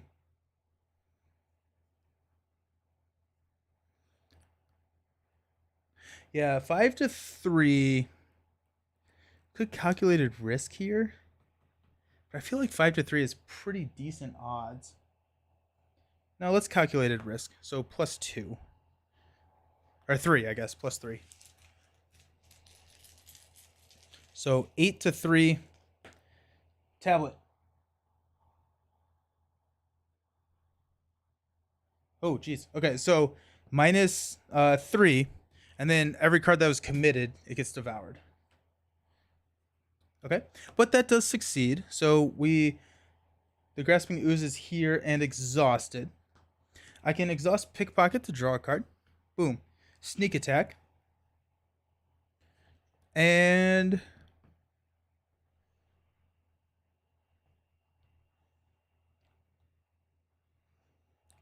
so I moved, I evaded for free, I evaded again.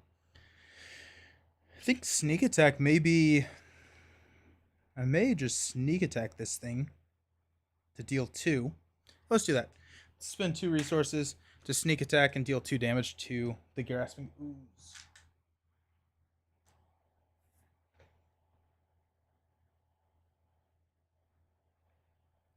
I guess I could test book. Nah. We're going to go 1, 2. And then we're going to use Roland's 38 special. So we're going to be attacking for 5, 8 to 3. So 8 to 3. And we deal an extra damage. 8 to 3. -5. We succeed this time. Thank goodness. I can't believe we pulled the -5 twice. He did it. Yo, Y2K subscribers, what hour of the telethon are we on? And so far, so we've been streaming for about 4.5 hours, so we're about halfway through. So we've got Arkham, up next is Aeon's End, and then Lord of the Rings, and then if we have any time, we're going to do Slay the Spire. So it's been a ton of fun. So that's 2 damage, and then we'll exhaust Beat Cop, deal a damage to Beat Cop to kill Grasping Ooze. And that's blob 3. 1, 2, 3.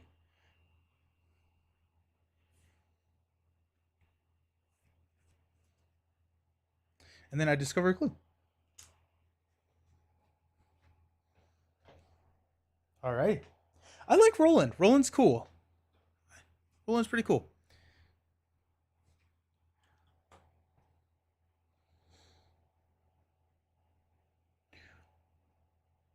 Okay. So, enemy phase. No enemies that do anything. So we will go into cleanup. So, unexhaust. Unexhaust, we need... We'll put one there. Draw into manual dexterity for Winfred. She gets a resource. Roland is going to draw into working a hunch. Discover 1 clue at your location fast. And get a resource.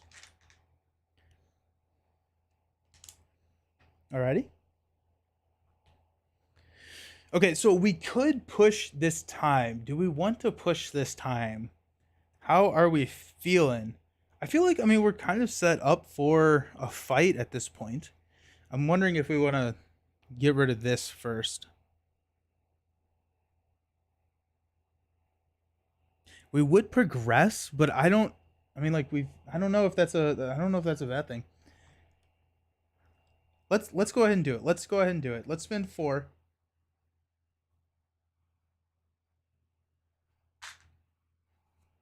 To move. This is the first time the act has advanced. Read the following. You've seen the anomaly's true heart. It lies beneath the surface of the ooze, pulsing with unseen power and guiding its myriad forms with alien hunger. You suspect the organ, whatever it may be, holds all the secret to destroying the anomaly once and for all. Extraterrestrial physiology. The creature's heart is exposed. Now is your chance. After the amount of damage is placed on a vulnerable heart, place twice that much damage on subject 8L08 as well. While an investigator at your location is attacking vulnerable heart, spend 1 clue. That investigator gets +2 for this attack. At the end of the round, you must advance. Uh-oh. I don't know what vulnerable heart is. Am I supposed to know what vulnerable heart is? After any amount of damage is placed on vulnerable heart.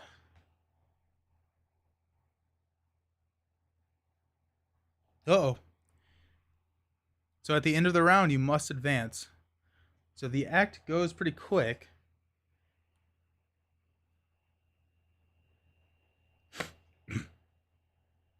But I don't know if I'm supposed to find vulnerable heart or what I'm doing. So I guess we'll just continue and play. I wonder if it comes out later and I just messed up. This says as many times as it's advanced, so I'm guessing it probably resets at some point. So we'll place 1. Winfred. Alien food chain. Revelation, if there are no manifold enemies in play, it gains search. Otherwise, attach to a manifold enemy with the least remaining health and fully heal that enemy. Attached enemy gets +1 fight, +1 evade, and gains hunter. So it goes over here. getting bigger. It's getting bigger. Ah. And then Roland's card is going to be an Oozling. So spawn at any empty ooze field location. There, that's better. Now you know who I am. Astari. Haha! Hey, Astari, how's it going? Welcome. Happy to have you here. Are you John? Ah. Okay, so let's throw this up at the sewer.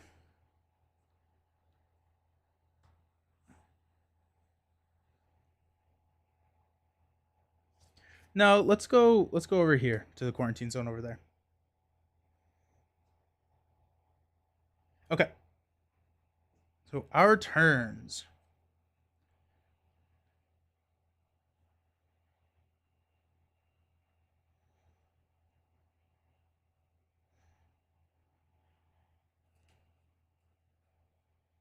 Two, four, six, seven.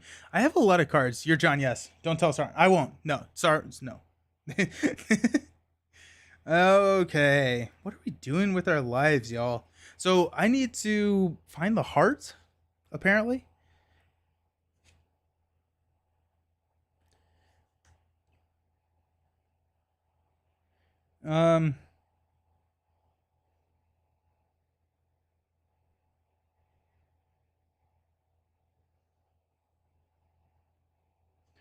Let's actually throw him here.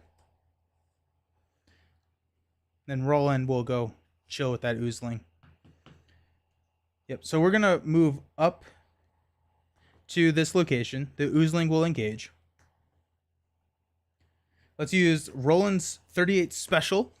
We're going to be attacking for 8 to 2. Cultist Head.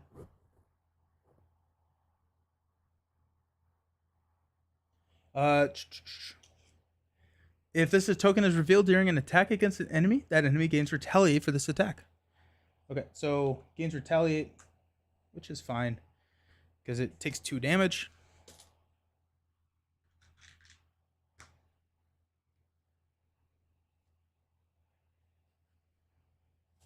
Let's go ahead and just exhaust B-Cop, deal another damage to kill the Oozling. Takes the blob down by 1. I get a clue. And then we're going to spend 2 resources to play Working a Hunch. Discover 1 clue at your location. So that was 1 attack. Fast. So I got 1 more, I guess.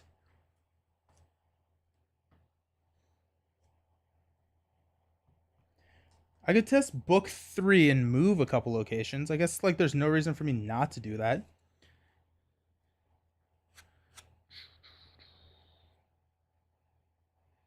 Where would I want to go?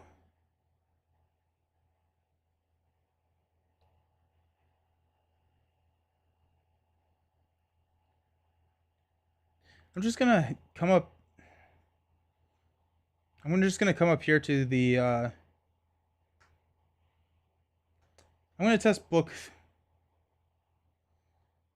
I'm gonna test book 3. Okay, so book 3 or book 1. I'm testing at 3. I want to perception this? No, probably not. -2. Okay, so nothing happens. That's fine. Okay, so Winfred's turn.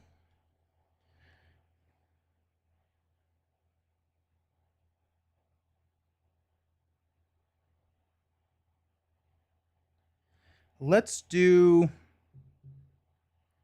3 resources to play lockpicks. Comes in with 3 supplies.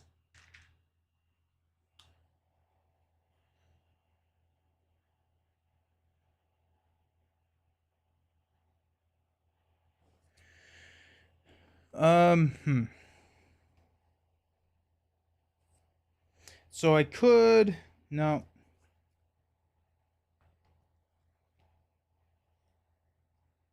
I'm gonna go 2, 3 down to this quarantine zone. After a manifold enemy enters Oozy Lake Bed, place 1 clue on Oozy Lake Bed. That enemy cannot take damage this round. Okay. Alrighty. So this oozling is going to hunt over to this location, and then we will gain resources, draw cards, all of that good stuff. Another manual dexterity. What did roll and get? Self-destructive. So 2 actions to get rid of self-destructive. Whenever you deal 1 or more damage to an enemy, take 1 damage. So we do want to get rid of that very, very quickly. Okay. That's fine. We have to add 1 here, which we need to probably get rid of that soon. And then at the end of the round, we advance. You may have managed to finally... Oh, no. Back here. Okay. Mere minutes after its exposure, the pulsating heart retreats back inside the creature's vast body. You have to wait for it to re-emerge in order to harm it once more. Remove all damage from vulnerable heart and set it aside out of play. The amount of damage that removed from vulnerable heart in this way is X. Okay. Did I set vulnerable heart aside out of play? Yeah, I did. Okay. Okay, cool.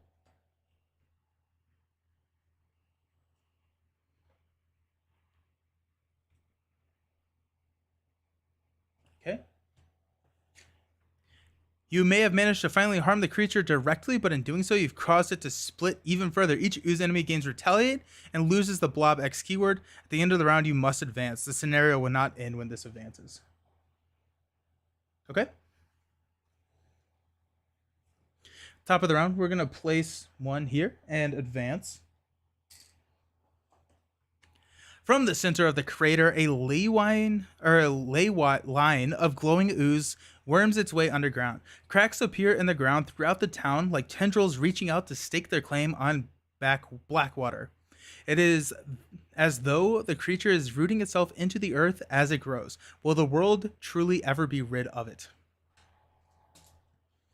Choose 2 ooze-filled location other than the crater without a copy of Vulnerable Heart. Subject 8L08 devours both of these locations along with any non-ooze cards at the location.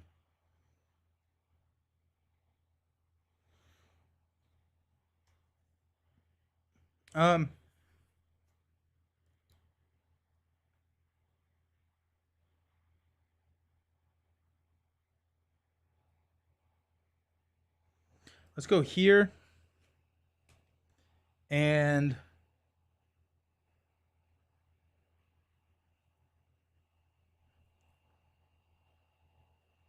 here. Okay, this is pretty cool. Shuffle 1 set-aside copy of Cubic Ooze and 1 set-aside copy of Grasping Ooze into the encounter deck, along with the encounter discard pile. All the oozes. So it said 1 copy of Cubic Ooze and Grasping Ooze. All those get shuffled back in. Also, sorry, we're playing Aeon's End after this, but then after that we're playing Lord of the Rings, but we're doing the Hunt for the Dreadnought campaign or scenario, so I'm pumped about that.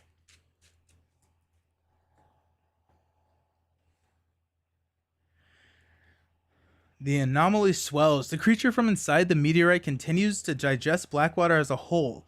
By day 2, nearly all of the town is covered in vibrant green slime. As it slowly eats away at the buildings, the streets, and even the dirt, will it ever cease? Each location is connected to each other location orthogonally. Okay.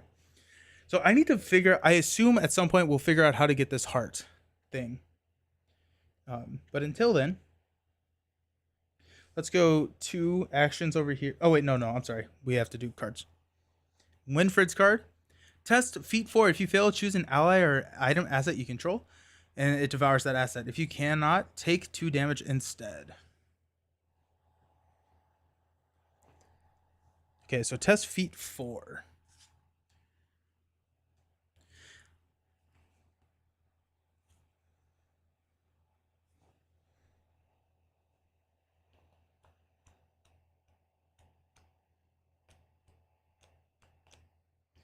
Let's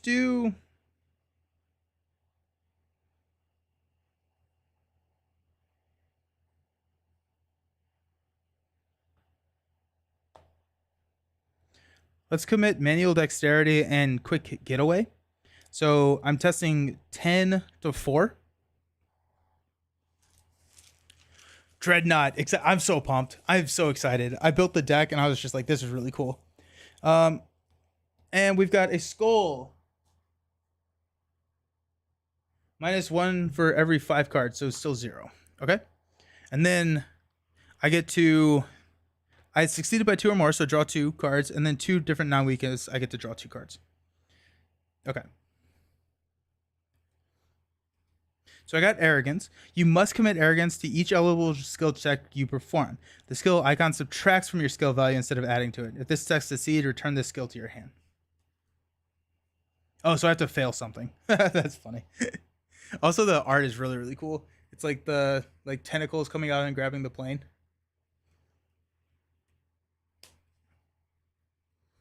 Alrighty, and then Roland's card, Cubic Ooze.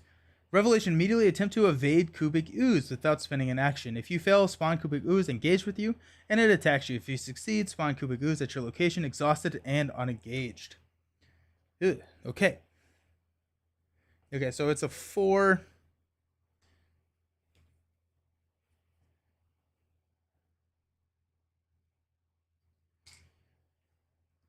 I could go 4 to 4. I'm just going to assume that I'm going to fail it. So we've got 2 to 4, -4. So it immediately engages and attacks. So we're going to take 2 health.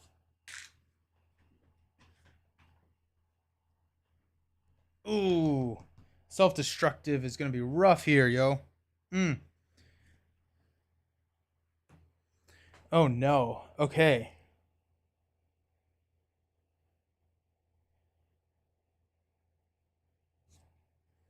I don't quite know what to do about that.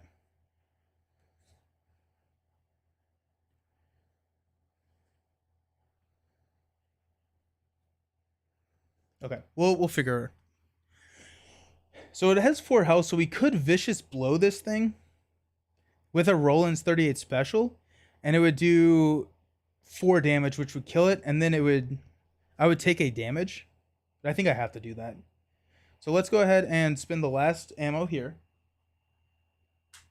So I'm attacking 8. Yeah, 8 to 1. I'm going to commit Vicious Blow. So 10 to 1.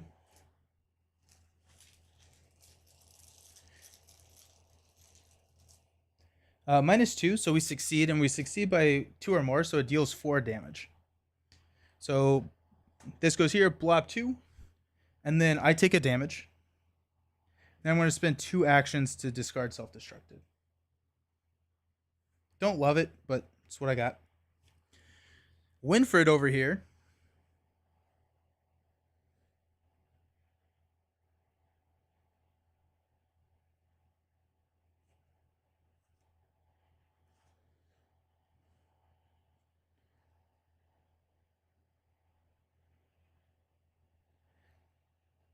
Okay, we're going to move up to the research site.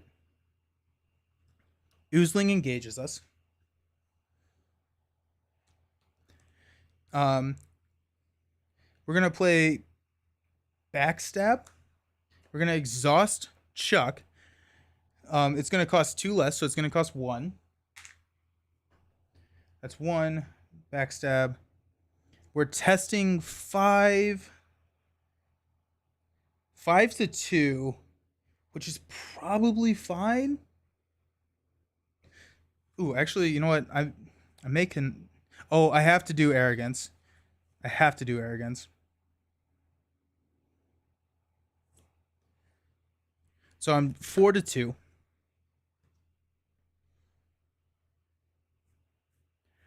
I'm thinking about doing +2. So I'm 6 to 2. I'm 6 to 2. Let's see what we got. If we are able to... Let's see. 6 to 2 -1, so we're good. So that deals +2 damage. So that kills the Oozling. Blob goes down 1. I have 1 action left, which I will spend one of these tokens to get rid of this card. Okay. So we will unexhaust, or I guess no enemies in play. Arrogance comes back. No enemies in play, so unexhaust. Draw a card. Calculated risk.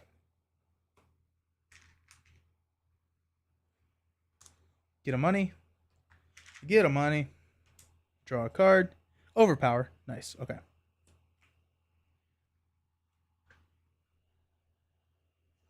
At the end of the round, you must advance.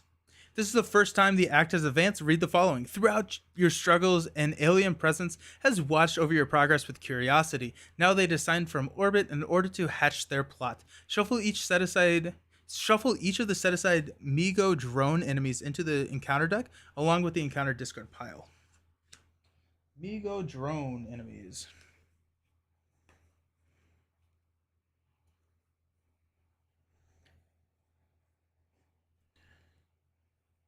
Okay.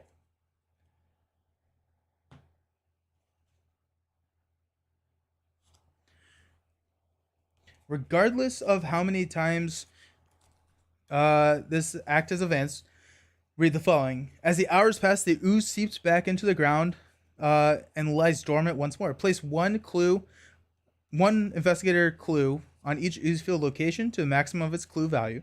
The lead investigator chooses a random set-aside story card and draws it, resolving the side with part 1 trait. Reset the act to 1A.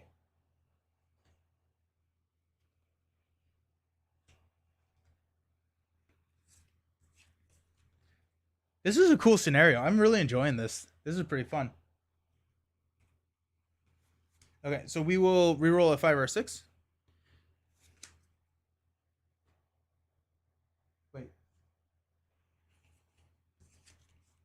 Part 1. Okay. Reports from the survivors throughout the town tell of another force of creatures descending from above and collecting globs of ooze from all over Blackwater. What are the other alien creatures and what is their goal? Spawn the set aside Migo General and the Fungus Mound. Place one investigator. Oh, I need to do clues real quick. Okay, so this gets 2. This gets 2.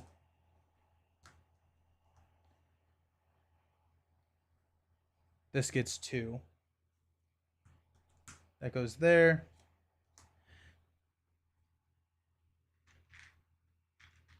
Yeah, I've run out of clues so quickly now. This gets 2. And this needs to get 2.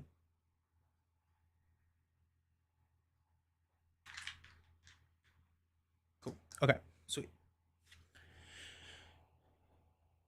Okay, spawn the set aside Migo General.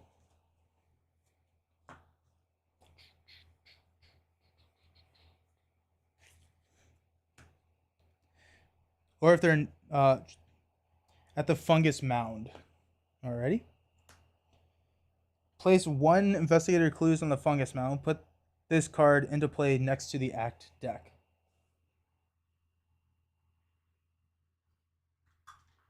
Okay. This money are going to be clues. So I don't have anything else to do for it. Yeah. Okay. Okay. If Migo General is defeated, or if there are no clues on the Fungus Mound, remember that Migo were driven off. Flip this card over. If there are 4 more clues on the Fungus Mound, remember that the secret of the ooze was stolen. Flip this card over. This says Hunter. After Migo attacks you, move one of your clues to the Fungus Mound. And it has 8 health. Ugh, and it's a 5. Oh, I don't like that. I don't like that at all. Gross.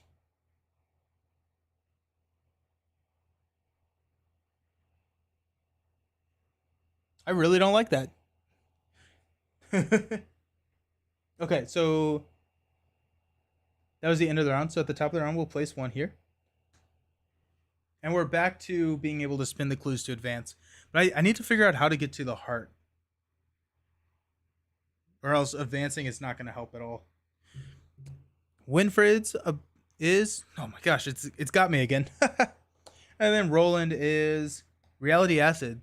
Subject discovers a random aspect of reality. So just do the 2 tokens and see what happens. Got -2 and a skull. This is really fun. -2 and a skull. The top 3 cards of your deck. Yikes. So it got evidence, flashlight, and dodge. That's not horrible.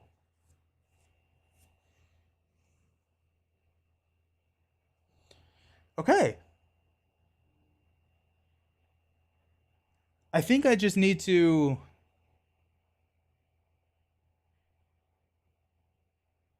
I don't know.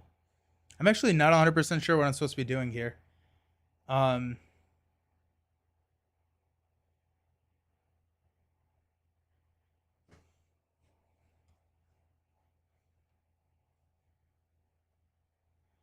If Migo General is defeated, or if there's no clues on the fungus mound, flip this card over. Okay, so I think we probably have to figure that out.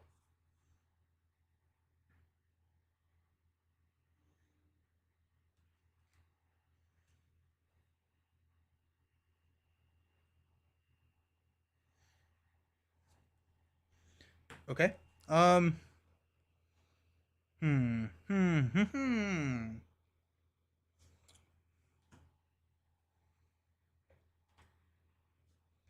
I do have a shotgun. I'm wondering. Okay, so I'm actually wondering if. Yeah, so I think I drop shotgun, gain a resource, and then I dodge his attack, and then I shotgun and just try and kill him. Next turn.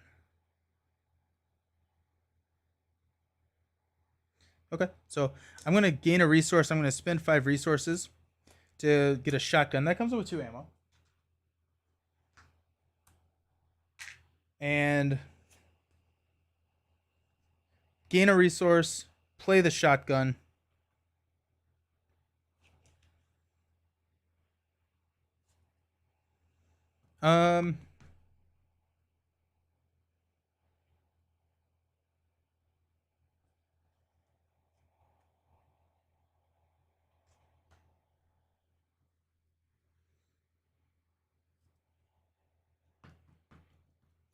We'll gain a resource. Okay. Then we're gonna use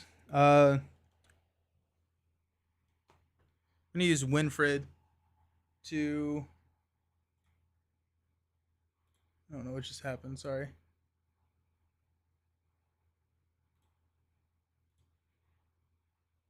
We're gonna use Winfred to go try and figure out how to find the heart. So I guess we'll go here to this quarantine zone.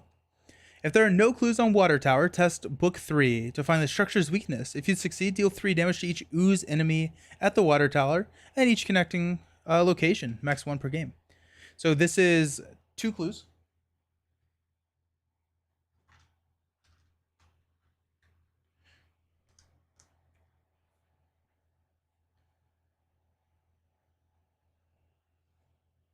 Okay.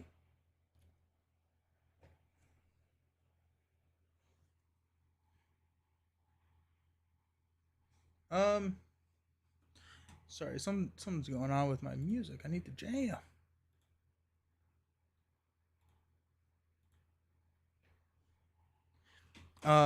Okay. Trying to figure out if there's anything. After you succeed by a skill test 2 or more, draw a card. Probably. Yeah, let's spend 2 to drop a lucky cigarette case. And then we'll move up to temporary HQ. Okay. So monster turn. The general is going to come engage me. I'm going to spend a dodge. So it will not attack. It cancels the attack. And then we will go into refresh. So unexhaust. Draw cards. Quick thinking. This skill test is successful by 2 or more after it results. You may immediately take an action as if it were your turn. This action does not count towards your number of actions you took. What I should have done, now that I'm thinking about it, I should have probably investigated here, just assuming that I would have missed. And then I could have gotten rid of my arrogance. That would have been smart. Oh well. I need a resource. I need a resource over here. And Roland has got a guts. Okay. Top of the round, we're going to place one here. We're not going to spin the clues because there's no reason for me to do that. Winfred's is a grasping ooze. Spawn nearest ooze field location. Hunter, after you perform a melee attack, so we'll just drop this guy here. Roland's card, Sticky Feet. Attached to the nearest ooze field location. As an additional cost to enter or leave the attached location, investigator must spend an action. So that's where I'm at. Which is annoying. We can spend a countermeasure to get rid of it.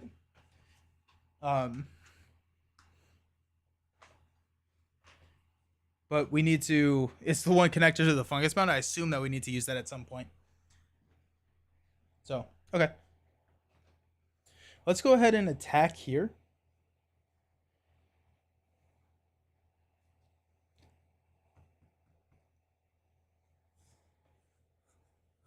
Okay, so we're going to spend an ammo.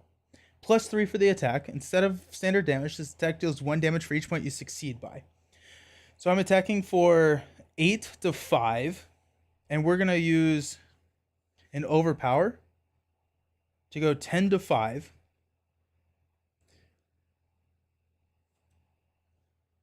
Let's go 10 to 5. Let's see what happens there. 10 to 5. Let's see. -2, so 8, so 3 damage.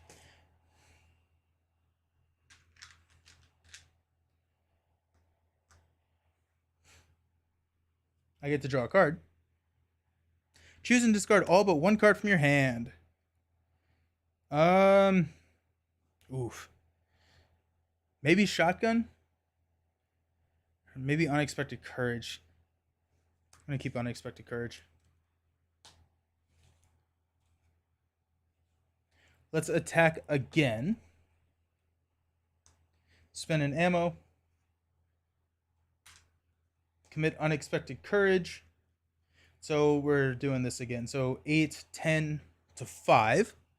Oh, yes. The shotgun is in play. Yes, it is. 0. Okay, so 5 damage, which kills it. Sweet. Sweet. Okay. That was a big pull for 0. Okay.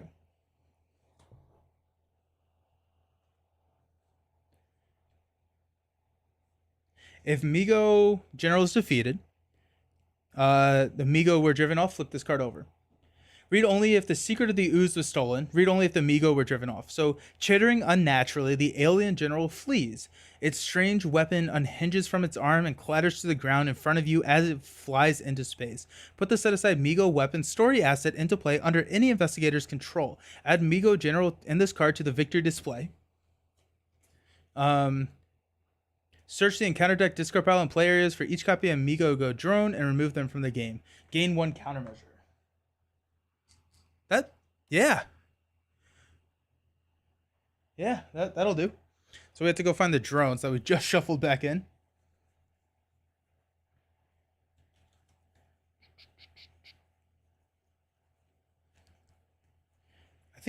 I don't remember how many there were. Okay, maybe 3. Okay. Well, the shotgun did work, and we get that story asset, so we get some sick weapon. So I'm excited about that. Makes me feel better about throwing away my shotgun. Migo weapon. Uses 3 ammo, spin 1 ammo, fight. This device fires a blast of entropic energy. You get +2 and deals 1 damage for this, +1 damage for this stack. If you succeed and the enemy is not defeated, move it 1 location away from you. If you succeed by 3 or more, deal +1 damage and move the enemy an additional location away. Sweet. So we'll discard shotgun and throw this down. Alrighty. Yeah, I'll take that. Take that any day of the week.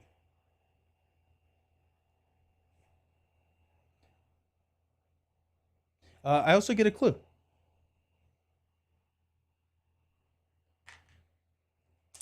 Because my reaction here.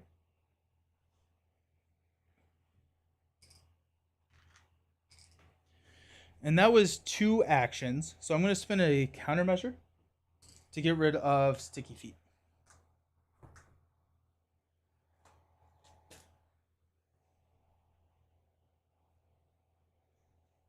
I'm happy with that. I don't know how to find this heart thing.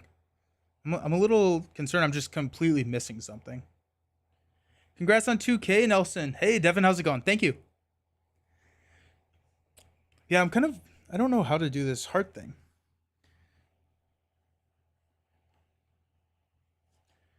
We're just going to go 1, 2. We are going to commit arrogance, and we're going to try and investigate this guy. So we are going 2 to 3. -3, so we fail, and arrogance gets discarded. So I'm happy with that. I'm happy with that.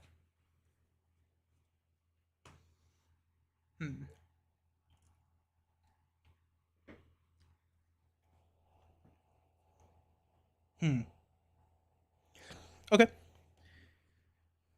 This is the last location. I'm hoping that. Okay. I was just like the location, the blind location that I discarded. I wanted to make sure that I didn't that I didn't like get rid of my way to win the game.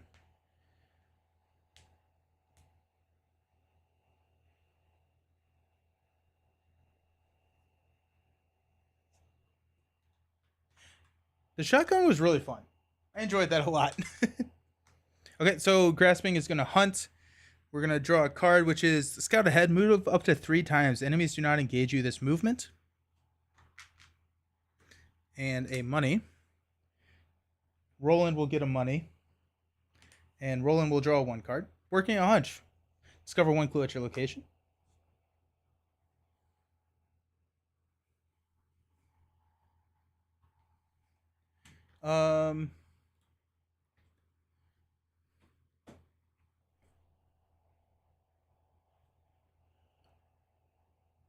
This grasping ooze is kind of annoying. I want to get rid of that.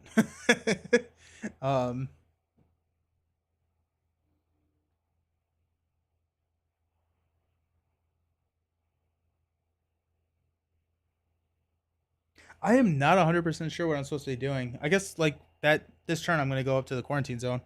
So let's I guess do that. Let's go here. Winfred's card is Caustic Dissemination. Oofed. Put Caustic Dissemination into play next to the agenda deck. At the end of the round, each investigator at an ooze field location takes 1 damage and 1 horror, and it devours each card defeated by this effect. Roland's card, Alien Food Chain. If there are no manifold enemies in play, it gains Surge. Otherwise, attached to a manifold enemy with the least remaining health, it gets +1 fight, +1 evade, and gains Hunter. Okay.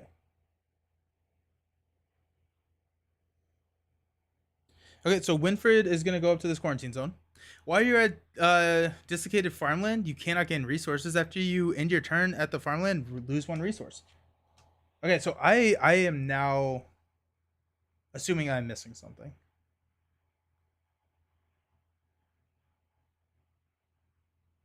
Huh. Does anyone in chat know if I'm missing something or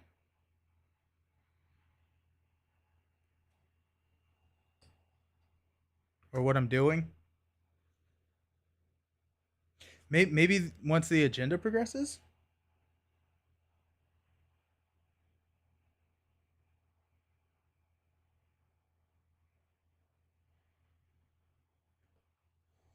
That was 1. We'll go 2.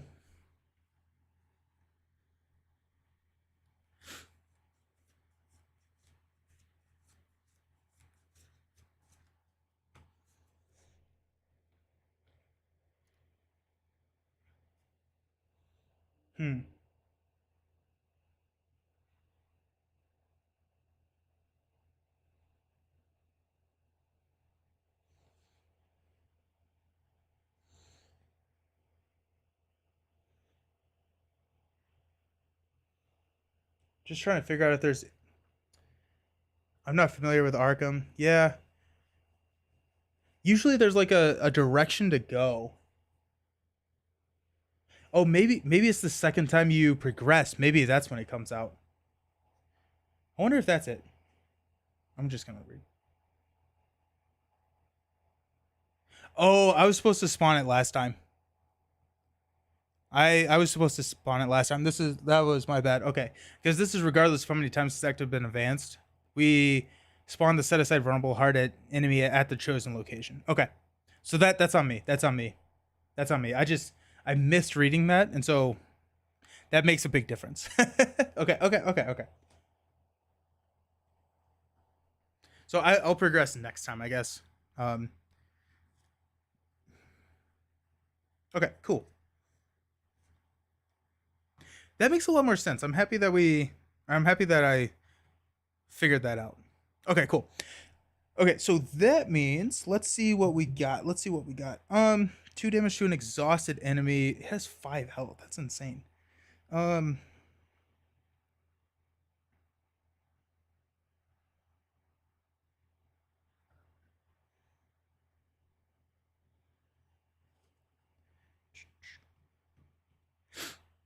um let's go 1, 2. Grasping ooze will engage me.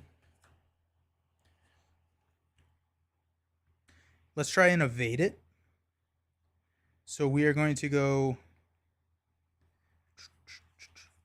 Calculated risk is +3.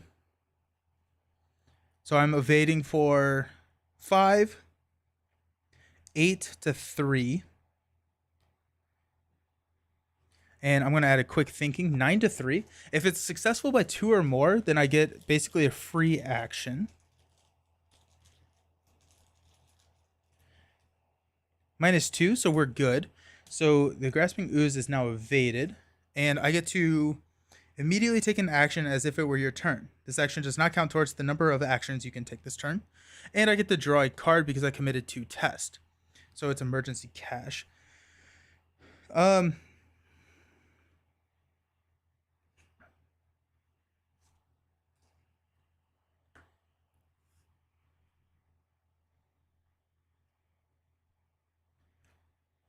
After you successfully succeed at a skill test by 2 or more, you can draw a card. Just backstab, and then pickpocketing, I will draw a card.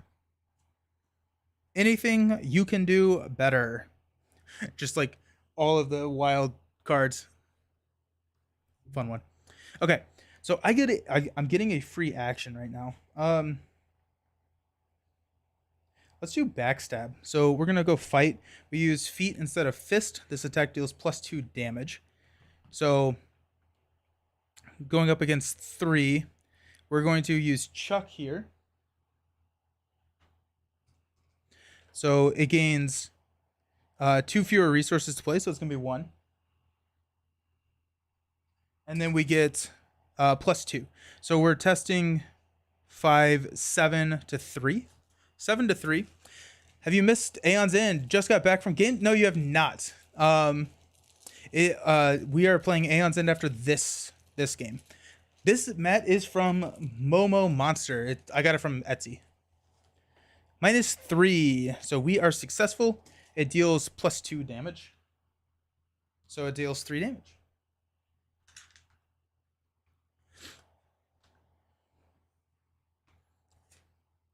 That did not count towards my actions, but I did want to evade. That did not count towards my action, so we're good. We're good. Yeah. So that's all I got for Winfred.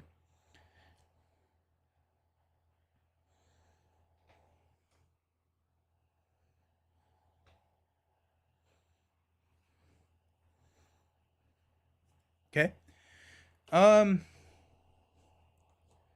Roland, he's got working a hunch. He can go and get some clues.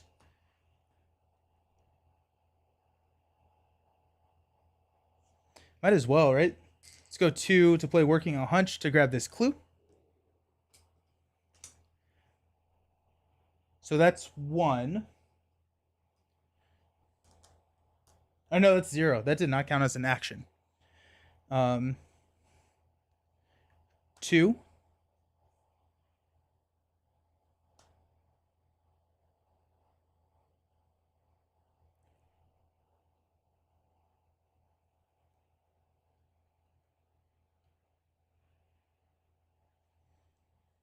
Three. Or 1, 2. I guess I'll get a card. Vicious Blow. Nice. Okay. So no unexhausted enemies, so we're good. Unexhaust. This will engage me again, but that's fine. Unexhaust. Get a money. Draw a card. Watch this. Nice. It's the gambling one. Then we get to draw a card for Roland, which is a 45 automatic. I like that. And get a money. Place one here. The end of the round, no one takes the damage because no one's at a outfield location. Or oozefield location. I'm going to have to get rid of that soon. Okay. Top of the round, we're going to choose to advance this. After a few hours of investigation, you believe that you have pinpointed the creature's heart due to the way it shifts throughout the surface of its all-encompassing of its all-encompassing body. You know it won't stay at its current location for very long. Then you'll have to track it down. Choose any oozefield location. Spawn the set-aside vulnerable heart enemy at the chosen location.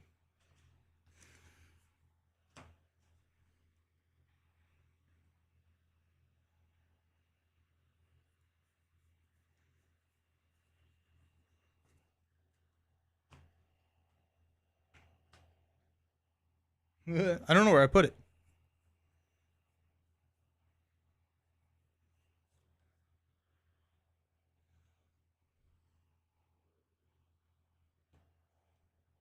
Oh, it's literally right there. Let's go here at the bridge.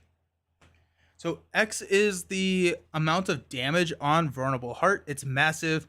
Retaliate. Vulnerable Heart cannot be evaded and cannot make attacks of opportunity. Vulnerable Heart cannot have more than 15 damage on it. All excess damage is canceled. And it hits for 2 and 2.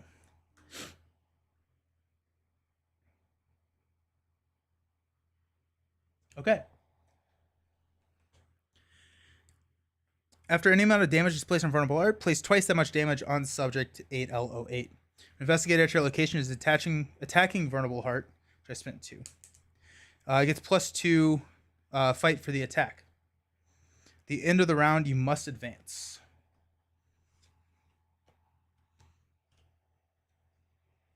Alrighty. We'll place 1 here. Winfred's is... There are no manifold enemies in play. It gains Surge. Attached enemy gets +1 fight and +1 evade and gains Hunter. Oh, and it heals everything. Uh-oh. That's not good.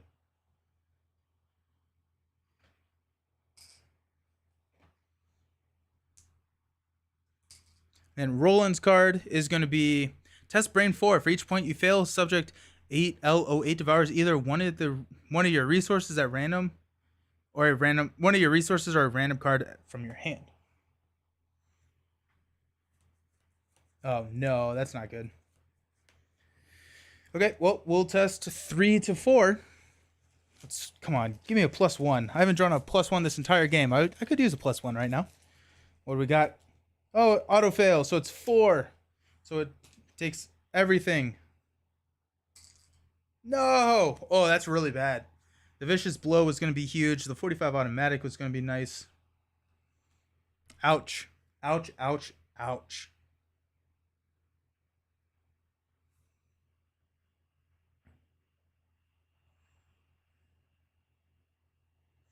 Okay. Well, that happened.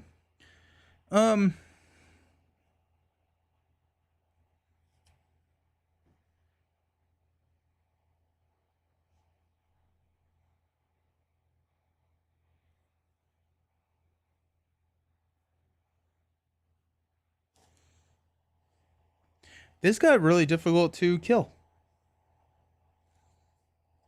I don't think I like that. I'm thinking we have Roland hop over here to Vulnerable Heart.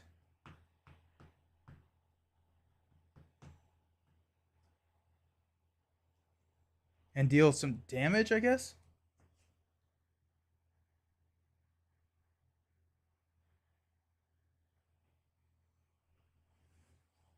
Yeah, so let's go here.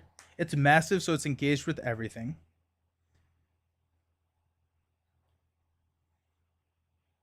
Wondering if it was worth. Is it worth it for me to draw a card first? Should I draw a card? Hope. No, it's not going to be. We already lost all of our vicious blows. So I don't really think. It's going to be 0.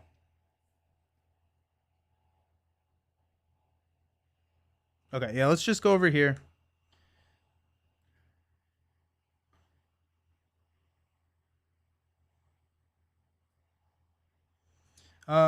Let's use a Migo weapon. We're gonna fight. We're attacking for 7. Deals +1 damage if you exceed. The enemy is not defeated. Move 1 location. If you exceed by 3 or more, deal +1 damage. So we're going 7 to 0.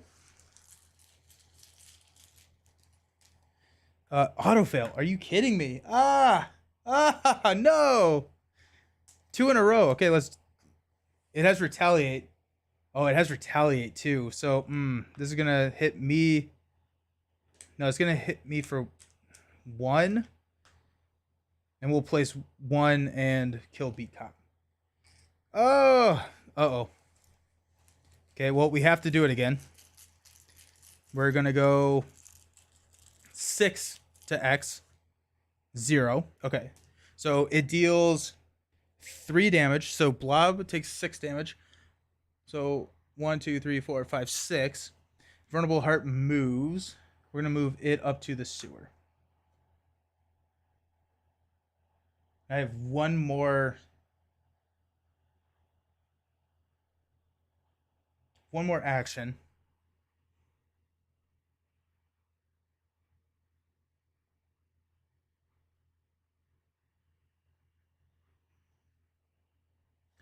I'm thinking.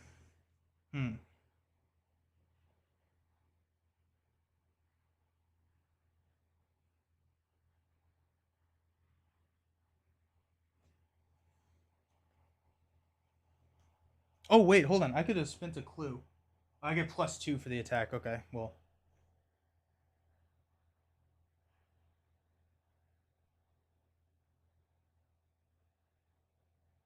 Oh, and this has 6 damage on it. No, this has 3 damage on it. We'll go hang over at the research site.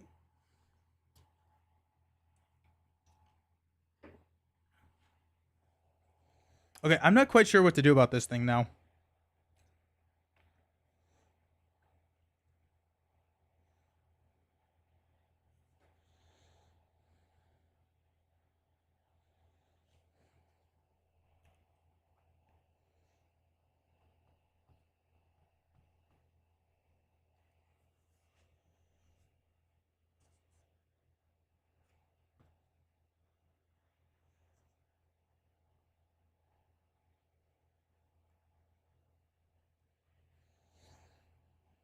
I think I want to evade it.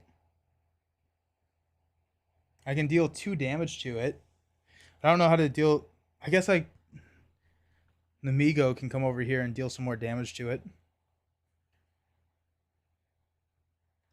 Because sneak attack can deal 2.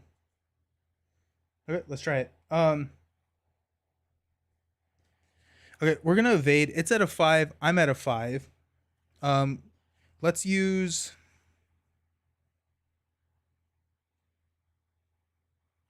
Manual dexterity.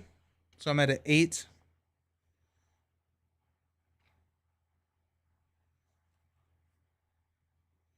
And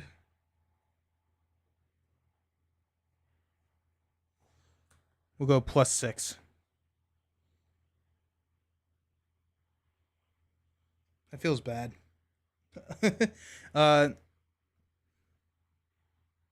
Instead of this, maybe I do watch this. So I go 9 to 5. If I succeed by 1 more, I'll spend a resource. If I succeed by one more, then I get 2 resources. Okay. So 9 to 5. Come on. No whammies. Tablet. Okay, so -3, so we do succeed, and then these get devoured. So I get 2 resources, so that's nice. This guy is exhausted.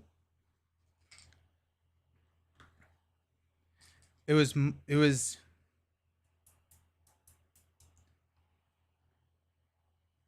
1, 2, 3, 4,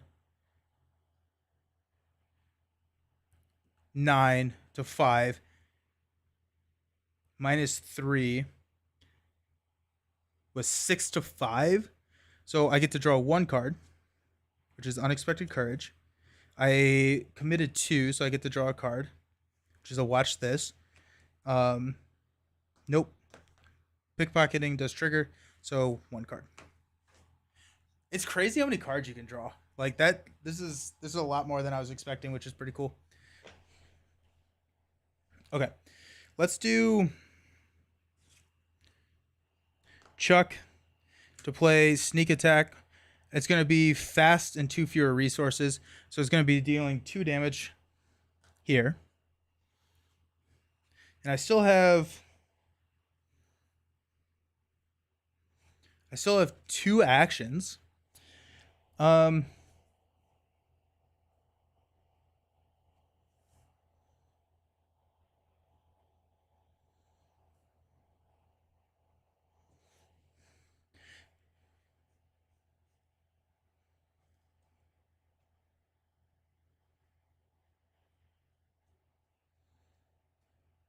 I could go over and attack the Vulnerable Heart.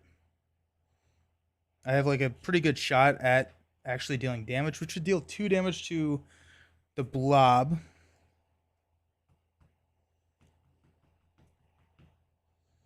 Or I could come down to the research site.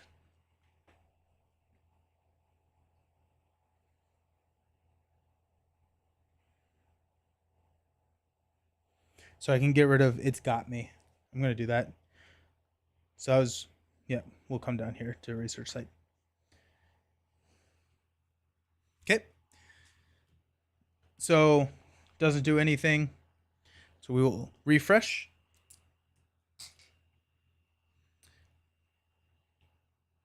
Place 1 here. We get some money, or everyone gets some money.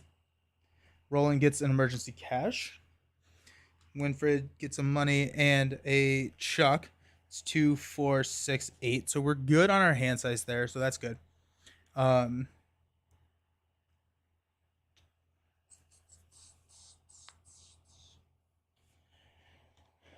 We progress.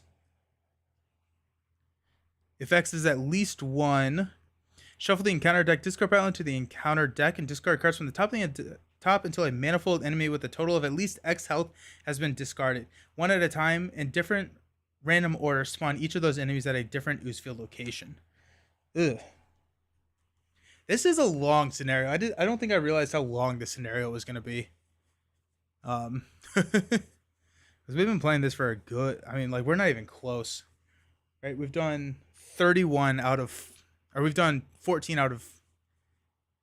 That's a lot. That's a lot, y'all. Okay. So X is 3, so manifold. Okay, so go here.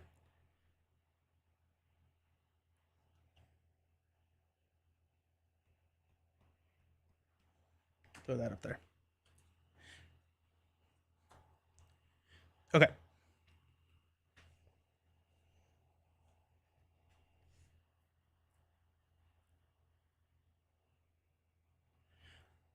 Each oozed enemy gains retaliate and loses the blob X keyword. At the end of the round, you must advance. I don't think I was supposed to get rid of it, right? That's 1.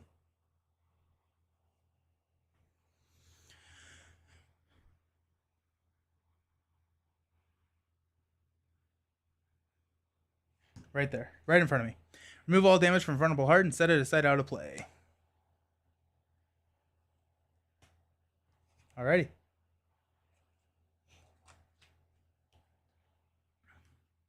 Top of the round, we're going to place one here. Winfred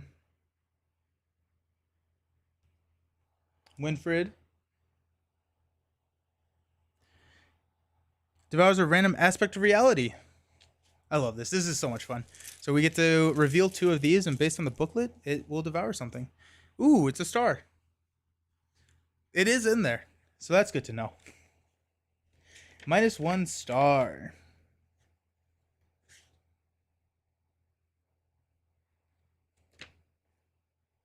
One horror and 1 damage from your investigator card.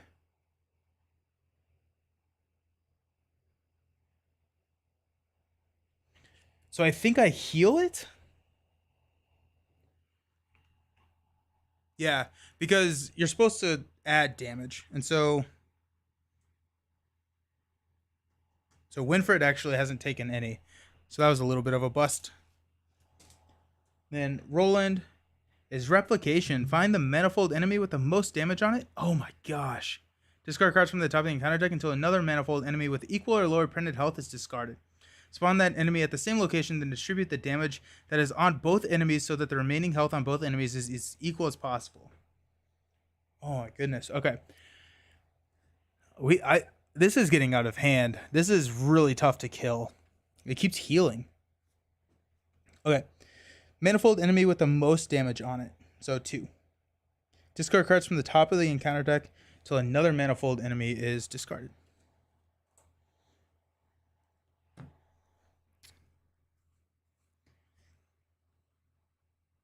And the equal or lower printed health is discarded. Yep. Distribute the damage as equally as possible. Okay. I don't know. I don't know how to kill that thing. I don't know. We may just ignore it for the rest of the game. I don't know what to do about it. Okay.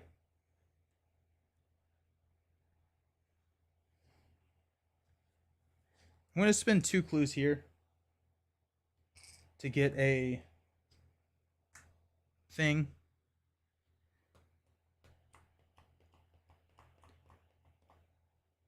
Emergency cash for 3 resources. I'll draw a card. Extra ammunition. Place 3 ammo tokens on a firearm asset controlled by an investigator at your location.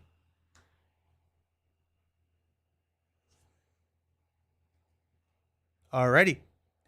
It's been a rough LCG. Yeah, it has.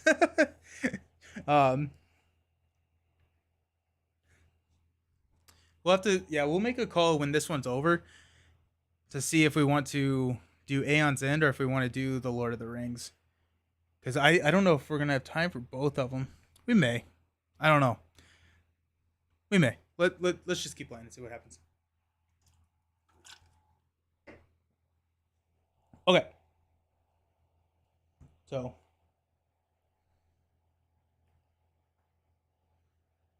Oh, yeah. So Roland did everything that he needed to do. So Winfred is going to do something, I guess. She's going to spend one of these to get rid of this card.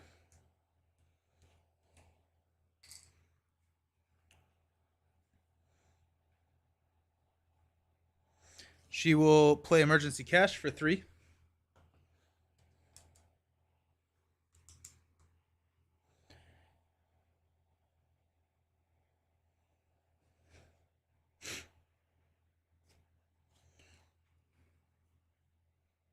She'll spend 3 for another copy of Lockpicks. Mainly so she can discard something if she needs to. Alright. So enemy phase, this thing is going to hunt. I'll have it hunt down here. That thing doesn't do anything. That thing doesn't do anything. Okay. Unexhaust everything. Boop, boop. Get a money. Draw a card. Another extra ammunition. Sweet. Winfred gets a money and draws a card. Slip away. Add your book to the skill value. If If you succeed by 2 or more and the evaded enemy is non-elite, it does not ready during the next upkeep phase. That's kind of nice. Alrighty. So we place 1, and this progresses. Actually, it may not be that long because this could end it. As the anomaly spreads throughout the town, the cracks in the earth become more prominent. In the middle of the night, a terrible sound like a growling stomach rumbles beneath the ground. We're gonna start using money as clues.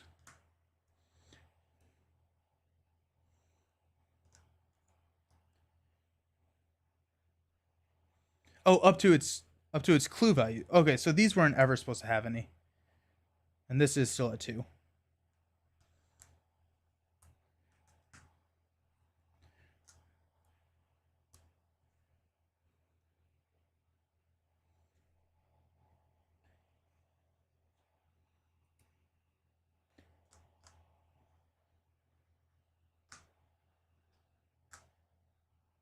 Alrighty. The blob comes for all. It does. it's coming for me. And then we choose a random story card. 1, 2, 3, 4, 5, 6.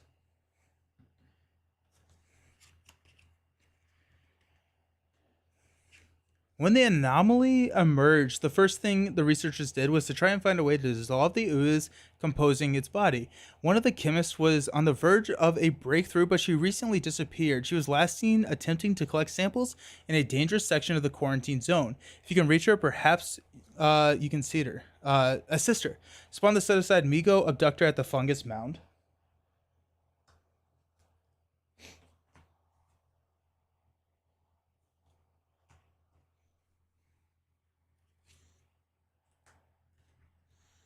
Put the set-aside University Chemist asset into play at the location furthest from all investigators.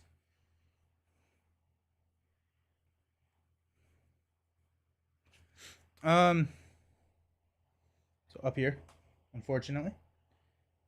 I guess this is also, so we're gonna go there.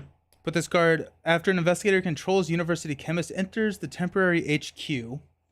Remember that the chemist was saved. Flip this card over. If University Chemist is defeated or devoured, remember that the formula is not complete. Okay. So the chemist says parlay, test brain, or book 3. If you succeed, place 1 resource on University Chemist. Then if there are at least 2 resources on it, take control of it. Okay. The abductor, while Migo Abductor is ready, it gains at the start of the enemy phase. If Migo Abductor is at the University Chemist location, deal 1 direct damage to the University Chemist. Otherwise, move the Migo Abductor once towards the University Chemist location. Then we reset this.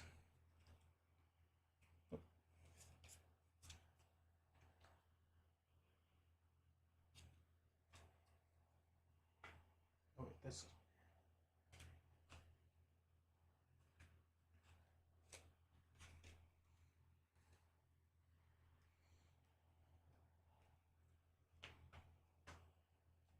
Now this progresses. Choose 2 ooze field location other than the crater without a copy of Vulnerable Heart. Subject 8L08 devours both these locations along with all non-ooze cards at these locations. Ooze enemies are instead discarded. Shuffle both set aside copies of Ooze Wraith into the encounter deck along with the encounter card discard pile. Okay, so we're going to go here and here.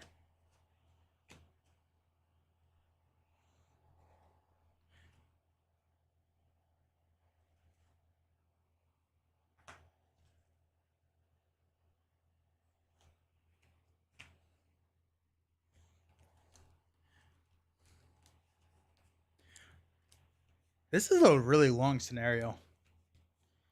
That's crazy. It's really cool. It's really cool. I need more damage.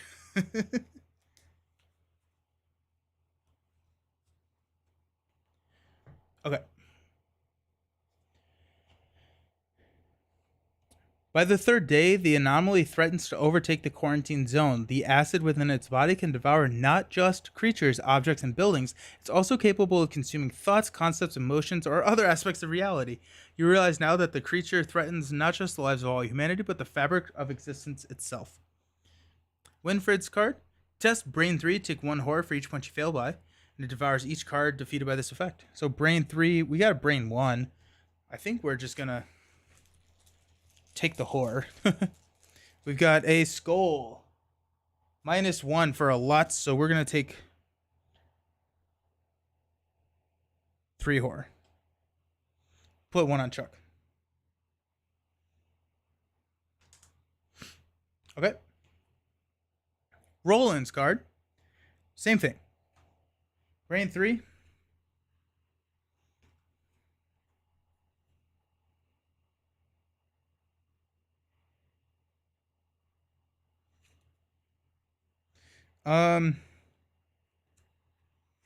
We're gonna commit a unexpected courage from Winfred. So Brain 5, testing 3.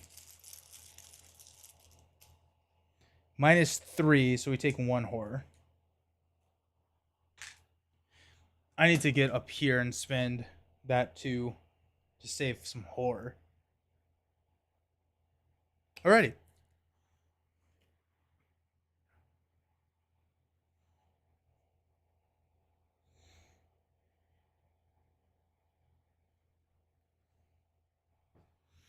What is Winfred doing? I think Winfred is going to go hang out with the university chemist up there.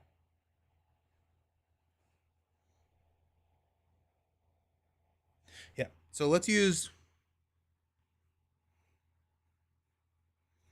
Now let's play Scout Ahead. We're gonna exhaust Chuck and say that it gains fast and costs 2 less. Move up to 3 locations. 1, 2, 3. We still got 3 actions. So we can parlay by testing book 3. Let's go ahead and do that. And sweet. Let's use this. Streetwise, we're going to spend 2 resources. We get +3, so we're 6 to 3. 6 to 3. Let's go. Come on. -3. After the skill test ends, it devours each card that was committed, so we're good. So we do succeed. So we place a clue token. Then we got 1 more. I think we're going to do the same thing. So 6 to 3.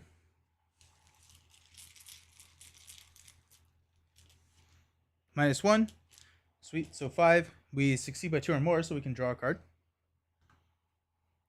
which is Sneak By. This is a long runner scenario if I ever saw one. Then again, these massive multiplayer scenarios have weird scaling for solo two-handed playthroughs. I was wondering, yeah, because it feels like... Yeah, I don't know. We got the university chemist. Yeah, this is long. Oh well, that's fine. So that was 2.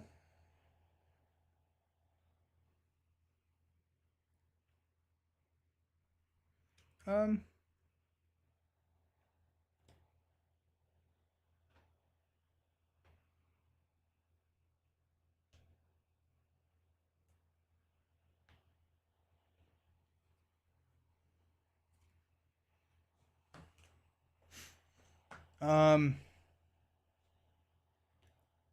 yeah, it is really, really cool. It's really interesting. I'm trying to figure out, I need to get this university chemist back to the research site. And Roland needs to get up here and heal 3 horror. But he can't do that this turn because this grasping ooze is going to come kill him. So I think Winfred is just going to move here for a 3rd action. Okay, so Roland is going to...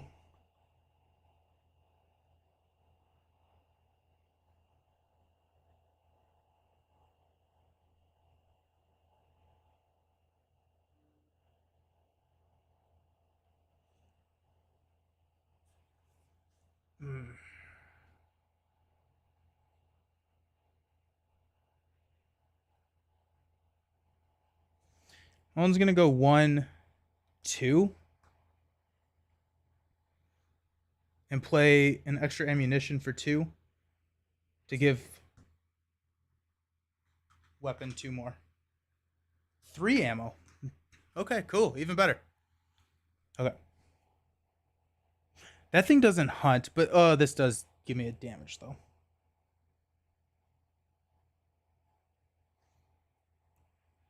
Okay, so enemy is gonna hunt here. Hunter's gonna hunt. Oh shoot, no. I'm gonna go down here. No, I'm gonna go up here. 1, 2, and then play. Because this guy I don't want to come over here. Okay.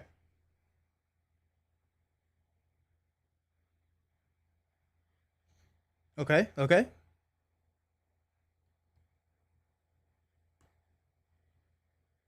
Yeah. So he hunted. This is at the start of the enemy phase, so he's going to hunt over here. Then we've got Unexhaust. Draw a card, Unexpected Courage, and a money. Roland's going to draw a card into Magnifying Glass and get a money.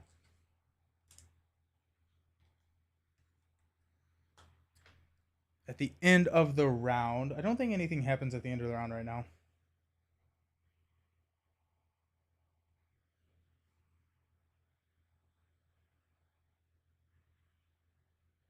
Okay, so we'll place 1 here.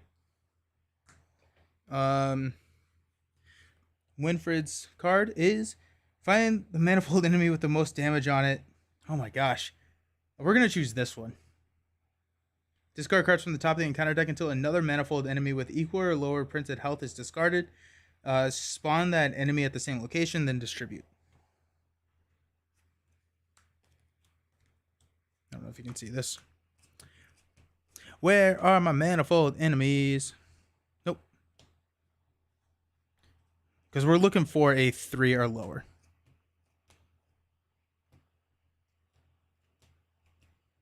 There it is. Okay. And then that's hanging out. Roland's card. It's got me. Roland is not having a good day. Roland's having some rough goes of it. Okay. Winfred is gonna go 1, 2. Temporary. Oh wait. Oh shoot. That's the temporary HQ.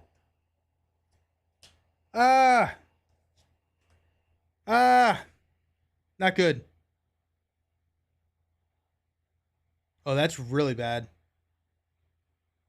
That's really bad. We're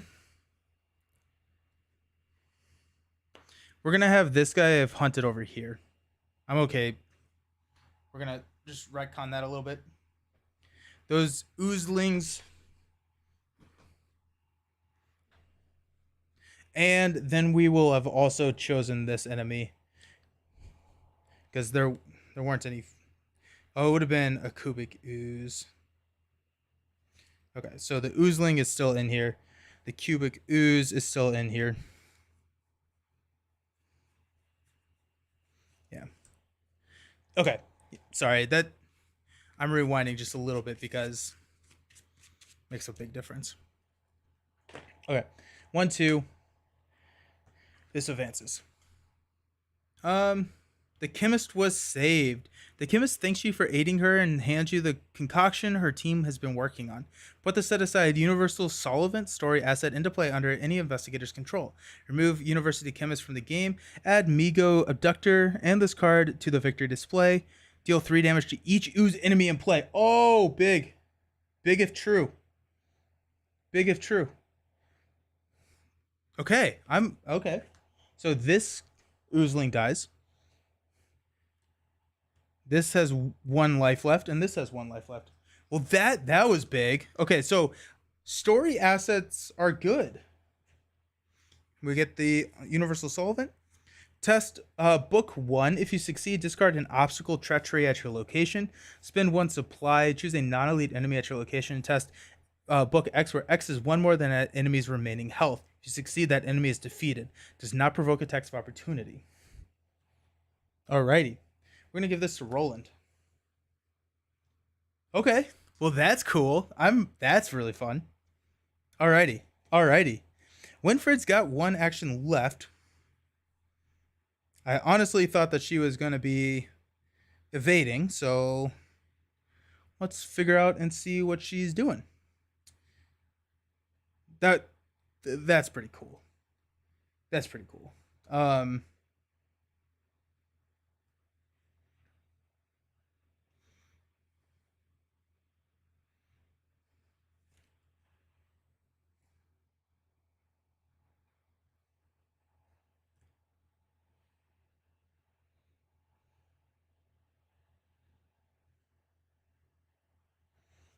She'll play emergency cash for 3 money. Why not, right? Okay. Roland is gonna go 1-2. Spend this to heal 3 horror. Okay. Okay. Alrighty, we're getting there. We're feeling a little bit better about our lives.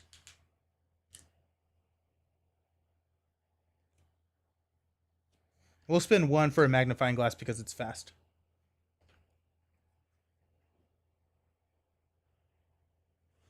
Okay, so I need more clues. Okay, so Cubic Ooze is going to hunt to...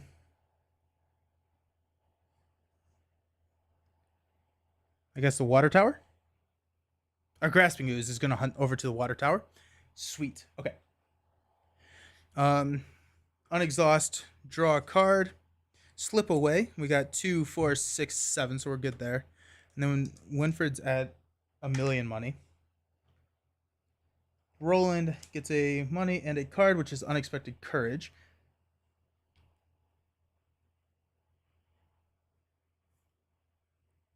Okay. Alrighty. Let's place 1 here.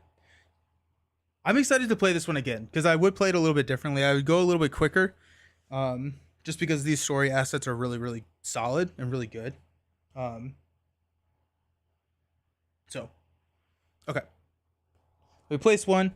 Winfred is Cubic Ooze. Immediately attempt to evade Cubic Ooze without spending an action. If you fail, spawn it engage with you and it attacks you. If you succeed, spawn Cubic Ooze at your location. So we are attempting to evade. It's a 4. We got a 5. We're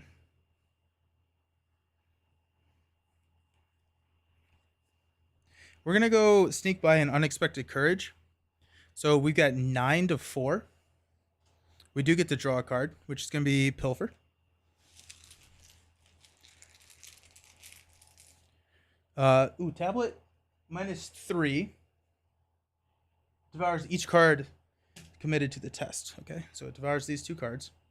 -3. I do succeed. I was at 9. -3 is 6, so I succeed by 2 or more. And pickpocketing also triggers. So I get to draw 2 cards, which decks me out, which means I will take 1 horror. Draw the top card of the encounter deck, and that card gains Surge. Then this gets shuffled.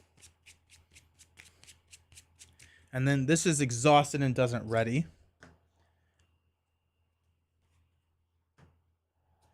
We've got Oozling, spawned at an empty ooze field, and this gains Surge to Reality Asset. It devours a random thing. I love this. Is one of the coolest Arkham cards I've ever seen. Just like the where you draw 2 tokens and it does a random. So -2 and 0.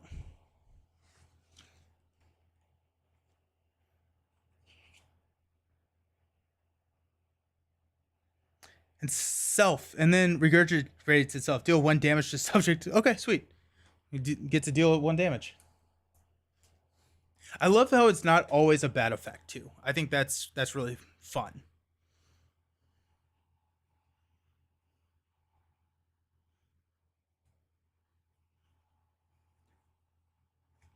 Okay. Roland's card is an Oozling. go up there. There's a lot of oozlings around now.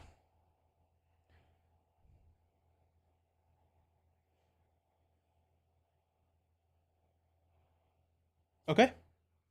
Let's have Roland go first. Because Roland can kill this thing. So Roland is going to come down. This thing is going to engage. Oh, and I need, I think, only one token here.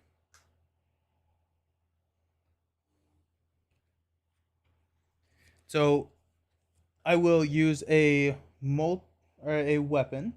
So I'm doing 6 to 5. We're going to Unexpected Courage. 8 to 5.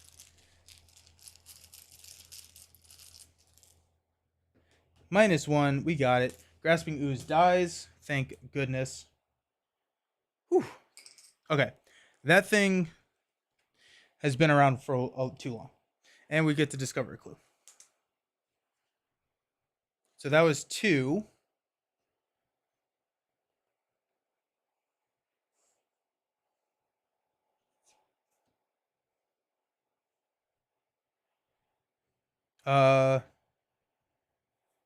Yeah, okay. And that had blob 3. It had blob 3. So 1, 2, 3, down to 27.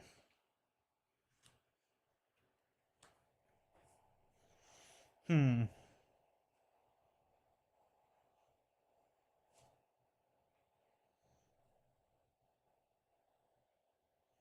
gonna draw a card.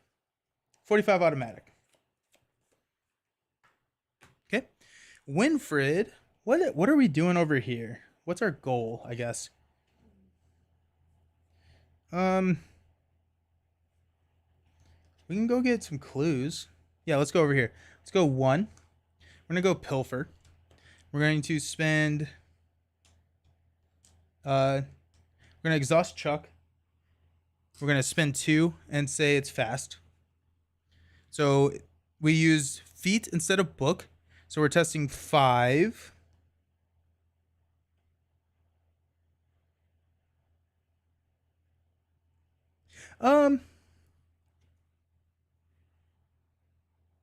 Yeah, why not? So 5. We're gonna go watch this for 6. And then slip away for 7. We get to draw a card. So 7 to 1. -4, so we are successful. And we spent 1 resource over here. So we get 2. We get 1. Also, she's gone. And we get to discover 2 additional clues. So there's 3. And that was fast. Let's go ahead and use our second action to lockpicks. Okay, so we are searching 8 to 1. -3, so we're good. We don't have to remove a token. We get this last clue. And our last action, we're going to go back over to the temporary HQ. Alrighty. Let's go. Let's go. Okay, so doesn't do anything, doesn't do anything, doesn't do anything, doesn't do anything. Now we will unexhaust. This one does not unexhaust. Oh, no, it does unexhaust. Never mind. That was a different card. Okay. So undo, undo, undo. Get some money.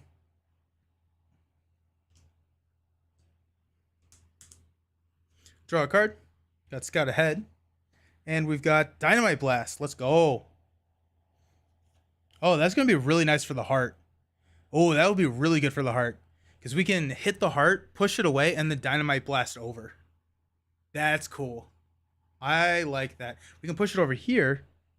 Oh, sweet. Okay, cool. Cool, cool, cool. We're going to place 1 here. Top of the round, we're going to add Actually, at the top of the round, we're gonna spend 2 to advance. It's 2 per investigator. I don't think I've been doing that. Oh well. We'll just spend them all and call it a day. Oh well. Okay. Choose any ooze field location. Set the satisfied vulnerable heart at the chosen location.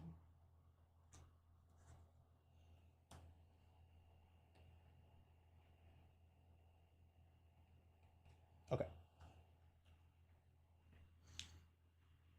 Now we're gonna place one up here. Draw a card for Winfield. Test feat 3. Take 1 damage for each point you fail by. We're just gonna go 5 to 3. Call it a day. 0, so we're good. Roland has got Reality Acid, so 2 tokens, and it's gonna devour something. We'll see what it is. Skull -3. That's probably not a good one.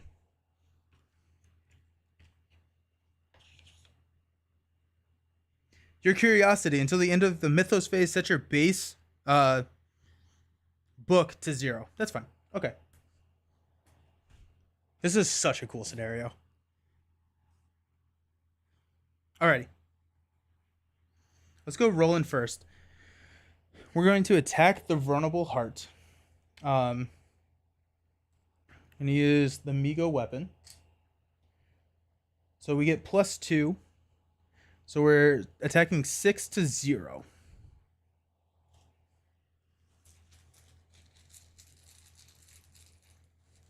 And we've got a -4, so we are good. We succeed by 2 or more. So it deals +2 damage. So this is gonna be 1, 2, 3, 4, 5, 6 down to 21. And then we get to push the heart over here. We're going to spend 5 resources to play Dynamite Blast. Deal 3 damage to each enemy. So this Cubic Ooze dies. So Blob 2, 1, 2. And 3 damage here. So 6. 1, 2, 3, 4, 5, 6. Down to 13. So that was 2.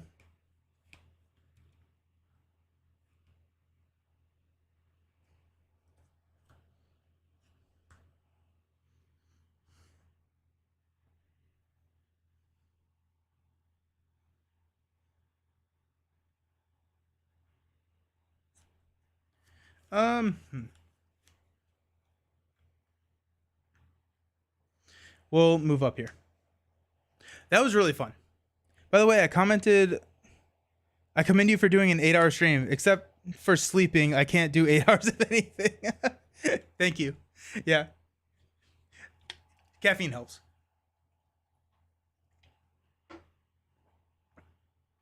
Okay.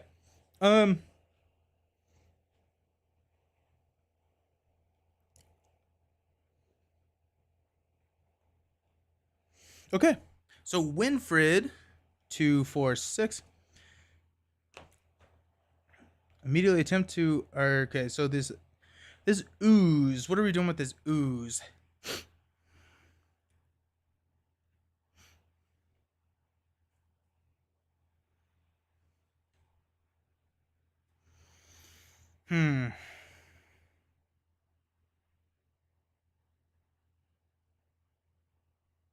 Okay, let's go ahead and go Slip Away. This is a trick, so we will exhaust. I love this build, by the way. I think that this is one of the more fun builds I've played, just like the Chuck build. So we're gonna go 2 fewer resources and fast. So we are evading at a 8 to 4. And let's go ahead and do Scout Ahead and Unexpected Courage. So we get to draw a card to Emergency Cash. So we're evading for 12 to 4. It's just fun. It's just a fun way to play. -1, so we're good. So we get to go Cigarette Case and Pickpocketing to draw 2 cards. And this is exhausted and does not ready until the next upkeep phase. 2 cards. Emergency cash and arrogance. No, arrogance is back. That's fine. Okay, so I still have 3 actions.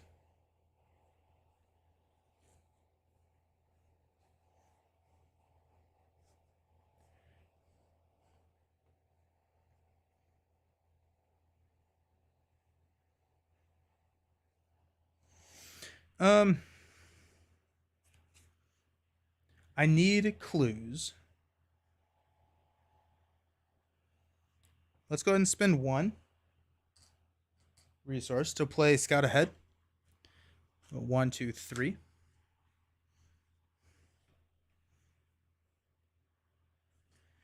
So that's 1 action. Let's go ahead and lockpicks. Try and get this. So exhaust lockpicks. Investigate. We add our feet, so we're investigating 8 to 3. And we have to commit arrogance. So 7 to 3. -2, so we are still good. Arrogance comes back to our hand, and we get a clue. And let's do it again. So again, 7 to 3.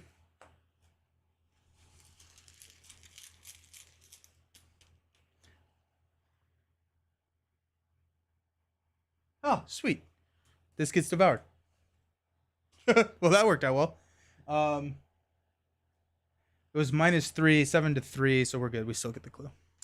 That worked out really well, actually. I'm happy with that. Okay, so I need 2 other clues.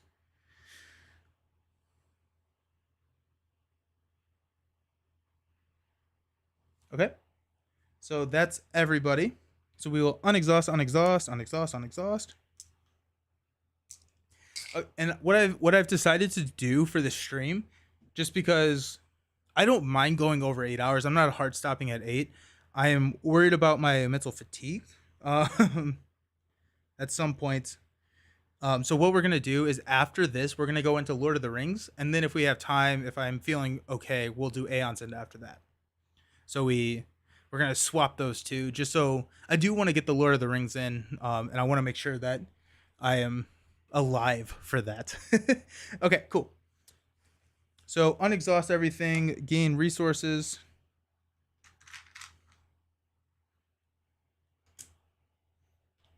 Draw a card.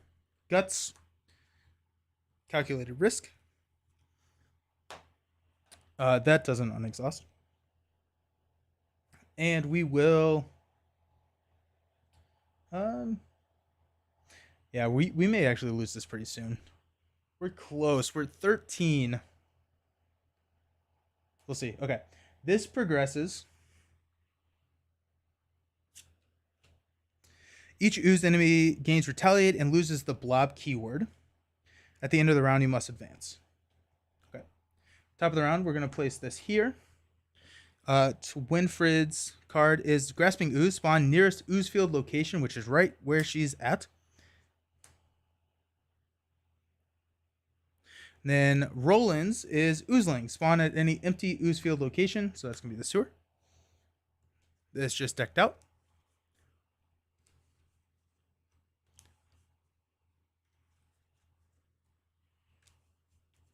Alrighty.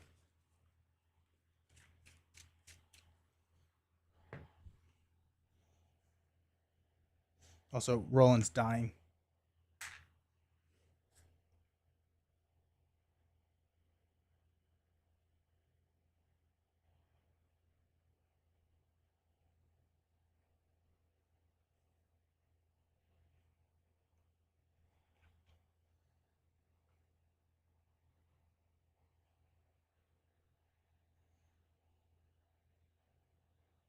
Okay, let's trying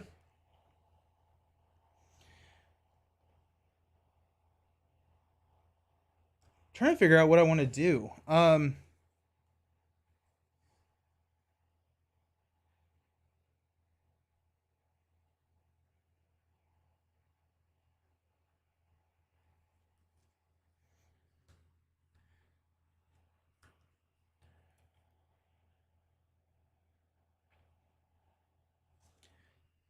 Hmm.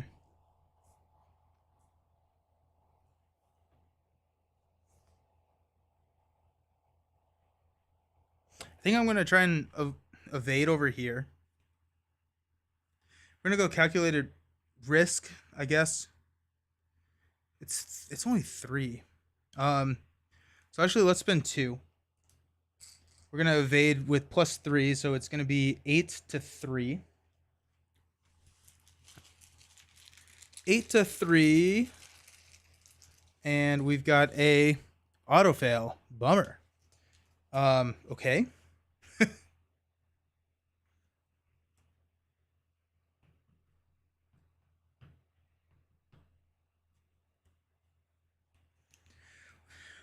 Let's go both here.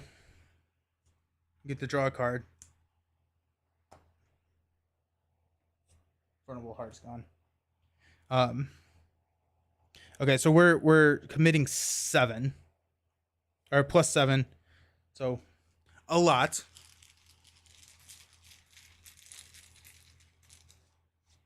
-4. So this is actually 6, 7, 8. -4 is +4, so 9. So we're way over. So this is exhausted here. We went over 2 and we successfully evaded. So 2 cards. Backstab and backstab. Okay. This is getting pretty close, right? So, hey, sorry, pace yourself. Don't pass out before you can drop the ring into Mount Doom. Gollum would say, poor exhausted hobbitses. Oh wait, what if you had an 8-hour nap, a la Matty K with the one, or a la Matt K with the 1 ring on the whole time, right? Oh, yeah. Okay. So that was 2.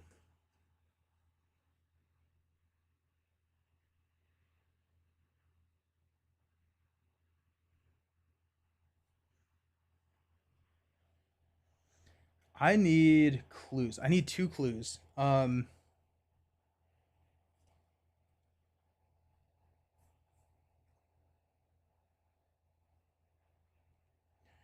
do I get the clues? How do I get my clues?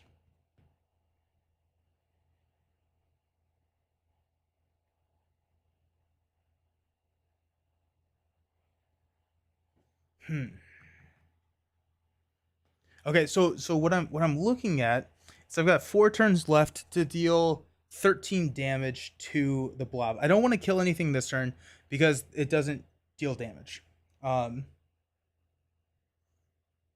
And so if I can get 2 clues, I can get the vulnerable heart, and then like 2 backstabs on the vulnerable heart is gonna deal 12 damage. And then if we can kill a blob, then we're good. So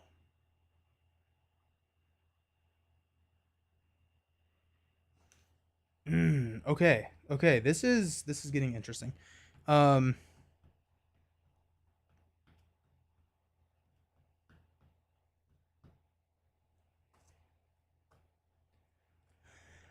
Where are my clues? That's what I want to know. Is this a manifold? No, it's not. Okay. I was like, could we use? No, we can't. We can't do that. Best better clues up here. We're gonna go over here. I think I can get this clue. And if I kill the oozling with Roland, I get a clue. I can get this next turn. We should be fine. Okay. So that was my third. So now Roland is gonna go 1, 2. Oozling is going to engage. We're gonna. Are we gonna attack? I don't think we attack. I think we do something before that. We take a damage, which is not the end of the world. We're gonna draw a card before we move up there, which is a beat cop. Okay. So now enemies do their thing. We take a damage here. Roland may not survive this, and that may be fine. We're gonna unexhaust everything. Draw a card. Cover up. Put cover up into play in your threat area with 3 clues on it. When you would discover 1 or more clues on your location, discard that many clues for cover up instead. The game ends if there are any clues on cover up. You suffer 1 mental trauma. Ah. Oh, that's a reaction. It's not forced. So as the standalone campaign, I don't care if I suffer the trauma. Poor Roland, but too bad. Okay. Need a money. Okay. Then Winfred is gonna get a manual dexterity. Sweet. This progresses. Oh yeah, and we get a story. So okay, yeah, we get 2 here, 1 here. That's 2 there.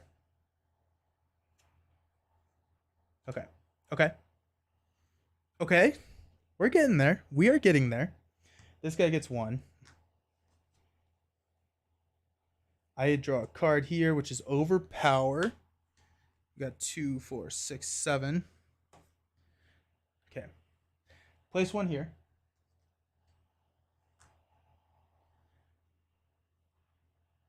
Oh, wait. Actually, I'm sorry. I needed to do this. Random set aside story. Top one is even. The bottom one is odds. You are approached by a military officer who informs you of the military's plan to destroy the anomaly using explosives. I tried to tell them why it won't work, but the general was too stubborn to listen, he explains. The explosives are on a timed fuse. If they detonate, you will only split the creature further and make it even harder to destroy. Orders be damned, we have to stop them. Set aside Migo Meddler at the Fungus Mound. Put this card... Okay, let's just go ahead and get that.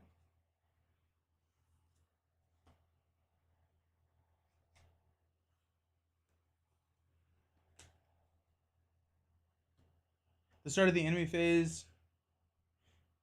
If it's at a location with explosive, remove 1 damage from the military's plan. Otherwise, move Migo Meddler once towards a location with explosives. Put the military's plan asset into play next to the act deck. Military asset. Military's plan with 5 tokens on it.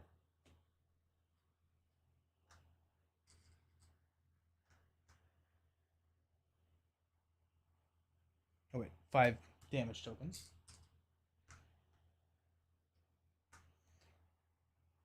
Place 1 horror token on 1 per investigator different Oozefield locations furthest from the crater.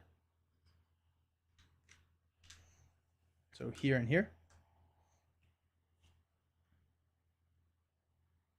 Horror tokens represent explosives. If there are no explosives among locations in play, remember that the explosives were defused, flip this card over. If the military plan has no damage on it, remember that the explosives were detonated, flip this card over. So each location with explosive gains test book or feat 3. If you succeed, remove the horror token from this location. At the end of the round, remove 1 damage from this card. I think we're not going to do that. I think we're just going to like keep what we were planning on and just go that way. Okay. So Winfred, Cubic Ooze. Try to evade Cubic Ooze. We're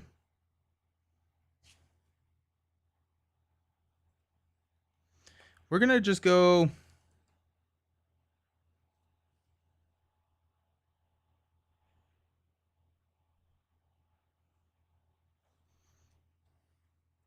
We'll go manual dexterity. So we're 8 to 4.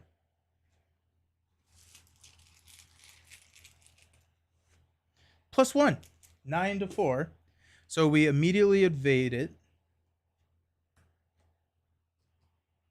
And we draw 2 cards from manual dexterity, quick thinking, and quick getaway. We'll exhaust the lucky cigarette case and pickpocketing to draw 2 more cards. Just sneak by and sneak attack.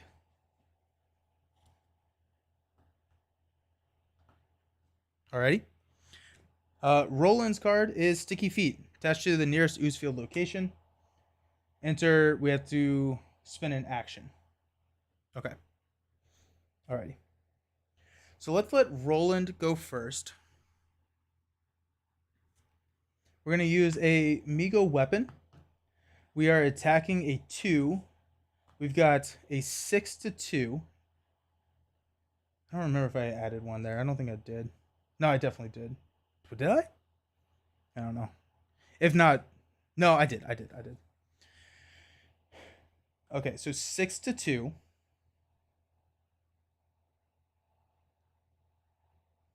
Or, yeah. 6-2. We're gonna go overpower. So 8-2.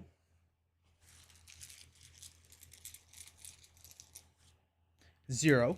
So we succeed by more than 2, which deals 3 damage here. That hurts the blob 1, and we get to discover a clue. We get to draw a card, which is a magnifying glass. We'll shuffle and we take 1 horror.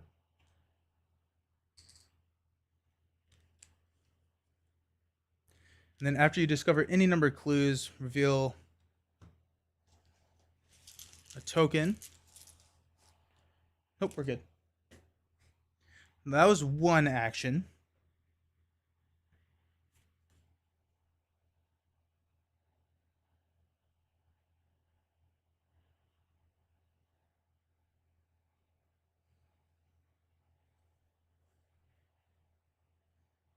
I need 1 more clue, which I think Winford could get. I think Winford could get the clue.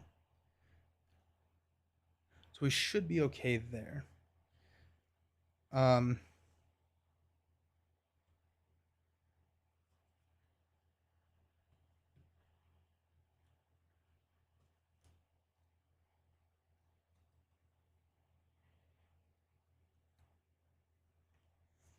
We're going to gain 2 resources. No, we're going to gain 1 resource. We'll gain another resource. We'll gain 2 resources. Okay. Winfred is going to move over to the water tower. She is going to lockpick. So it's a 4. I'm testing 8.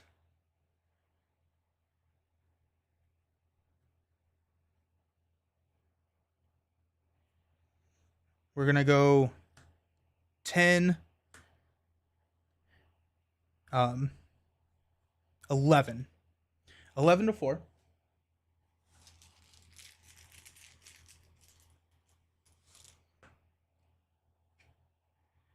-5. Choose up to 5 cards from your hand. Devours each of those cards. You get +1 skill value for this test. Okay, so I was 11-4, so we are good. So -5. I do get to draw a card, though. I take a horror.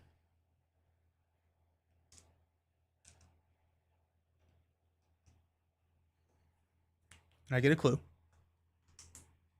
I get to take a action right now. For free.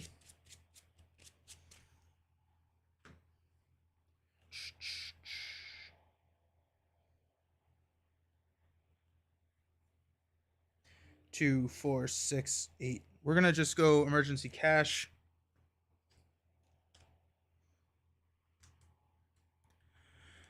So that's 2, 4, 6, 8. We'll have 8 cards. We still have 2 cards left. Our 2 actions left.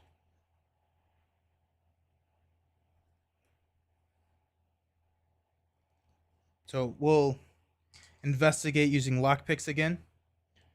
We'll go 8-4 straight up. And we've got +1. Sweet. So we get this last clue here. We got 1 more action. I guess we'll go emergency cash. Okay. Okay. Feeling okay here. Okay, so enemy phase, nothing.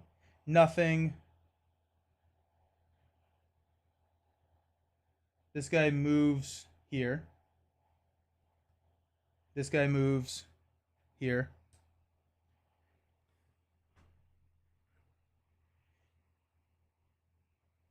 The end of the round, we place one here. We'll unexhaust everybody. Get a resource. Draw a card. Shotgun. Shotgun's back. Get a resource. Draw a card. Draw the card card or you can counterdeck against Surge. Test Brain 4 for each point you fail by. It devours each one of your resources or a random card from your hand. I'm okay with that. I have so many resources. So Brain 4. I got 1. Nailed it. Ooh. -5. Okay, so we're going to go 4 resources. And that gains Surge into... There are no manifold enemies in play. Otherwise attached to manifold enemy with the least remaining health. So it's up here. Okay.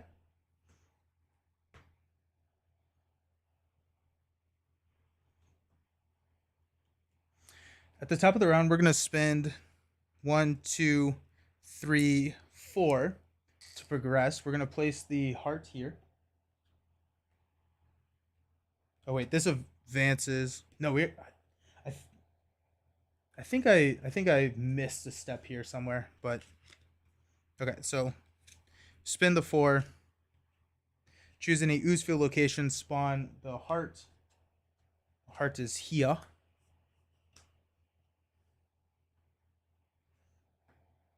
Okay.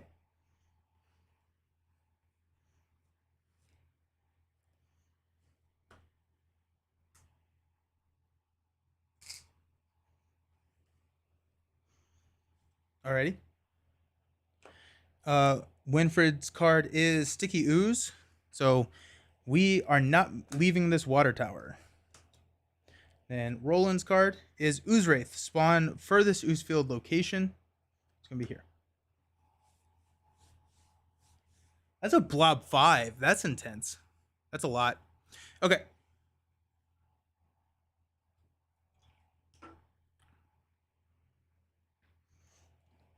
So here we go.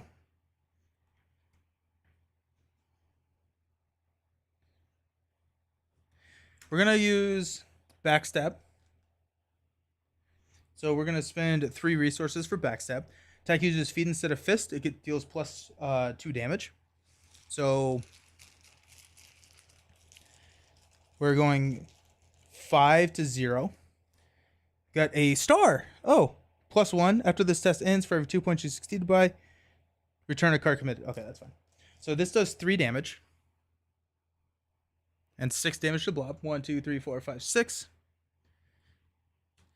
Now, our second action, we're going to exhaust Chuck, play Backstab. We are going to get +2 and have it cost 1 or 2 less. And we're going against 3.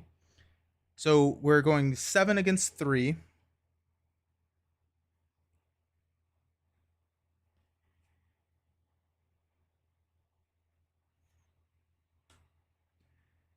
Nine, 10. Get to draw a card.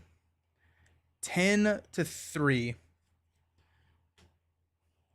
This is for all the marbles, yo. -5. We're good. Does 3 damage. Deals 6 damage to the blob. Okay, well then, that happened. Wow. That was a lot. That was a really freaking cool scenario. I'm sure I misplayed a lot of stuff there. It's a pretty complex scenario. I guess anything that I did that was in favor of me meant that, or was kind of negated by the fact that I did not get the vulnerable heart out there. I didn't do a lot.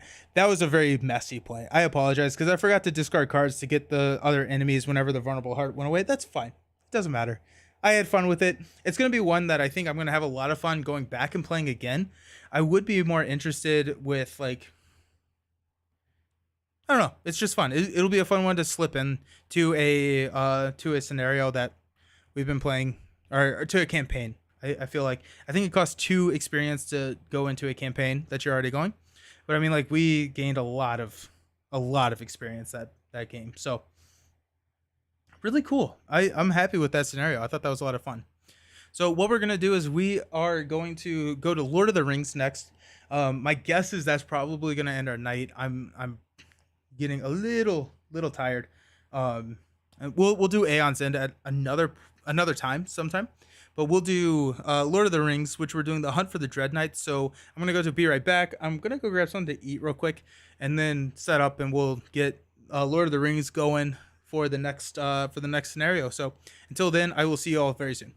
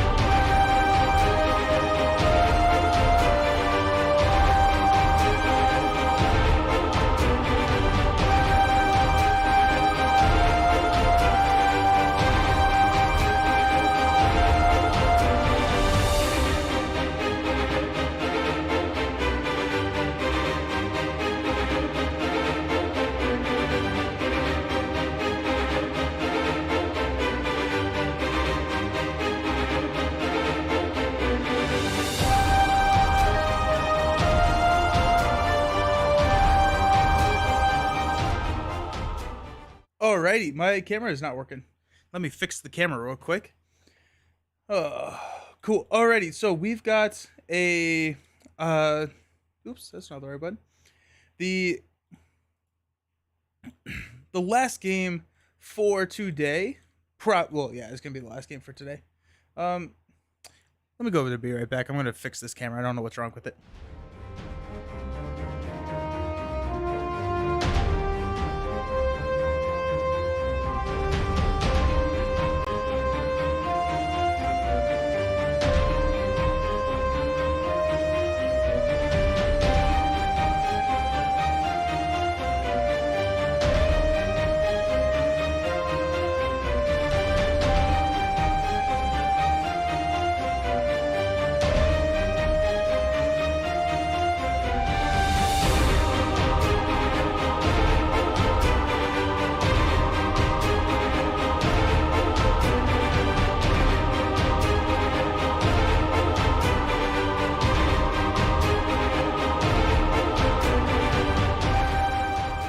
Okay, fix it. I am back. It is still going. It is not over. We are going strong. We are going all night long. That's probably not true. But having a lot of fun. This is probably going to be the last game for tonight. We'll figure out a time to get Aeons into the stream soon. It'll be on soon. But I wanted to get Lord of the Rings just because this is kind of what the channel is. So I wanted to get all of the LCGs on the table. This is Hunt for the Dreadnought, which is another one of those special scenarios that this one was made for. It doesn't say. It doesn't say what this one was made for, but it's a cool scenario. I've never played it. I've actually not even practiced. Usually for Lord of the Rings, I like to practice. I did not do that this time, so we'll see how it goes. Who knows? It's a pretty unique scenario. We're going to be playing easy mode just because brain. And also it's just like, it's a pretty complex scenario. So I want to make sure that everything is done. I wanted to play it through and then we'll play it again at some point and do like a harder difficulty. But let's check it out.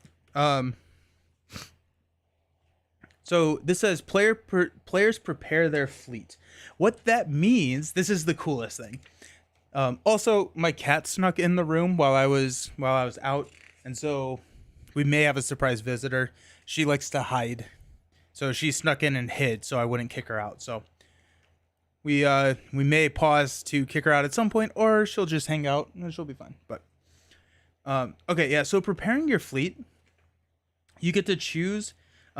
Each player chooses and takes control of one of the 6 unique ship objectives, basic side face up. And so we get to choose a ship which has a ongoing benefit. It has stats. You can utilize it as like a character. It's really cool. It's a really cool system. So I chose the Twilight's Call. Twilight's Call is a 3/4/4 with 18 health. And it says it's immune to player card effects. It is Sentinel. And then the first card you play each round does not require a resource match. So we can mess and we can do different resources and everything for the first card played. And that is, I think, really strong in a solo setting. And so we'll see how it goes, but I like this one more. I actually don't know where I put the other one, so I can't show them to you, sorry. And then as an action, we can play an ally or attachment from your hand, limit once per round. And so we'll see how we can utilize this. So that's preparing our fleet. We've got that. Prepare the Corsair deck. So the Corsair deck is made up of only non-ship enemies and represents basically you're getting boarded. So that's what this is over here. Set the following enemies aside out of play. Those are going to be all over here. So there's a unique enemies and everything. So we'll encounter them at some point. Add the Cobus Haven location to the staging area. Oops, forgot to get that one. Cobus Haven, where are we at?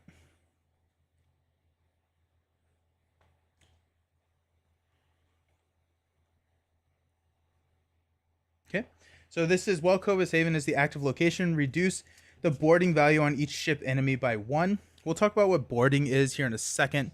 it's such a cool scenario. Both of these last two scenarios have been really, really cool. I've enjoyed both of these. Kind of makes me excited to see what else we've got coming up.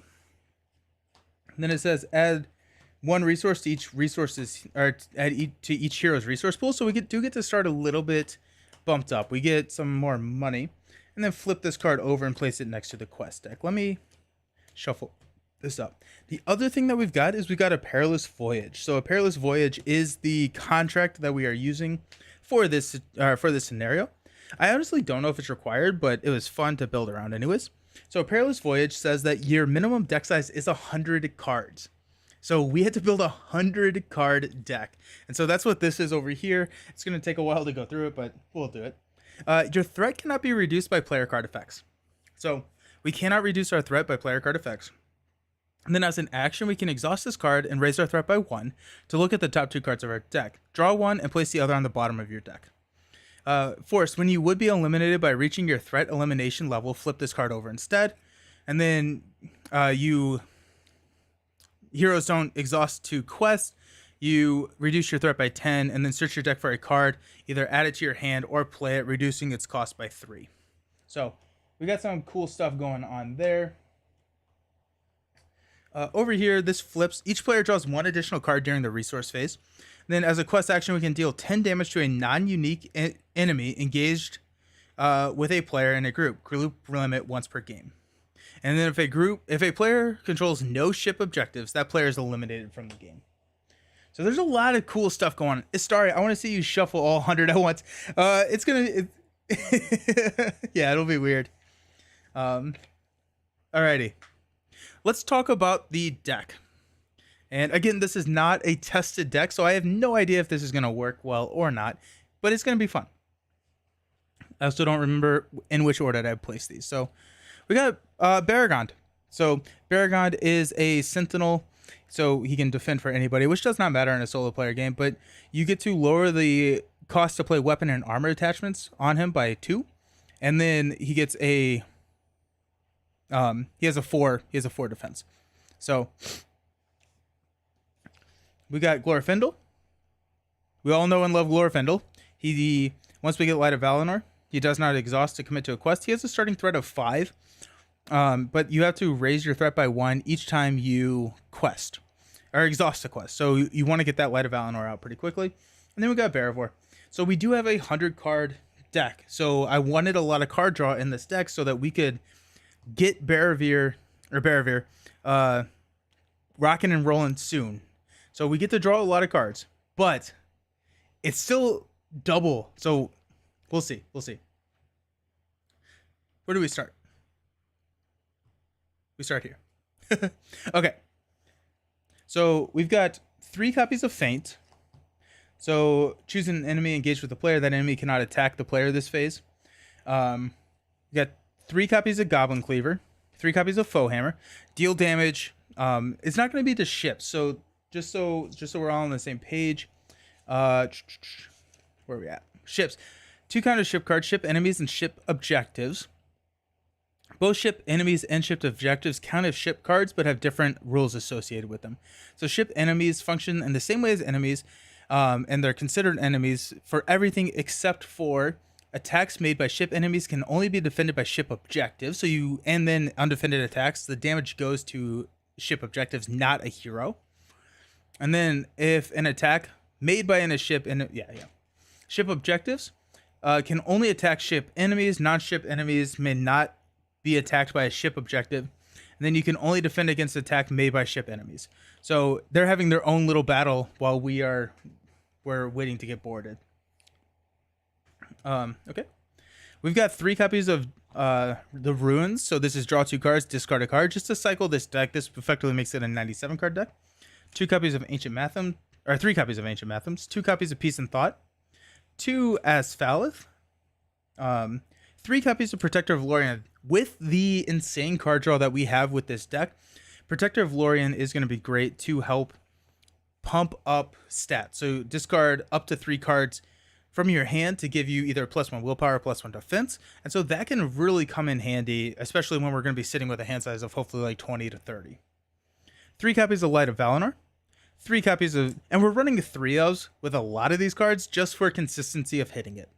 And if we don't hit it, then or if we hit it multiple times, then Protector works. Spear of the Citadel, Rivendell Blades for Glorfindel, Gondorian Shields. We got Song of Kings, Song of Wisdom, 2 hidden cash. So spend a resource to draw a card, or if it gets discarded, we get to add 2 resources to a hero. 3 copies of Steward, 2 copies of Horn, 3 copies of Unexpected Courage. This feels like forever. This is just a lot. 3 copies of Unexpected Courage, Dwarven Tombs, Stand and Fights, Hasty Strokes. No threat mitigation cards because there's nothing that we can do about that. We can't do that per our contract. And then we've got our allies. Sorry, it's going to be a 9-hour stream just to go through all the cards. Yeah, right? I was thinking that. We got Sneak Attacks. We got Gildor. We got Arwens. We got Faramirs. We got a lot of allies, okay? We got a lot of allies. The rest of the deck is allies. So, I'm not going to go through all of them because it's kind of insane. But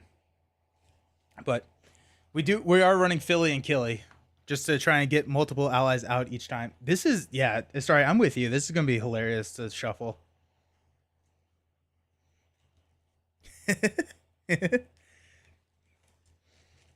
Okay.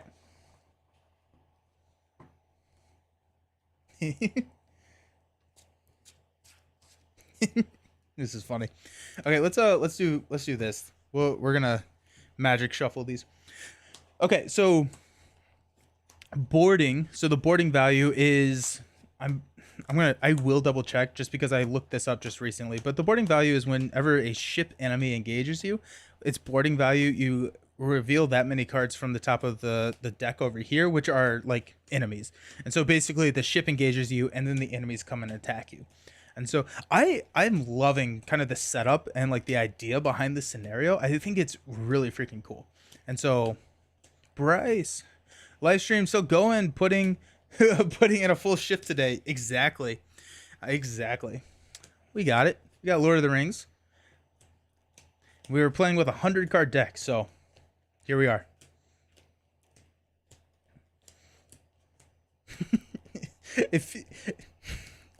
It's so many cards. It's so many cards. And then threat can't be mitigated. But basically what we're doing is we're searching for the Dreadnought. And Dreadnought's over here. It's a big card. So I'm excited about that. Cool. Okay, let's see what we got.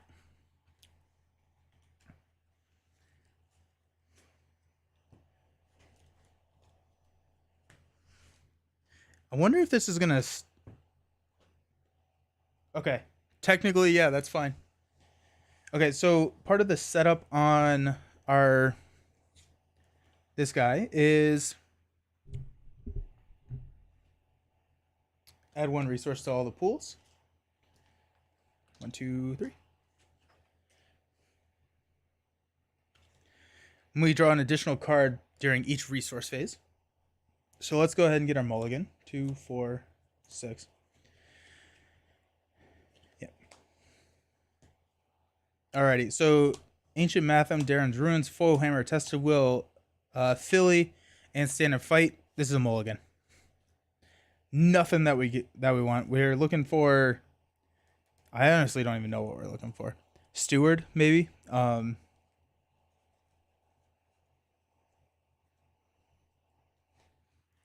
Card draw. So many cards. This is insane. Got it. Okay. Oh, we got Hemomoth. That's a good pull. Light of Valinor is huge. Love seeing that. Master of the Forge is also really big. Stargazer is big. Faramir is nice. And yeah. Okay, cool. Sweet. I love that mulligan. Beautiful. Alrighty, so we are going to draw 2 cards. It's Stargazer and oh my gosh, let's go. And we get to throw out some money. Now the first card that we play each round does not need a resource match. So that means that we could like spend 2 and 1 to drop a Rivendell Minstrel if we wanted to. That's not really what we wanted to, but it is an option. So just kind of need to remember that. Alrighty.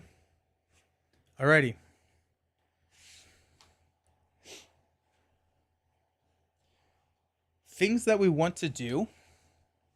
We want to get Stargazer out there. We want to get Master of the Forge out there. And we want to get Light of Valinor out there. So what we're going to do is we're going to spend 2 resources from Baragon. The first card each round play does not... Good second draw. Yeah, let's go, Astari. Yes. Really good stuff. Spend 2 resources from Baragon to play Master of the Forge. We'll use Master of the Forge. We can exhaust to look at the top 5 cards of your deck for any one attachment. Oh, it's Steward of Gondor.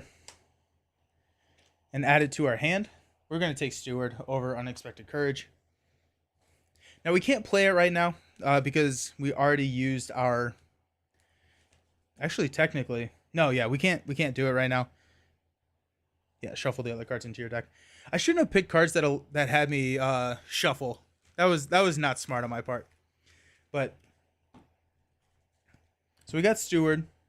And since it does not require a resource match, we can play it next turn. I think what we want to do here... Let's go 2... oh, wait, no. Let's spend 1 for Light of Valinor. We got plenty of room. Let's back these guys back up. We didn't even do this. I'm sorry. I am all over the place. This stage should have a global quest point of 8 per player among all groups. No more than 5 progress can be placed on the stage each round. The players can only advance at the end of the quest phase. Then my threat is at 25. While Cobus Haven is the active location, reduce the boarding value on each ship enemy by 1. Okay.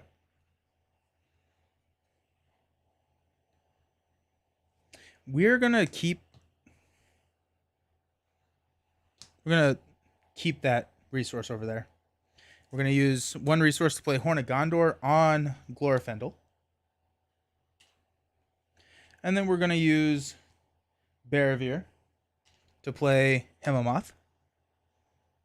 We will exhaust to take a look at the top card. When revealed, the enemy with the highest engagement cost engages the first player and attacks them. If no attacks, this gains Surge. So we're going to Surge. And we are good to go. So we could quest over here. I'm not 100%. You know what? Let's go 3. I don't have my quest points.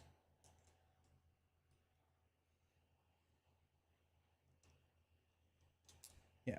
Okay, so we'll go 3. We're showing 2.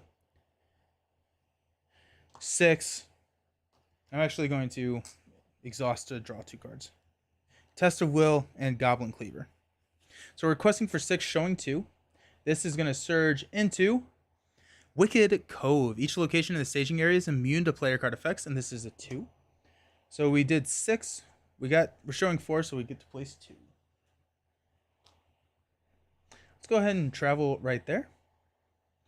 And we will go ahead and end the round. We'll refresh. We will draw 2 cards. Runes and Feint. We'll pass out money.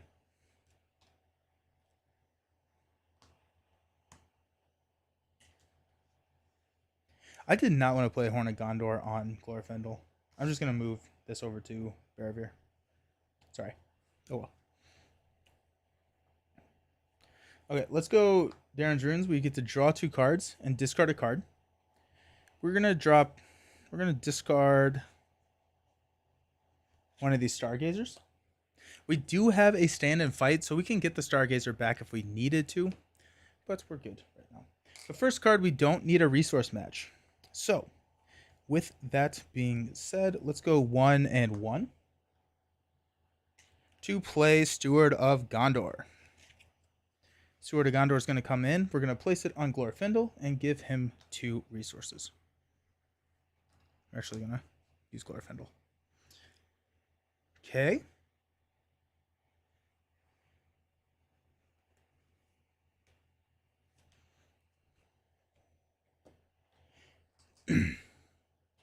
Master of the Forge is going to check 5. We got Protector of Lorien. Hidden. Okay, so Protector of Lorien's our only card. I don't know what I was thinking, picking cards that made me shuffle my deck. What an insane idea. Alrighty. Okay. Let's go ahead and see what Hemomoth's got for us. Belafast Shipyard. Did I shuffle these? I did. Okay. I was just like, we've seen a couple of locations. Okay, so the shipyard. After this is explored as the active location, the players as a group spend 5 resources to heal 5 damage from a ship objective in any group. Ready that ship and flip it to its upgraded side. Sick. I don't know what the upgraded side. I actually didn't look because I wanted to be kind of surprised. Okay, cool. Okay, so that's going to pop out with 4. We're showing 2. So let's go ahead and spend 2 resources to throw a Stargazer onto the table. We will use Stargazer, look at the top 5, and we can put them back in any order. Got Runes, Feint, Northern Tracker, Goblin Cleaver, and Steward of Gondor. So Steward of Gondor is going to go... I actually don't really need any of these cards right now. So let's go Northern Tracker there. We'll do that, and we'll commit Barrier. So we got 3, 6... 8.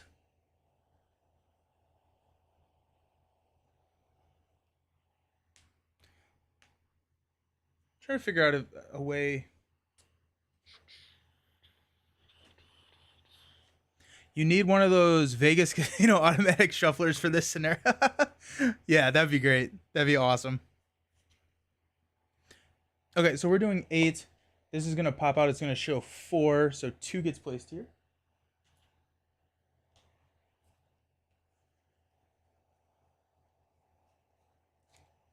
Alrighty. We will unexhaust.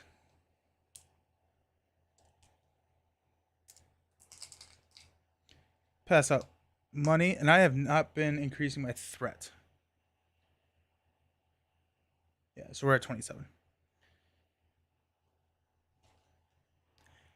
So we're passing out the money. We get to draw 2 cards.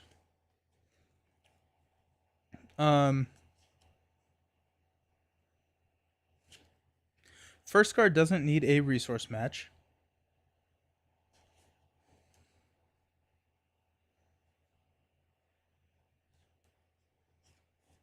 Let's do Master of the Forge.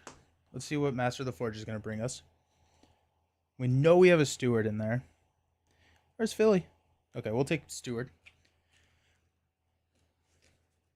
Shuffle everything again. How ridiculous.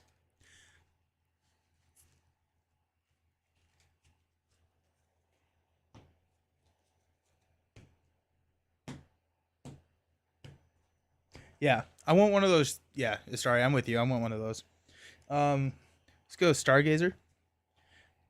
Spearman, Gandalf, Feint, Light of Eleanor, and a Feint. Let's go Gandalf and Spearman next.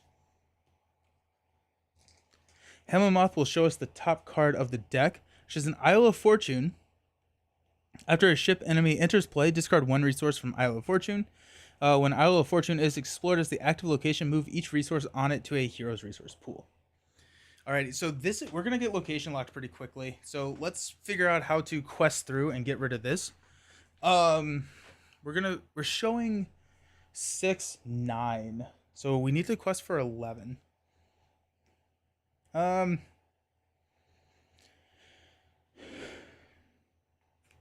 go the Ruins to draw 2 and discard 1. I'm going to discard a Goblin Cleaver.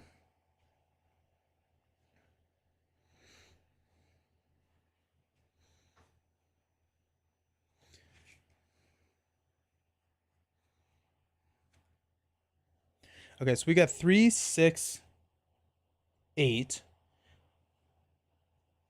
So let's go 2. All right, let's go 3, 4, 5. to play Gandalf. We will draw 3 cards. 1, 2, 3. Then we will quest for 3, 7, 10, 12. This comes out. We've got 9, so 3. That goes there. Let's travel here, because that sounds really cool to get rid of. And we'll unexhaust. Gandalf goes away. Kind of a not... I didn't love that use of Gandalf, but it's also... I was gonna lose the locations pretty quickly. Alright, so let's draw 2 cards. I guess we could Stargazer here before we draw. Let's draw 2. Goblin Cleaver and Song of Wisdom. Okay.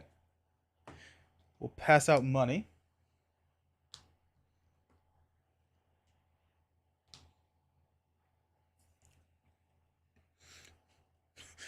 This deck draws cards. That's what it does.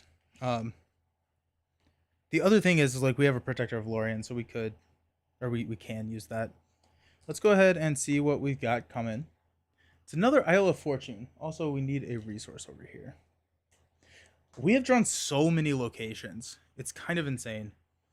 But with, well, actually with that, let's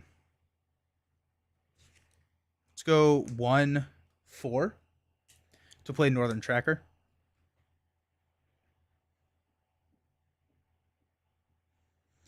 We will spend 1 from Belagron to play Song of Wisdom onto Glorfindel. So he now has the... actually, we're going to throw Song of Wisdom onto Belagron because we have Burning Brand.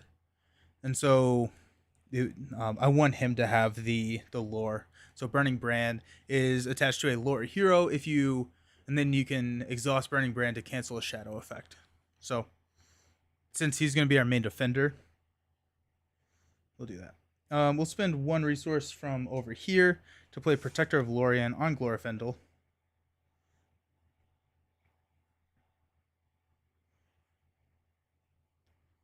Trying to figure out if there's anything else we can do. Not really. So we're going to see 3, 6, 8. Yeah.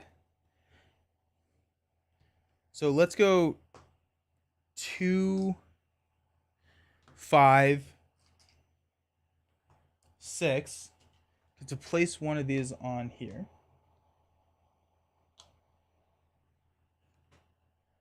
6, 9, 10. We're using Protector of Lorien right now. 10, 11, 12. We'll go 12.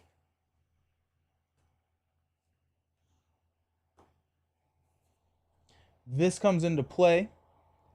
This is showing 8, so we place 4.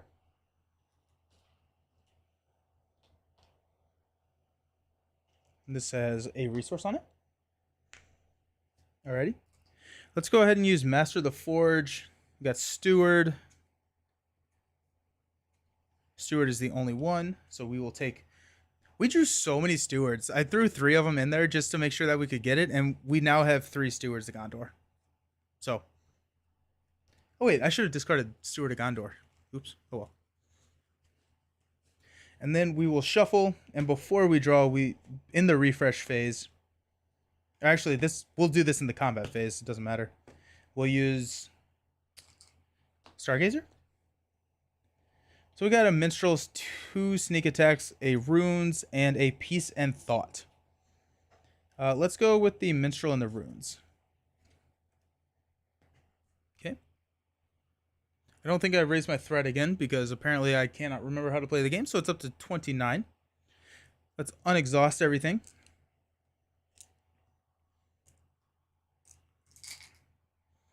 Raise our threat. So we've revealed 1, 2, 3, 4 cards. Yeah. We revealed 4 cards, so my threat should be at 29. Yeah, okay. So let's draw into Rivendell and Darren's Runes. Pass out money.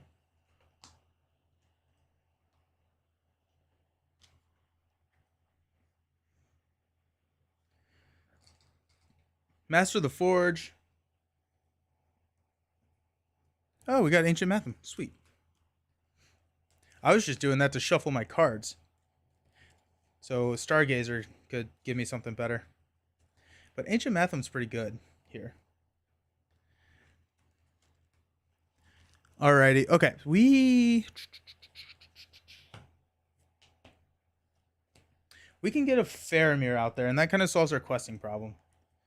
Well, let's go ahead and Stargazer.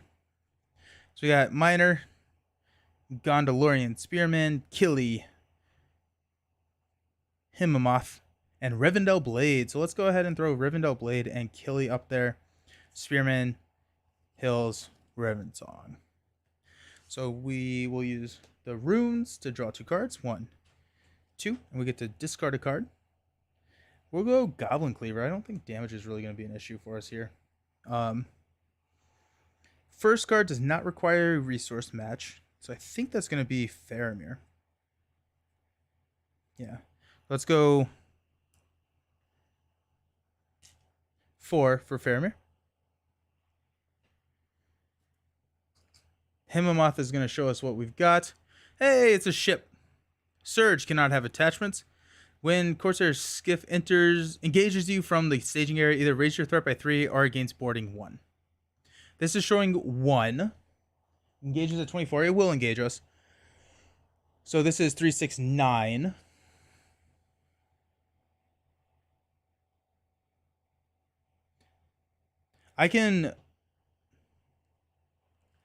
We push through here. We can swap this down. It loses the boarding 1.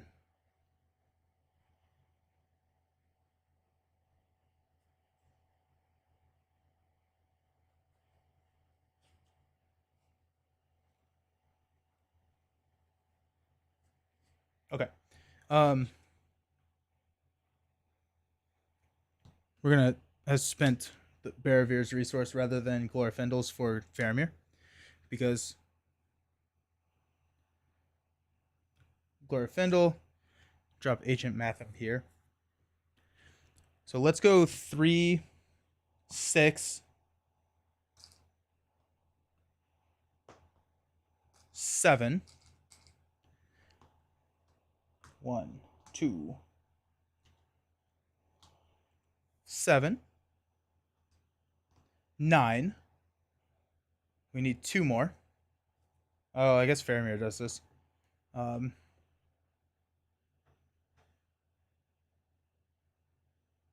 don't want to progress. I don't think I want to progress. So I'm just going to do 2. I'm just going to do 2. So this guy comes out.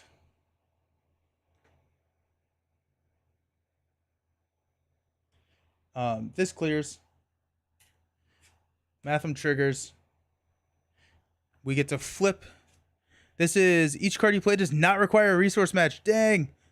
And after it flips, draw 3 cards. Action, play an ally or attachment from your hand. Dang. That's sick. That's so cool. And it has 22 health now. Oh my gosh. Insane. So we get to draw 3 cards. Miner, Gondalorian Spearman, and Himamoth. We're going to go to the Haven there. Oh my gosh, that's so cool. That's so cool. These also leave. The resources leave. The ship came into play.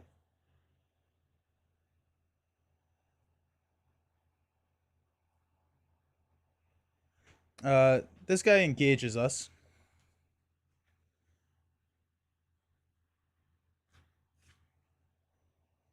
Oh, and it surges. Oh, shoot. It surges. So it surges into...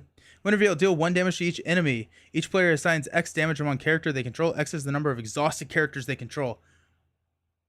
Oh!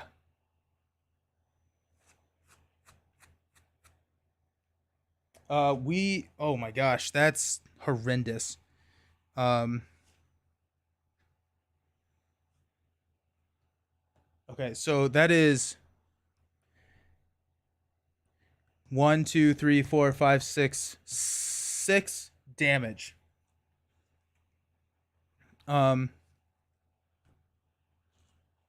So 2, 4, 6. It's not as bad as I thought it was going to be, actually. We're going to split this up. Okay. Okay, that was bad. It wasn't horrendous though. Let's go ahead and use Bergnon to feint the ship so it does not attack. Okay.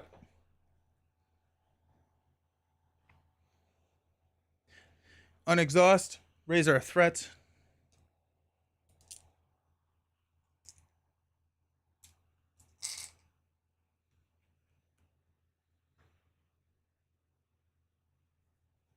Okay.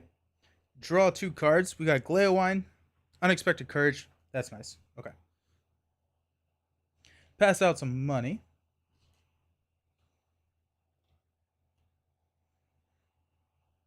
And figure out what we want to do with our lives. We don't care about resources anymore. Or about down goes the SS Minnow. Well, yeah, we don't care about resource matches, so we just want as many resources as possible. That would have been smart to look at, but oh well. Here we are. Okay, let's see what Stargazer's got for us. Actually, let's see what Hemamoth's got for us. We've got, oh my gosh, another location. While this is in the staging area, gains force. After a player draws any number of cards from a player card effect, that player raises their threat by that number. Dislike that.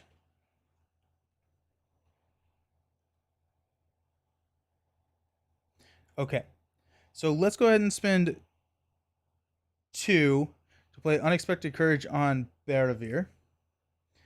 Let's go ahead and draw 2. We got Arwen.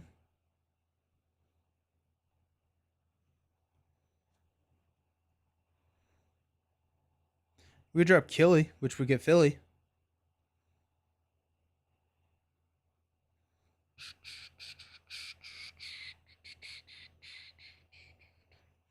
I have so many cards. It's so many options. Love it. Okay, so this is that's a 2.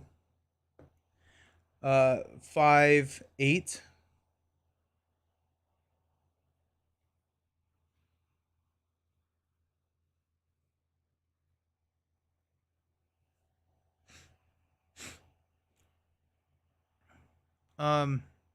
Okay.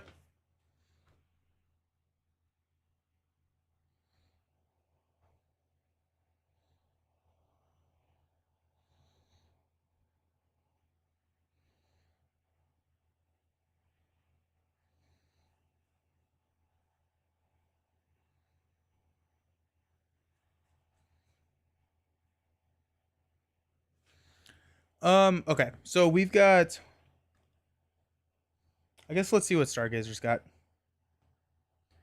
Unexpected Courage, Philly, Dwarven Tomb, Master of the Forge, and Miner. So let's go ahead and throw Unexpected Courage. We don't really want to draw Philly.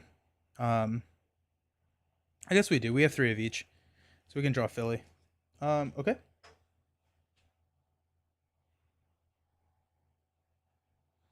And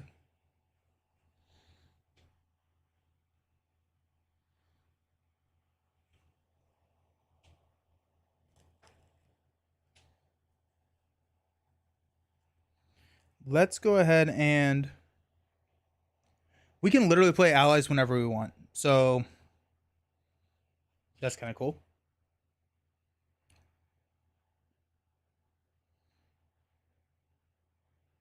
I'm trying to figure out.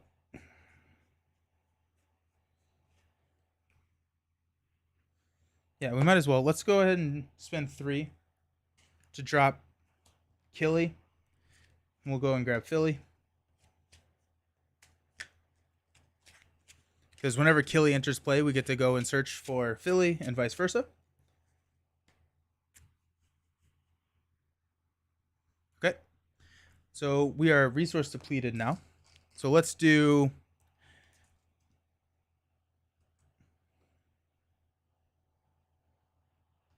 1.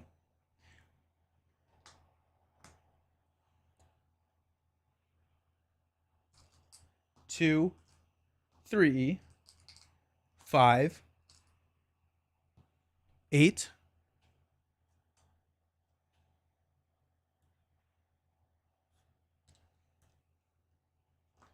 9, 10, 11, 12, 13. So we're showing 13, which this is going to be 8, 10. We placed 3, so we're still not progressing. Okay, so I'm good with that. Let's do that. When it's in the staging area against force, after a player draws any number of cards. Yep, okay, sweet. So this clears, and we place 3 on the main. Let's go ahead and travel here to get rid of that awful effect.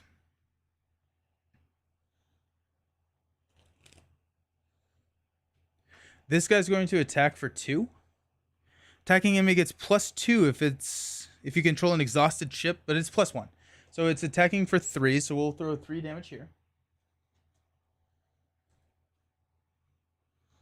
And then we will swing back for 5. So that deals 3 damage. Okay. We will increase our threat. We will unexhaust everybody.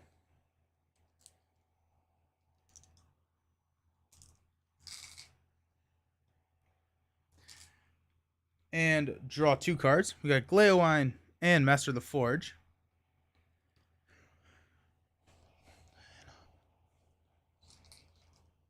Let's go ahead and Master of the Forge. Song of Wisdom is a target. No, there's our shield. Let's take the shield. Then we'll play the shield. -1 cost. Also need to pass out money. Money is still important, even though we kind of ignore the resource or the sphere. So many of the benefits of a monosphere deck with the flexibility of a trisphere deck. Gotta love it. So awesome.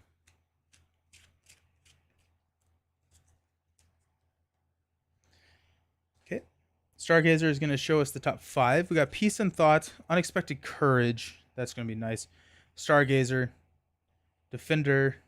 Defender is cool. And Ancient Matham. So let's go ahead and grab Unexpected Courage and Ancient Matham. Barravir will draw us 2 cards. Himmomoth will show us the top card of the deck. Until the end of the round, treat the text box of each non-ship ally as blank, except for traits. If a player controls 7 or more allies, this gains Surge. 1, 2, 3, 4, 5, 6, 7. No! That's funny. Okay. Cool. That's so funny. That's not good.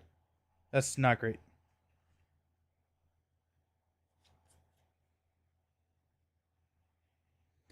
Let's go ahead and spend 2 to throw Unexpected Courage on Bellagrand. Spend 1 to drop Ancient Matham here.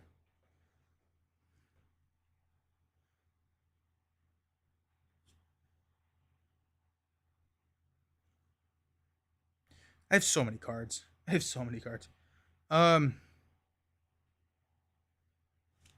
spend 2. No, we're going to keep it. I may actually just cancel that. I may just Test of Will that bad boy. Yeah, we'll do that. Mainly, I don't want it to surge. The surge is what I'm most afraid of.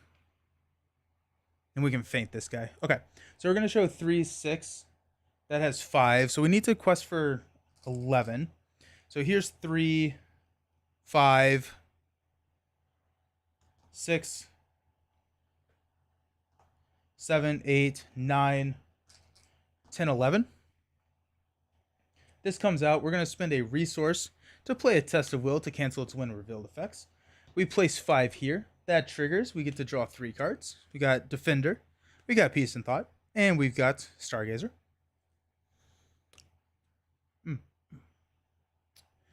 Let's go ahead and... Actually, I'm going to go here because this...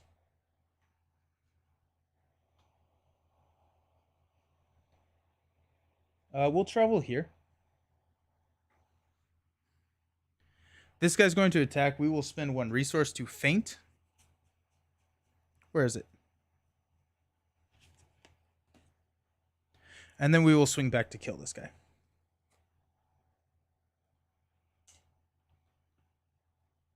Alrighty. We'll increase our threat. On exhaust, we will, in the refresh phase, use Stargazer to look and set the top cards. Stand and Fight, Spearman, Miner the Iron Hills, Ancient Matham, and Faramir. We'll take Ancient Matham and... No, actually, you know what we're going to do? We're going to drop Ancient Matham at, like, number 3. We're going to take Stand and Fight and the Spearman. We will draw 2 cards. We got Spearman and Stand and Fight. We will pass out some money. Drawing an extra card... Okay, so I still think Bilbo is bad. Like, Bilbo is the lore hero that the first player draws an extra card every at the start of each turn or whatever. I think he's overcosted. He's like a 9, I think, and I think that's too much. But drawing an extra card every turn is really good. It's like it's way better than I was kind of give it credit to, I think.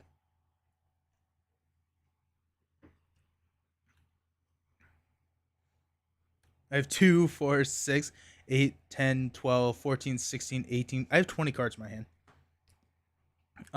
Okay. So let's go ahead and Master the Forge. Actually, first, I guess, let's Hemamoth to see what's coming. Oh, War Galley. Archery 2, boarding 1. Cannot have attachments. When War Galley engages you from the staging area, either raise your threat by 4 or it gains boarding 1. Ugh. Alrighty, so we're going to have some stuff to do. So that's going to be kind of cool. Let's go Master the Forge. We'll search the top 5 cards. We know we have Ancient Matham out there. Or a Gondorian ship. No, we're going to take Matham. We'll shuffle. Okay, so we got some boarding stuff coming up. Okay, we're going to get boarded. I think the theme of this is really, really cool. I'm having a ton of fun with the theme here.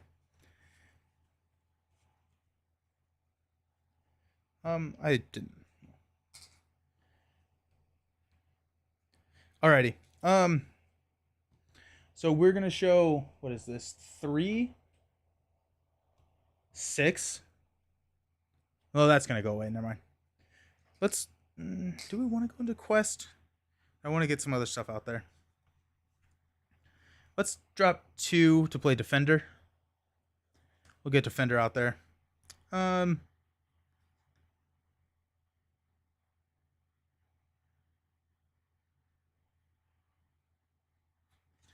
drop 2 more to play the Spearman.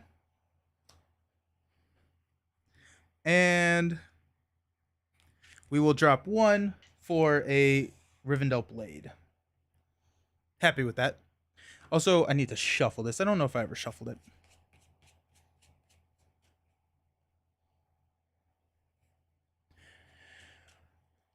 Okay.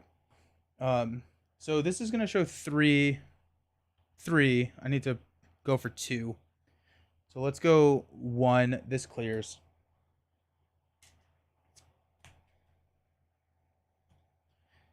4, 5. This comes out. This clears. It has Archery 2, meaning that we have to deal 2 damage to characters that we control. We'll go 1 for Killy and 1 for Philly.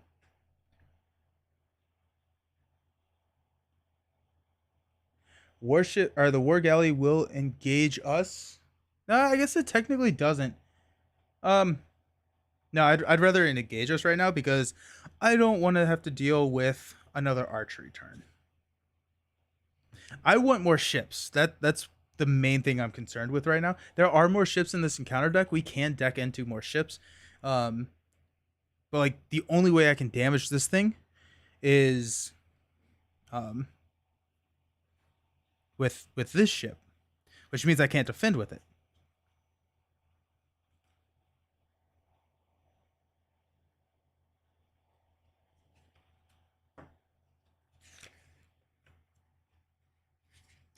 Ships. Attacks made by if an attack by a ship enemy is undefended. Oh wait, hold on. No, okay, hold up. So ship enemies function in the same way.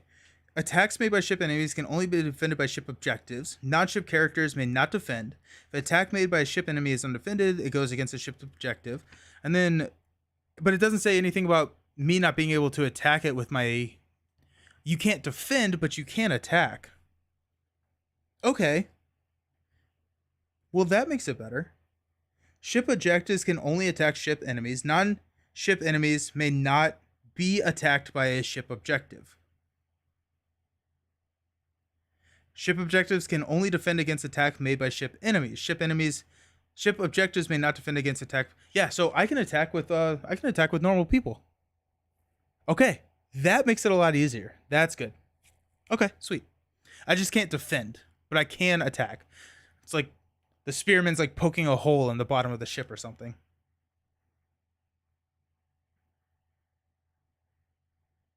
Okay, well then, cool.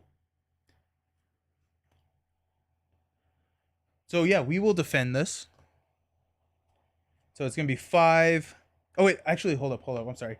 It has boarding 2. So pillage 3. After this enemy attacks you, discard the top 3 cards of your deck. After an event card is discarded from your deck, deal 1 damage to a character you control. And then we've got another one of those. Okay. Okay.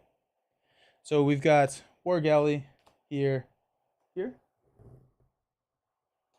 Okay, so he's attacking for 3.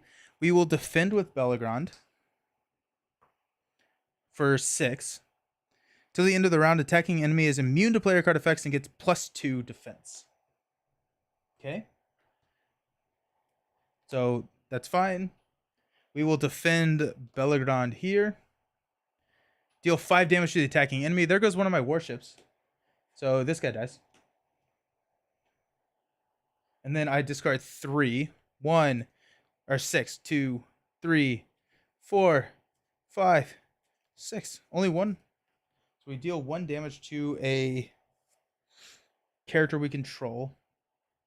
May just be Stargazer, honestly, because we have another Stargazer.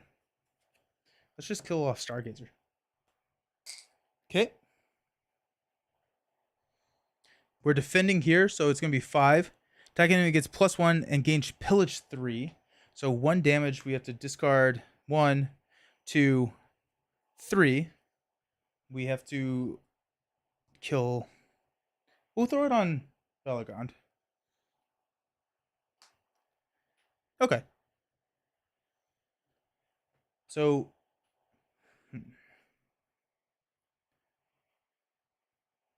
I want to kill this thing. So let's attack here. Gets -2 defense.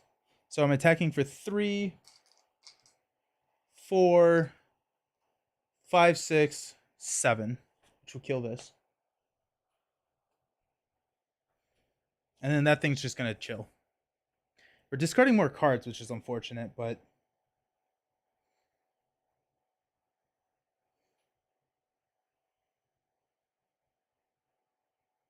It actually may be better to kill the pillaging guy rather than the boarding.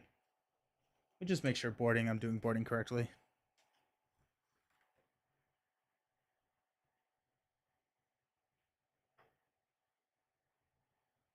Yep, cool.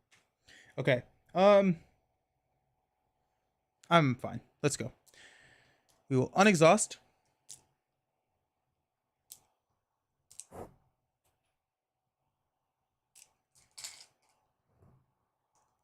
We lost a enemy, so we get a money. Let's go ahead and pass out more money. Raise our threat. Draw 2 cards. Defender and Rivendell Minstrel. Hemamoth is going to show us what's coming. Corsair Skiff. Surge. When it engages you from the staging area, raise your threat or against boarding 1. That's fine. Okay. Let's go ahead and... I may be ready to go ahead and push. I'm actually not quite sure what that looks like, but let's go ahead and drop... Spend 2 to drop a Stargazer. Let's go Master the Forge. I feel like an Esphalith would be a nice attachment to grab right now. Or a spear. Nope. No attachments. But the spear, where whenever you defend, you get to deal a damage. That'd be nice too.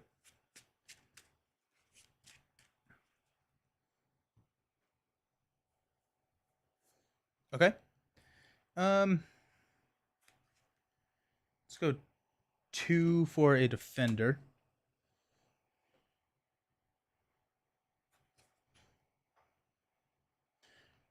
Now we're gonna keep this. Do we have a test of will? We don't have a test of will. So let's just go spend 2 to drop another spearman.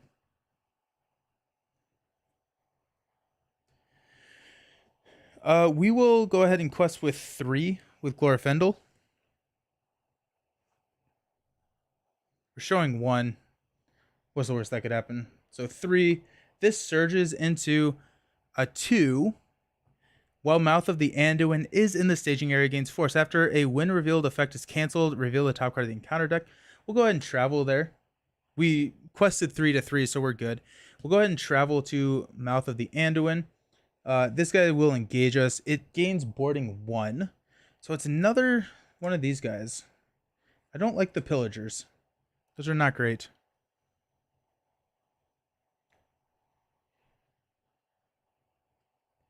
I don't think I was supposed to take a damage last time, because this is a forced effect on here. That was not an effect of pillage, which I did not realize. Okay, so let's go here, here, here. Figure out what to do with our lives. Bellegrand is going to defend here, so it's going to be 3. Deal 5 damage. There's another one of our warships gone. Bellegrand will defend here. No effect.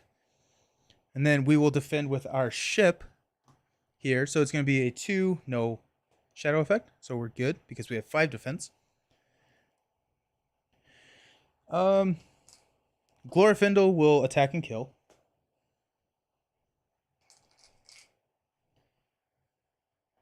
Got 2, 3, 4, 5, 6, 7 to kill here. Stargazer is going to show us the top 5 cards of our deck. Got Snowborn Scout, Faramir, Foehammer, Philly, and there's the Spear. Let's go. Alrighty. Now we're ready to push. So increase our threat to 34. Unexhaust everything. That's so many things to exhaust and unexhaust.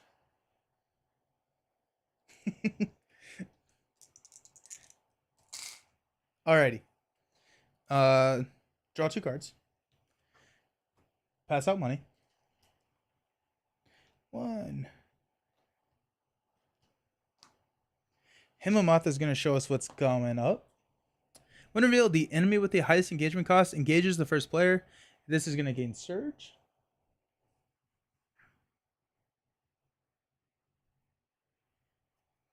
We're going to drop the Spear here.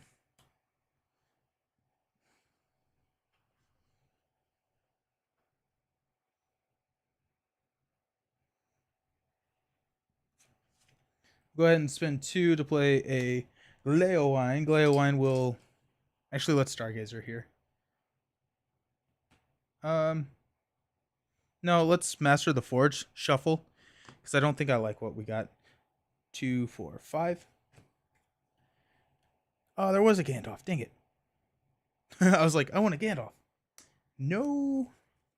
No luck there. Okay. Yeah.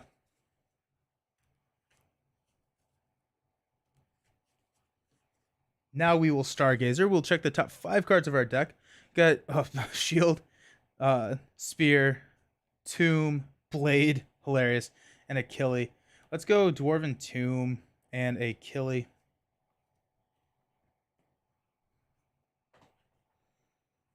Baravir will draw us 2 cards. Let's go ahead and use a Tomb for a... Why is unexpected courage in the discard pile? Oh, because it's pillaged. It's pillaged. That's right. Probably a test of will. Yep, let's take a test of will just for the security and safety of being able to cancel a when revealed effect. I think we're gonna push here. So let's go ahead and we'll spend 1 to drop a Snowborn. Go 1. So let's go ahead and go 3, 4, 5, 6, 7, 8,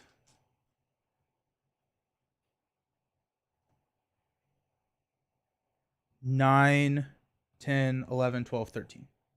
So this surges into a 3. Archery 2. Bummer. So 13, 10, 4. This progresses.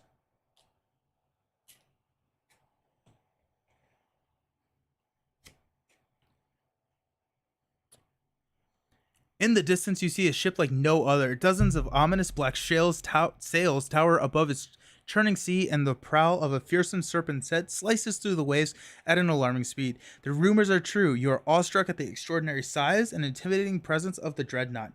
You resolve to sink the menacing behemoth at all cost. When revealed, add the set-aside dreadnought enemy into play. Elite side face up. So, big boy. No more than 5 progress tokens can be placed on the stage each round. Remove 5 progress tokens from the stage to choose a group to shuffle 1 set-aside Gondolian warship card into the encounter deck. When the Dreadnought attacks you, raise your threat by 4 to cancel the attack. When the Dreadnought is destroyed, players win the game. This says Archery 1, massive, which means that it's engaged with all of us. Immediate to player card effects cannot take more than 5 damage per round. Dreadnought has a global hit points of $15 per player among all groups. And then at the end of the round, if the Dreadnought has less than half of its starting hit points, flip it over. Alrighty. Yikes. Okay. So we have Archery 3, which I don't love. One, 2, 3. Warship engages us. It has boarding 1. Or we can raise our threat. No, we're going to take boarding 2. So we got the Fierce Marauder, Pillage 3. After an event card is discarded, discard 1 resource from a hero's pool. And then we got the Brash Corsair. When the engaged player exhausts a ship objective, it attacks that player. I can't believe you didn't sleeve the Dreadnought. It's a collectible. You are so right. I'm sorry. This is on me. I can't believe I didn't do that either. What was I thinking? Okay, so like I like what they did with it, but I don't know how to store it. Like all of my things, maybe it goes sideways. No, it's too big sideways too. No, okay, it would fit sideways. It's just like, no, it won't. I don't know how to store this thing. So we'll see. We'll see how it goes. Okay.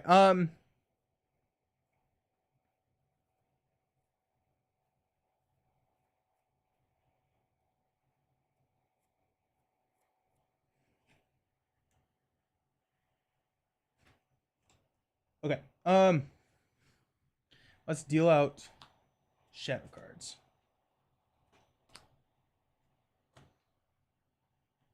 Alrighty. So this guy is going to attack for 3. I'm going to defend for 6. Put the top card of the Corsair deck into play, engage with you, and deal it 1 shadow card. This takes a damage. This is Pillage 3. 1, 2, 3. Unexpected Courage. Let's go ahead and defend this guy.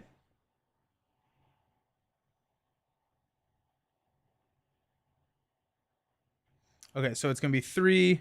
Raise your threat by 1. 3 if you have 5 or more cards in hand. Okay, so 1, 2, 3. Deals a damage. Then let's go Spearman to defend here. This attack is undefended. It is not. So 1 damage here.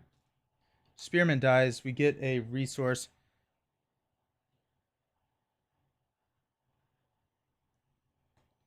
And then discard 1, 2, 3. No, we don't lose the resource. Sweet.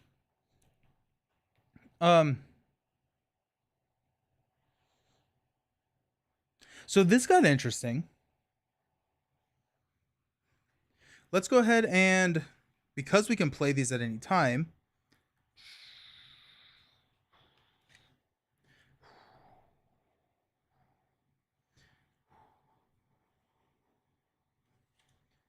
let's spend these 2 resources to drop a Spearman.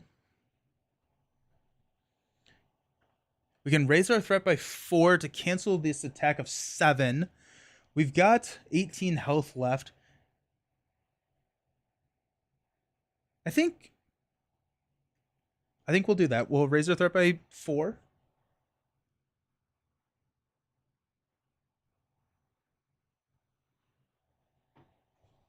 Where did I read that? Dreadnought attacks you, raise your threat by 4 to cancel the attack. Also, I have something crazy over here, right? Quest action, deal 10 damage to a non-unique enemy. Engage with a player in a group. I'm actually... Okay, no, I couldn't have done that. Okay. Okay, so raise my threat. 1, 2, 3, 4. Cancel this attack. This guy is going to attack. We will defend 5 to 5. When I exhaust, this guy's going to attack me. Deal 5 damage to this enemy. 2, 4, 5. This guy's attacking me. We're going to Spearman. He's going to be 3. Assign 2 damage among characters you control. 3 damage if there are 10 or more cards in your hand. So 3 damage. This guy takes... Oh, there's my cat.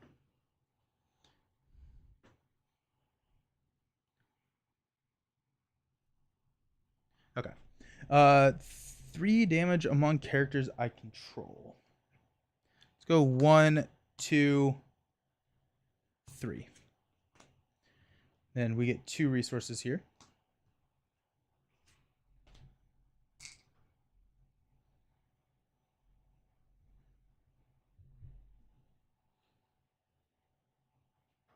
I'm trying to figure out if I want to play a... I don't think so.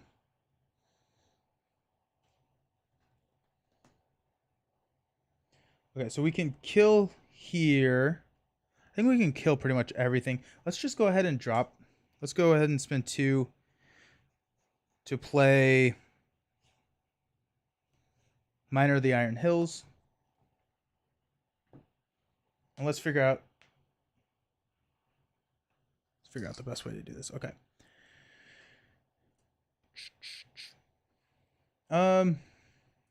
Okay, Glorfindel is attacking. -2 defense on something.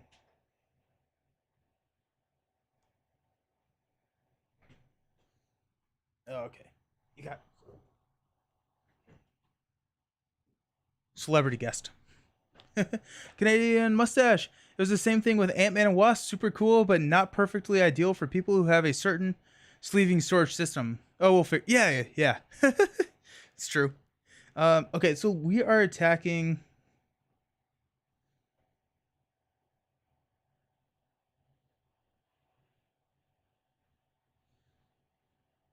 We're just gonna kill this guy.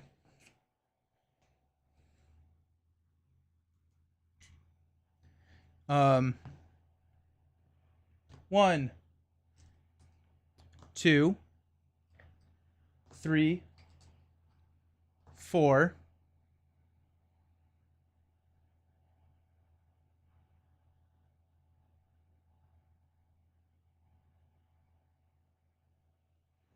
Kills this guy.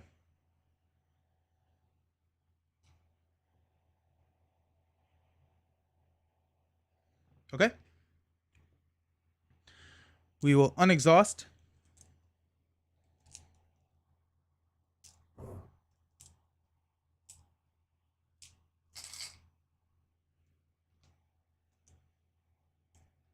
We will exhaust in this stage Stargazer.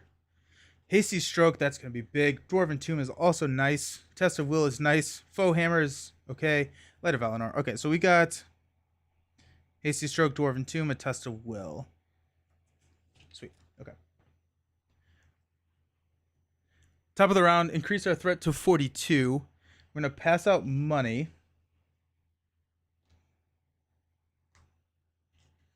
Hemamoth is going to show us what we've got.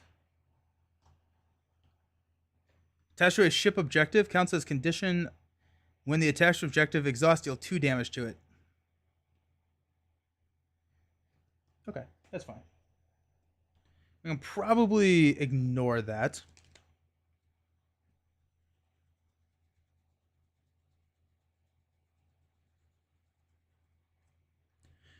Okay.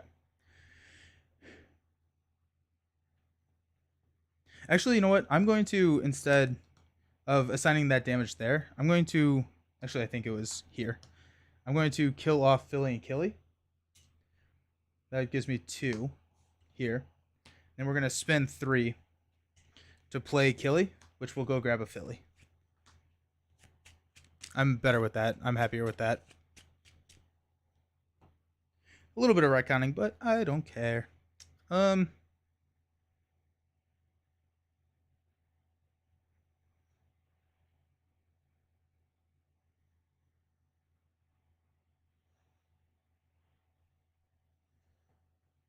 Did I draw my cards? No, because I would have drawn a Dwarven Tomb. No. Okay. Doesn't matter.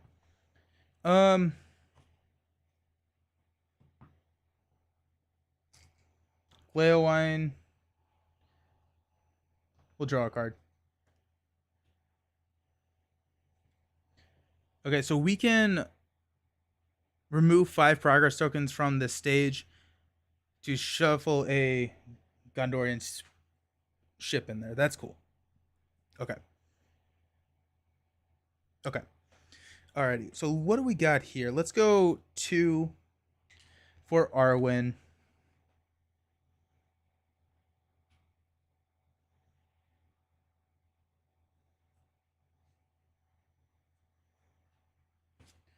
Any allies in here that we want to play? Not really, right? Maybe the Gondorian Spearman, but we can bring him out anytime with stand and fight, so it doesn't really... We're not in a rush to get him out. Okay, we'll just chill. We'll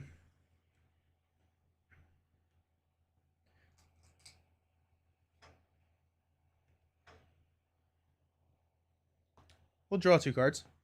Gandalf, there he is. Do we have any sneak attacks? We do not. Okay, that's fine. Okay, we're going to hang out. Let's go, and we're going to be showing 4. I would like to quest for 9. That would be great. So let's go ahead and do 2, 5, 6, 7.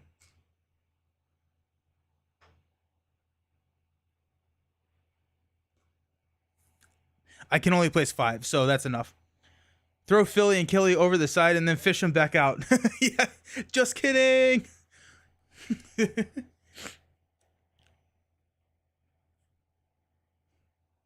Okay, so we're going to flip this. When the attached objective exhausts, deal 2 damage to it. So we will attach that there. We place 5. We'll remove the 5 to shuffle a warship back in.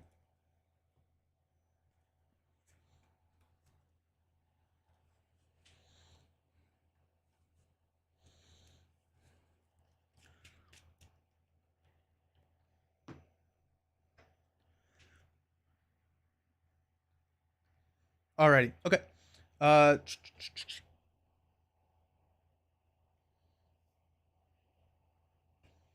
guess we can go ahead and... Nah, that's fine. Okay, let's go ahead and defend here. So, oh, it's the warship. Dang it.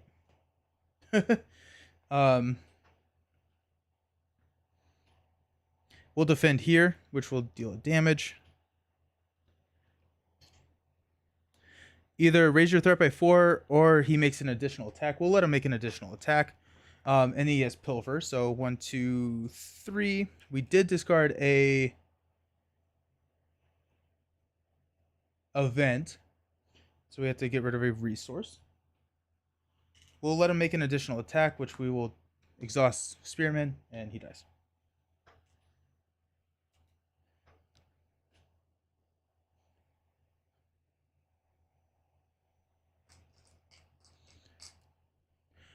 Let's... Can't take more than 5 damage a round. This is going to deal 1, 3, 4, 5.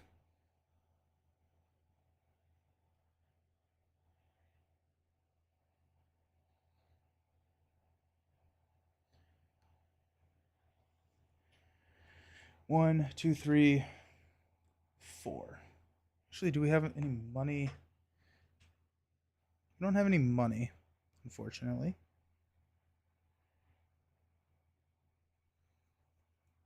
We don't have enough money to throw out an additional attack. Okay, so let's defend. It's going to be a 7. Attacking enemy gets +1 or +3 if you control more allies. So it's a 10. I actually may just... I thought I had a hasty stroke. Do I not have a hasty stroke? Ah, that's a bummer. Okay, so 5 damage here. Actually, 7. So 2, 4, 6, 7. So that's 2, 4, 6, 8, 10, 11. So we have 11 health left. And then we've got enough to deal 5 damage.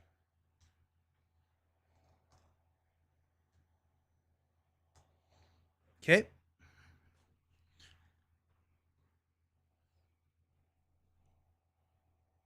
Alrighty. Increase our threat to 43. Unexhaust everything.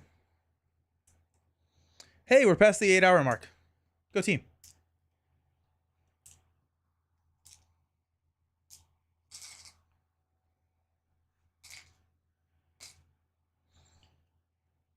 Stargazer will show us the top 5.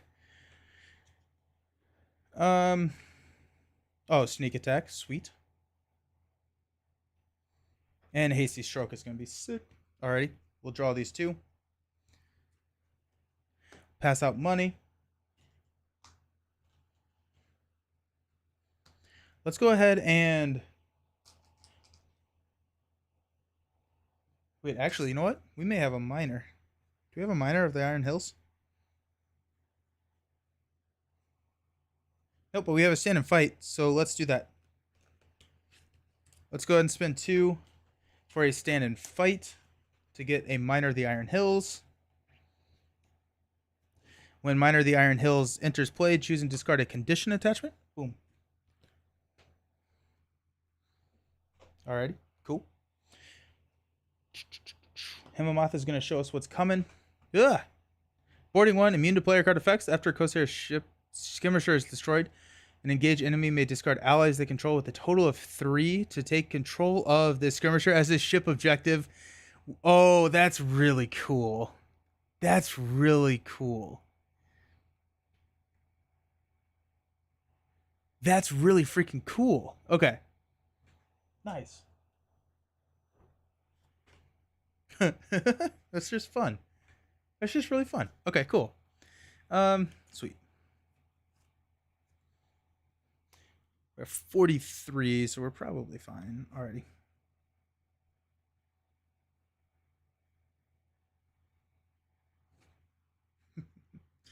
That's so cool. So we're gonna show 7. I do want to shuffle one of the spearments back in. So let's go 3, 4, 5, 6. There's 6, and what did I say we needed? 7, so we need 12. So that's 6. 7, 8, 9, 10, 11. We need 12, sorry. Minor. Clay one. Okay, so this is going to come out. We do place 5. I will trigger the 5 to shuffle a warship back in.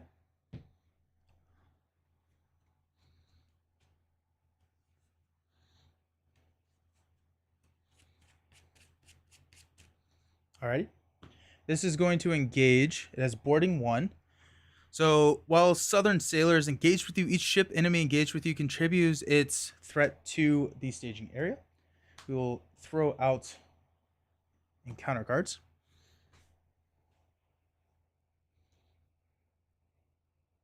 We're going to raise our threat by 4. 1, 2, 3, 4 to cancel this.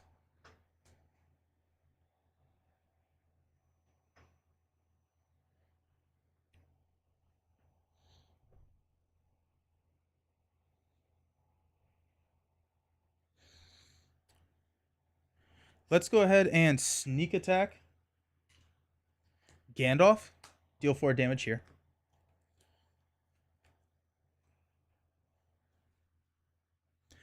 We will defend the Twilight's Call, or with the Twilight's Call here. Defending characters they ship, attach the water to it. Okay, so got another one of those conditioned attachments. Nice. Hey, what's good? How's it going? Dude, we are... The table looks insane right now. There's so many cards out there. Okay.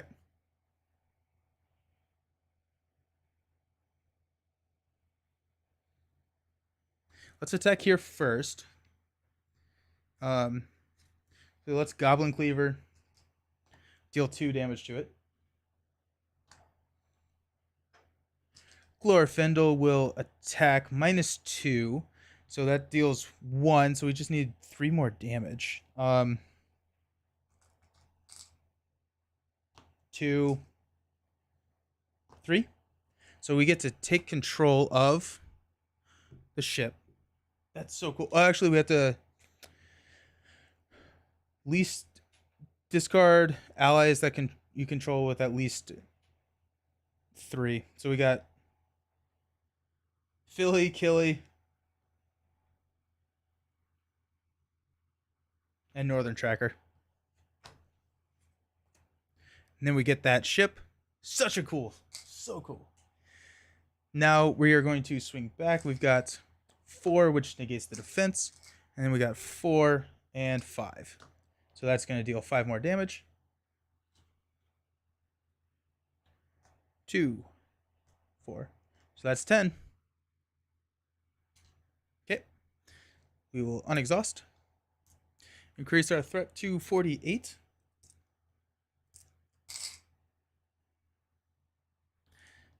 Unexhaust the army. Gandalf was snuck attack, so he gets to come back. Draw 2 cards. Foe Hammer. Song of Kings.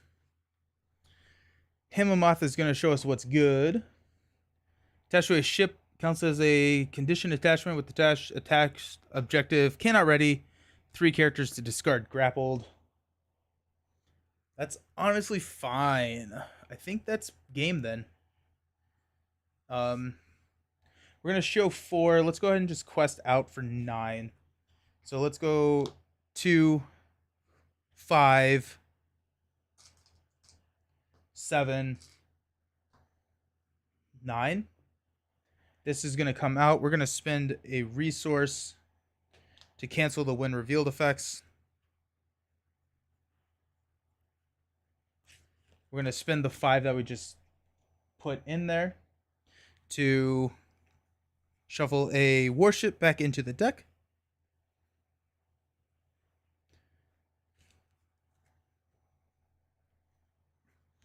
Denethor would also be a pretty... Denethor would also be a pretty good... here, so to just search for those warships. Alrighty, so we've got this here. We will go ahead and defend with this warship for a 7. 5 damage. Gives us the win. There you go. That was a really cool scenario. I think the easy mode was a little easy. I probably should have gone with the medium, but here we are. It was fun. I had a ton of fun with it. Oh my gosh, y'all, I am tired. We streamed for over 8 hours. We did awesome. Thank you all so very much for the support of the channel. It means so very much. It is really incredible. I never actually thought that we would get to 1,000, let alone 2,000. So it really means a lot. I appreciate you all so very much. I love playing LCGs. I'm not going anywhere. We got a lot more games, not today, but a lot more games in the future. Thank you so very much, Canadian Mustache. We will be back on Friday to play some new Marvel Champions. So Marvel Champions on Friday, Gambit and Rogue. I should have my packs. If we got a lot of local,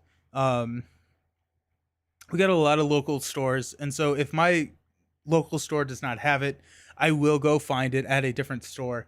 But we should have Gambit and Rogue on Friday. We'll be opening and playing Gambit and Rogue at 7 p.m. on Friday evening. And then we will find a time to get I can't think anymore. My brain is done. We'll find a time to get a Aeon's End stream in. It's all set up. We may just watch the community tab. We'll find a time soon, because I love Aeon's End. I think it's a great game, and I'm excited to play it. But thank you all so very much for hanging out. I hope you have a fantastic rest of your night, and I will see you around. Peace.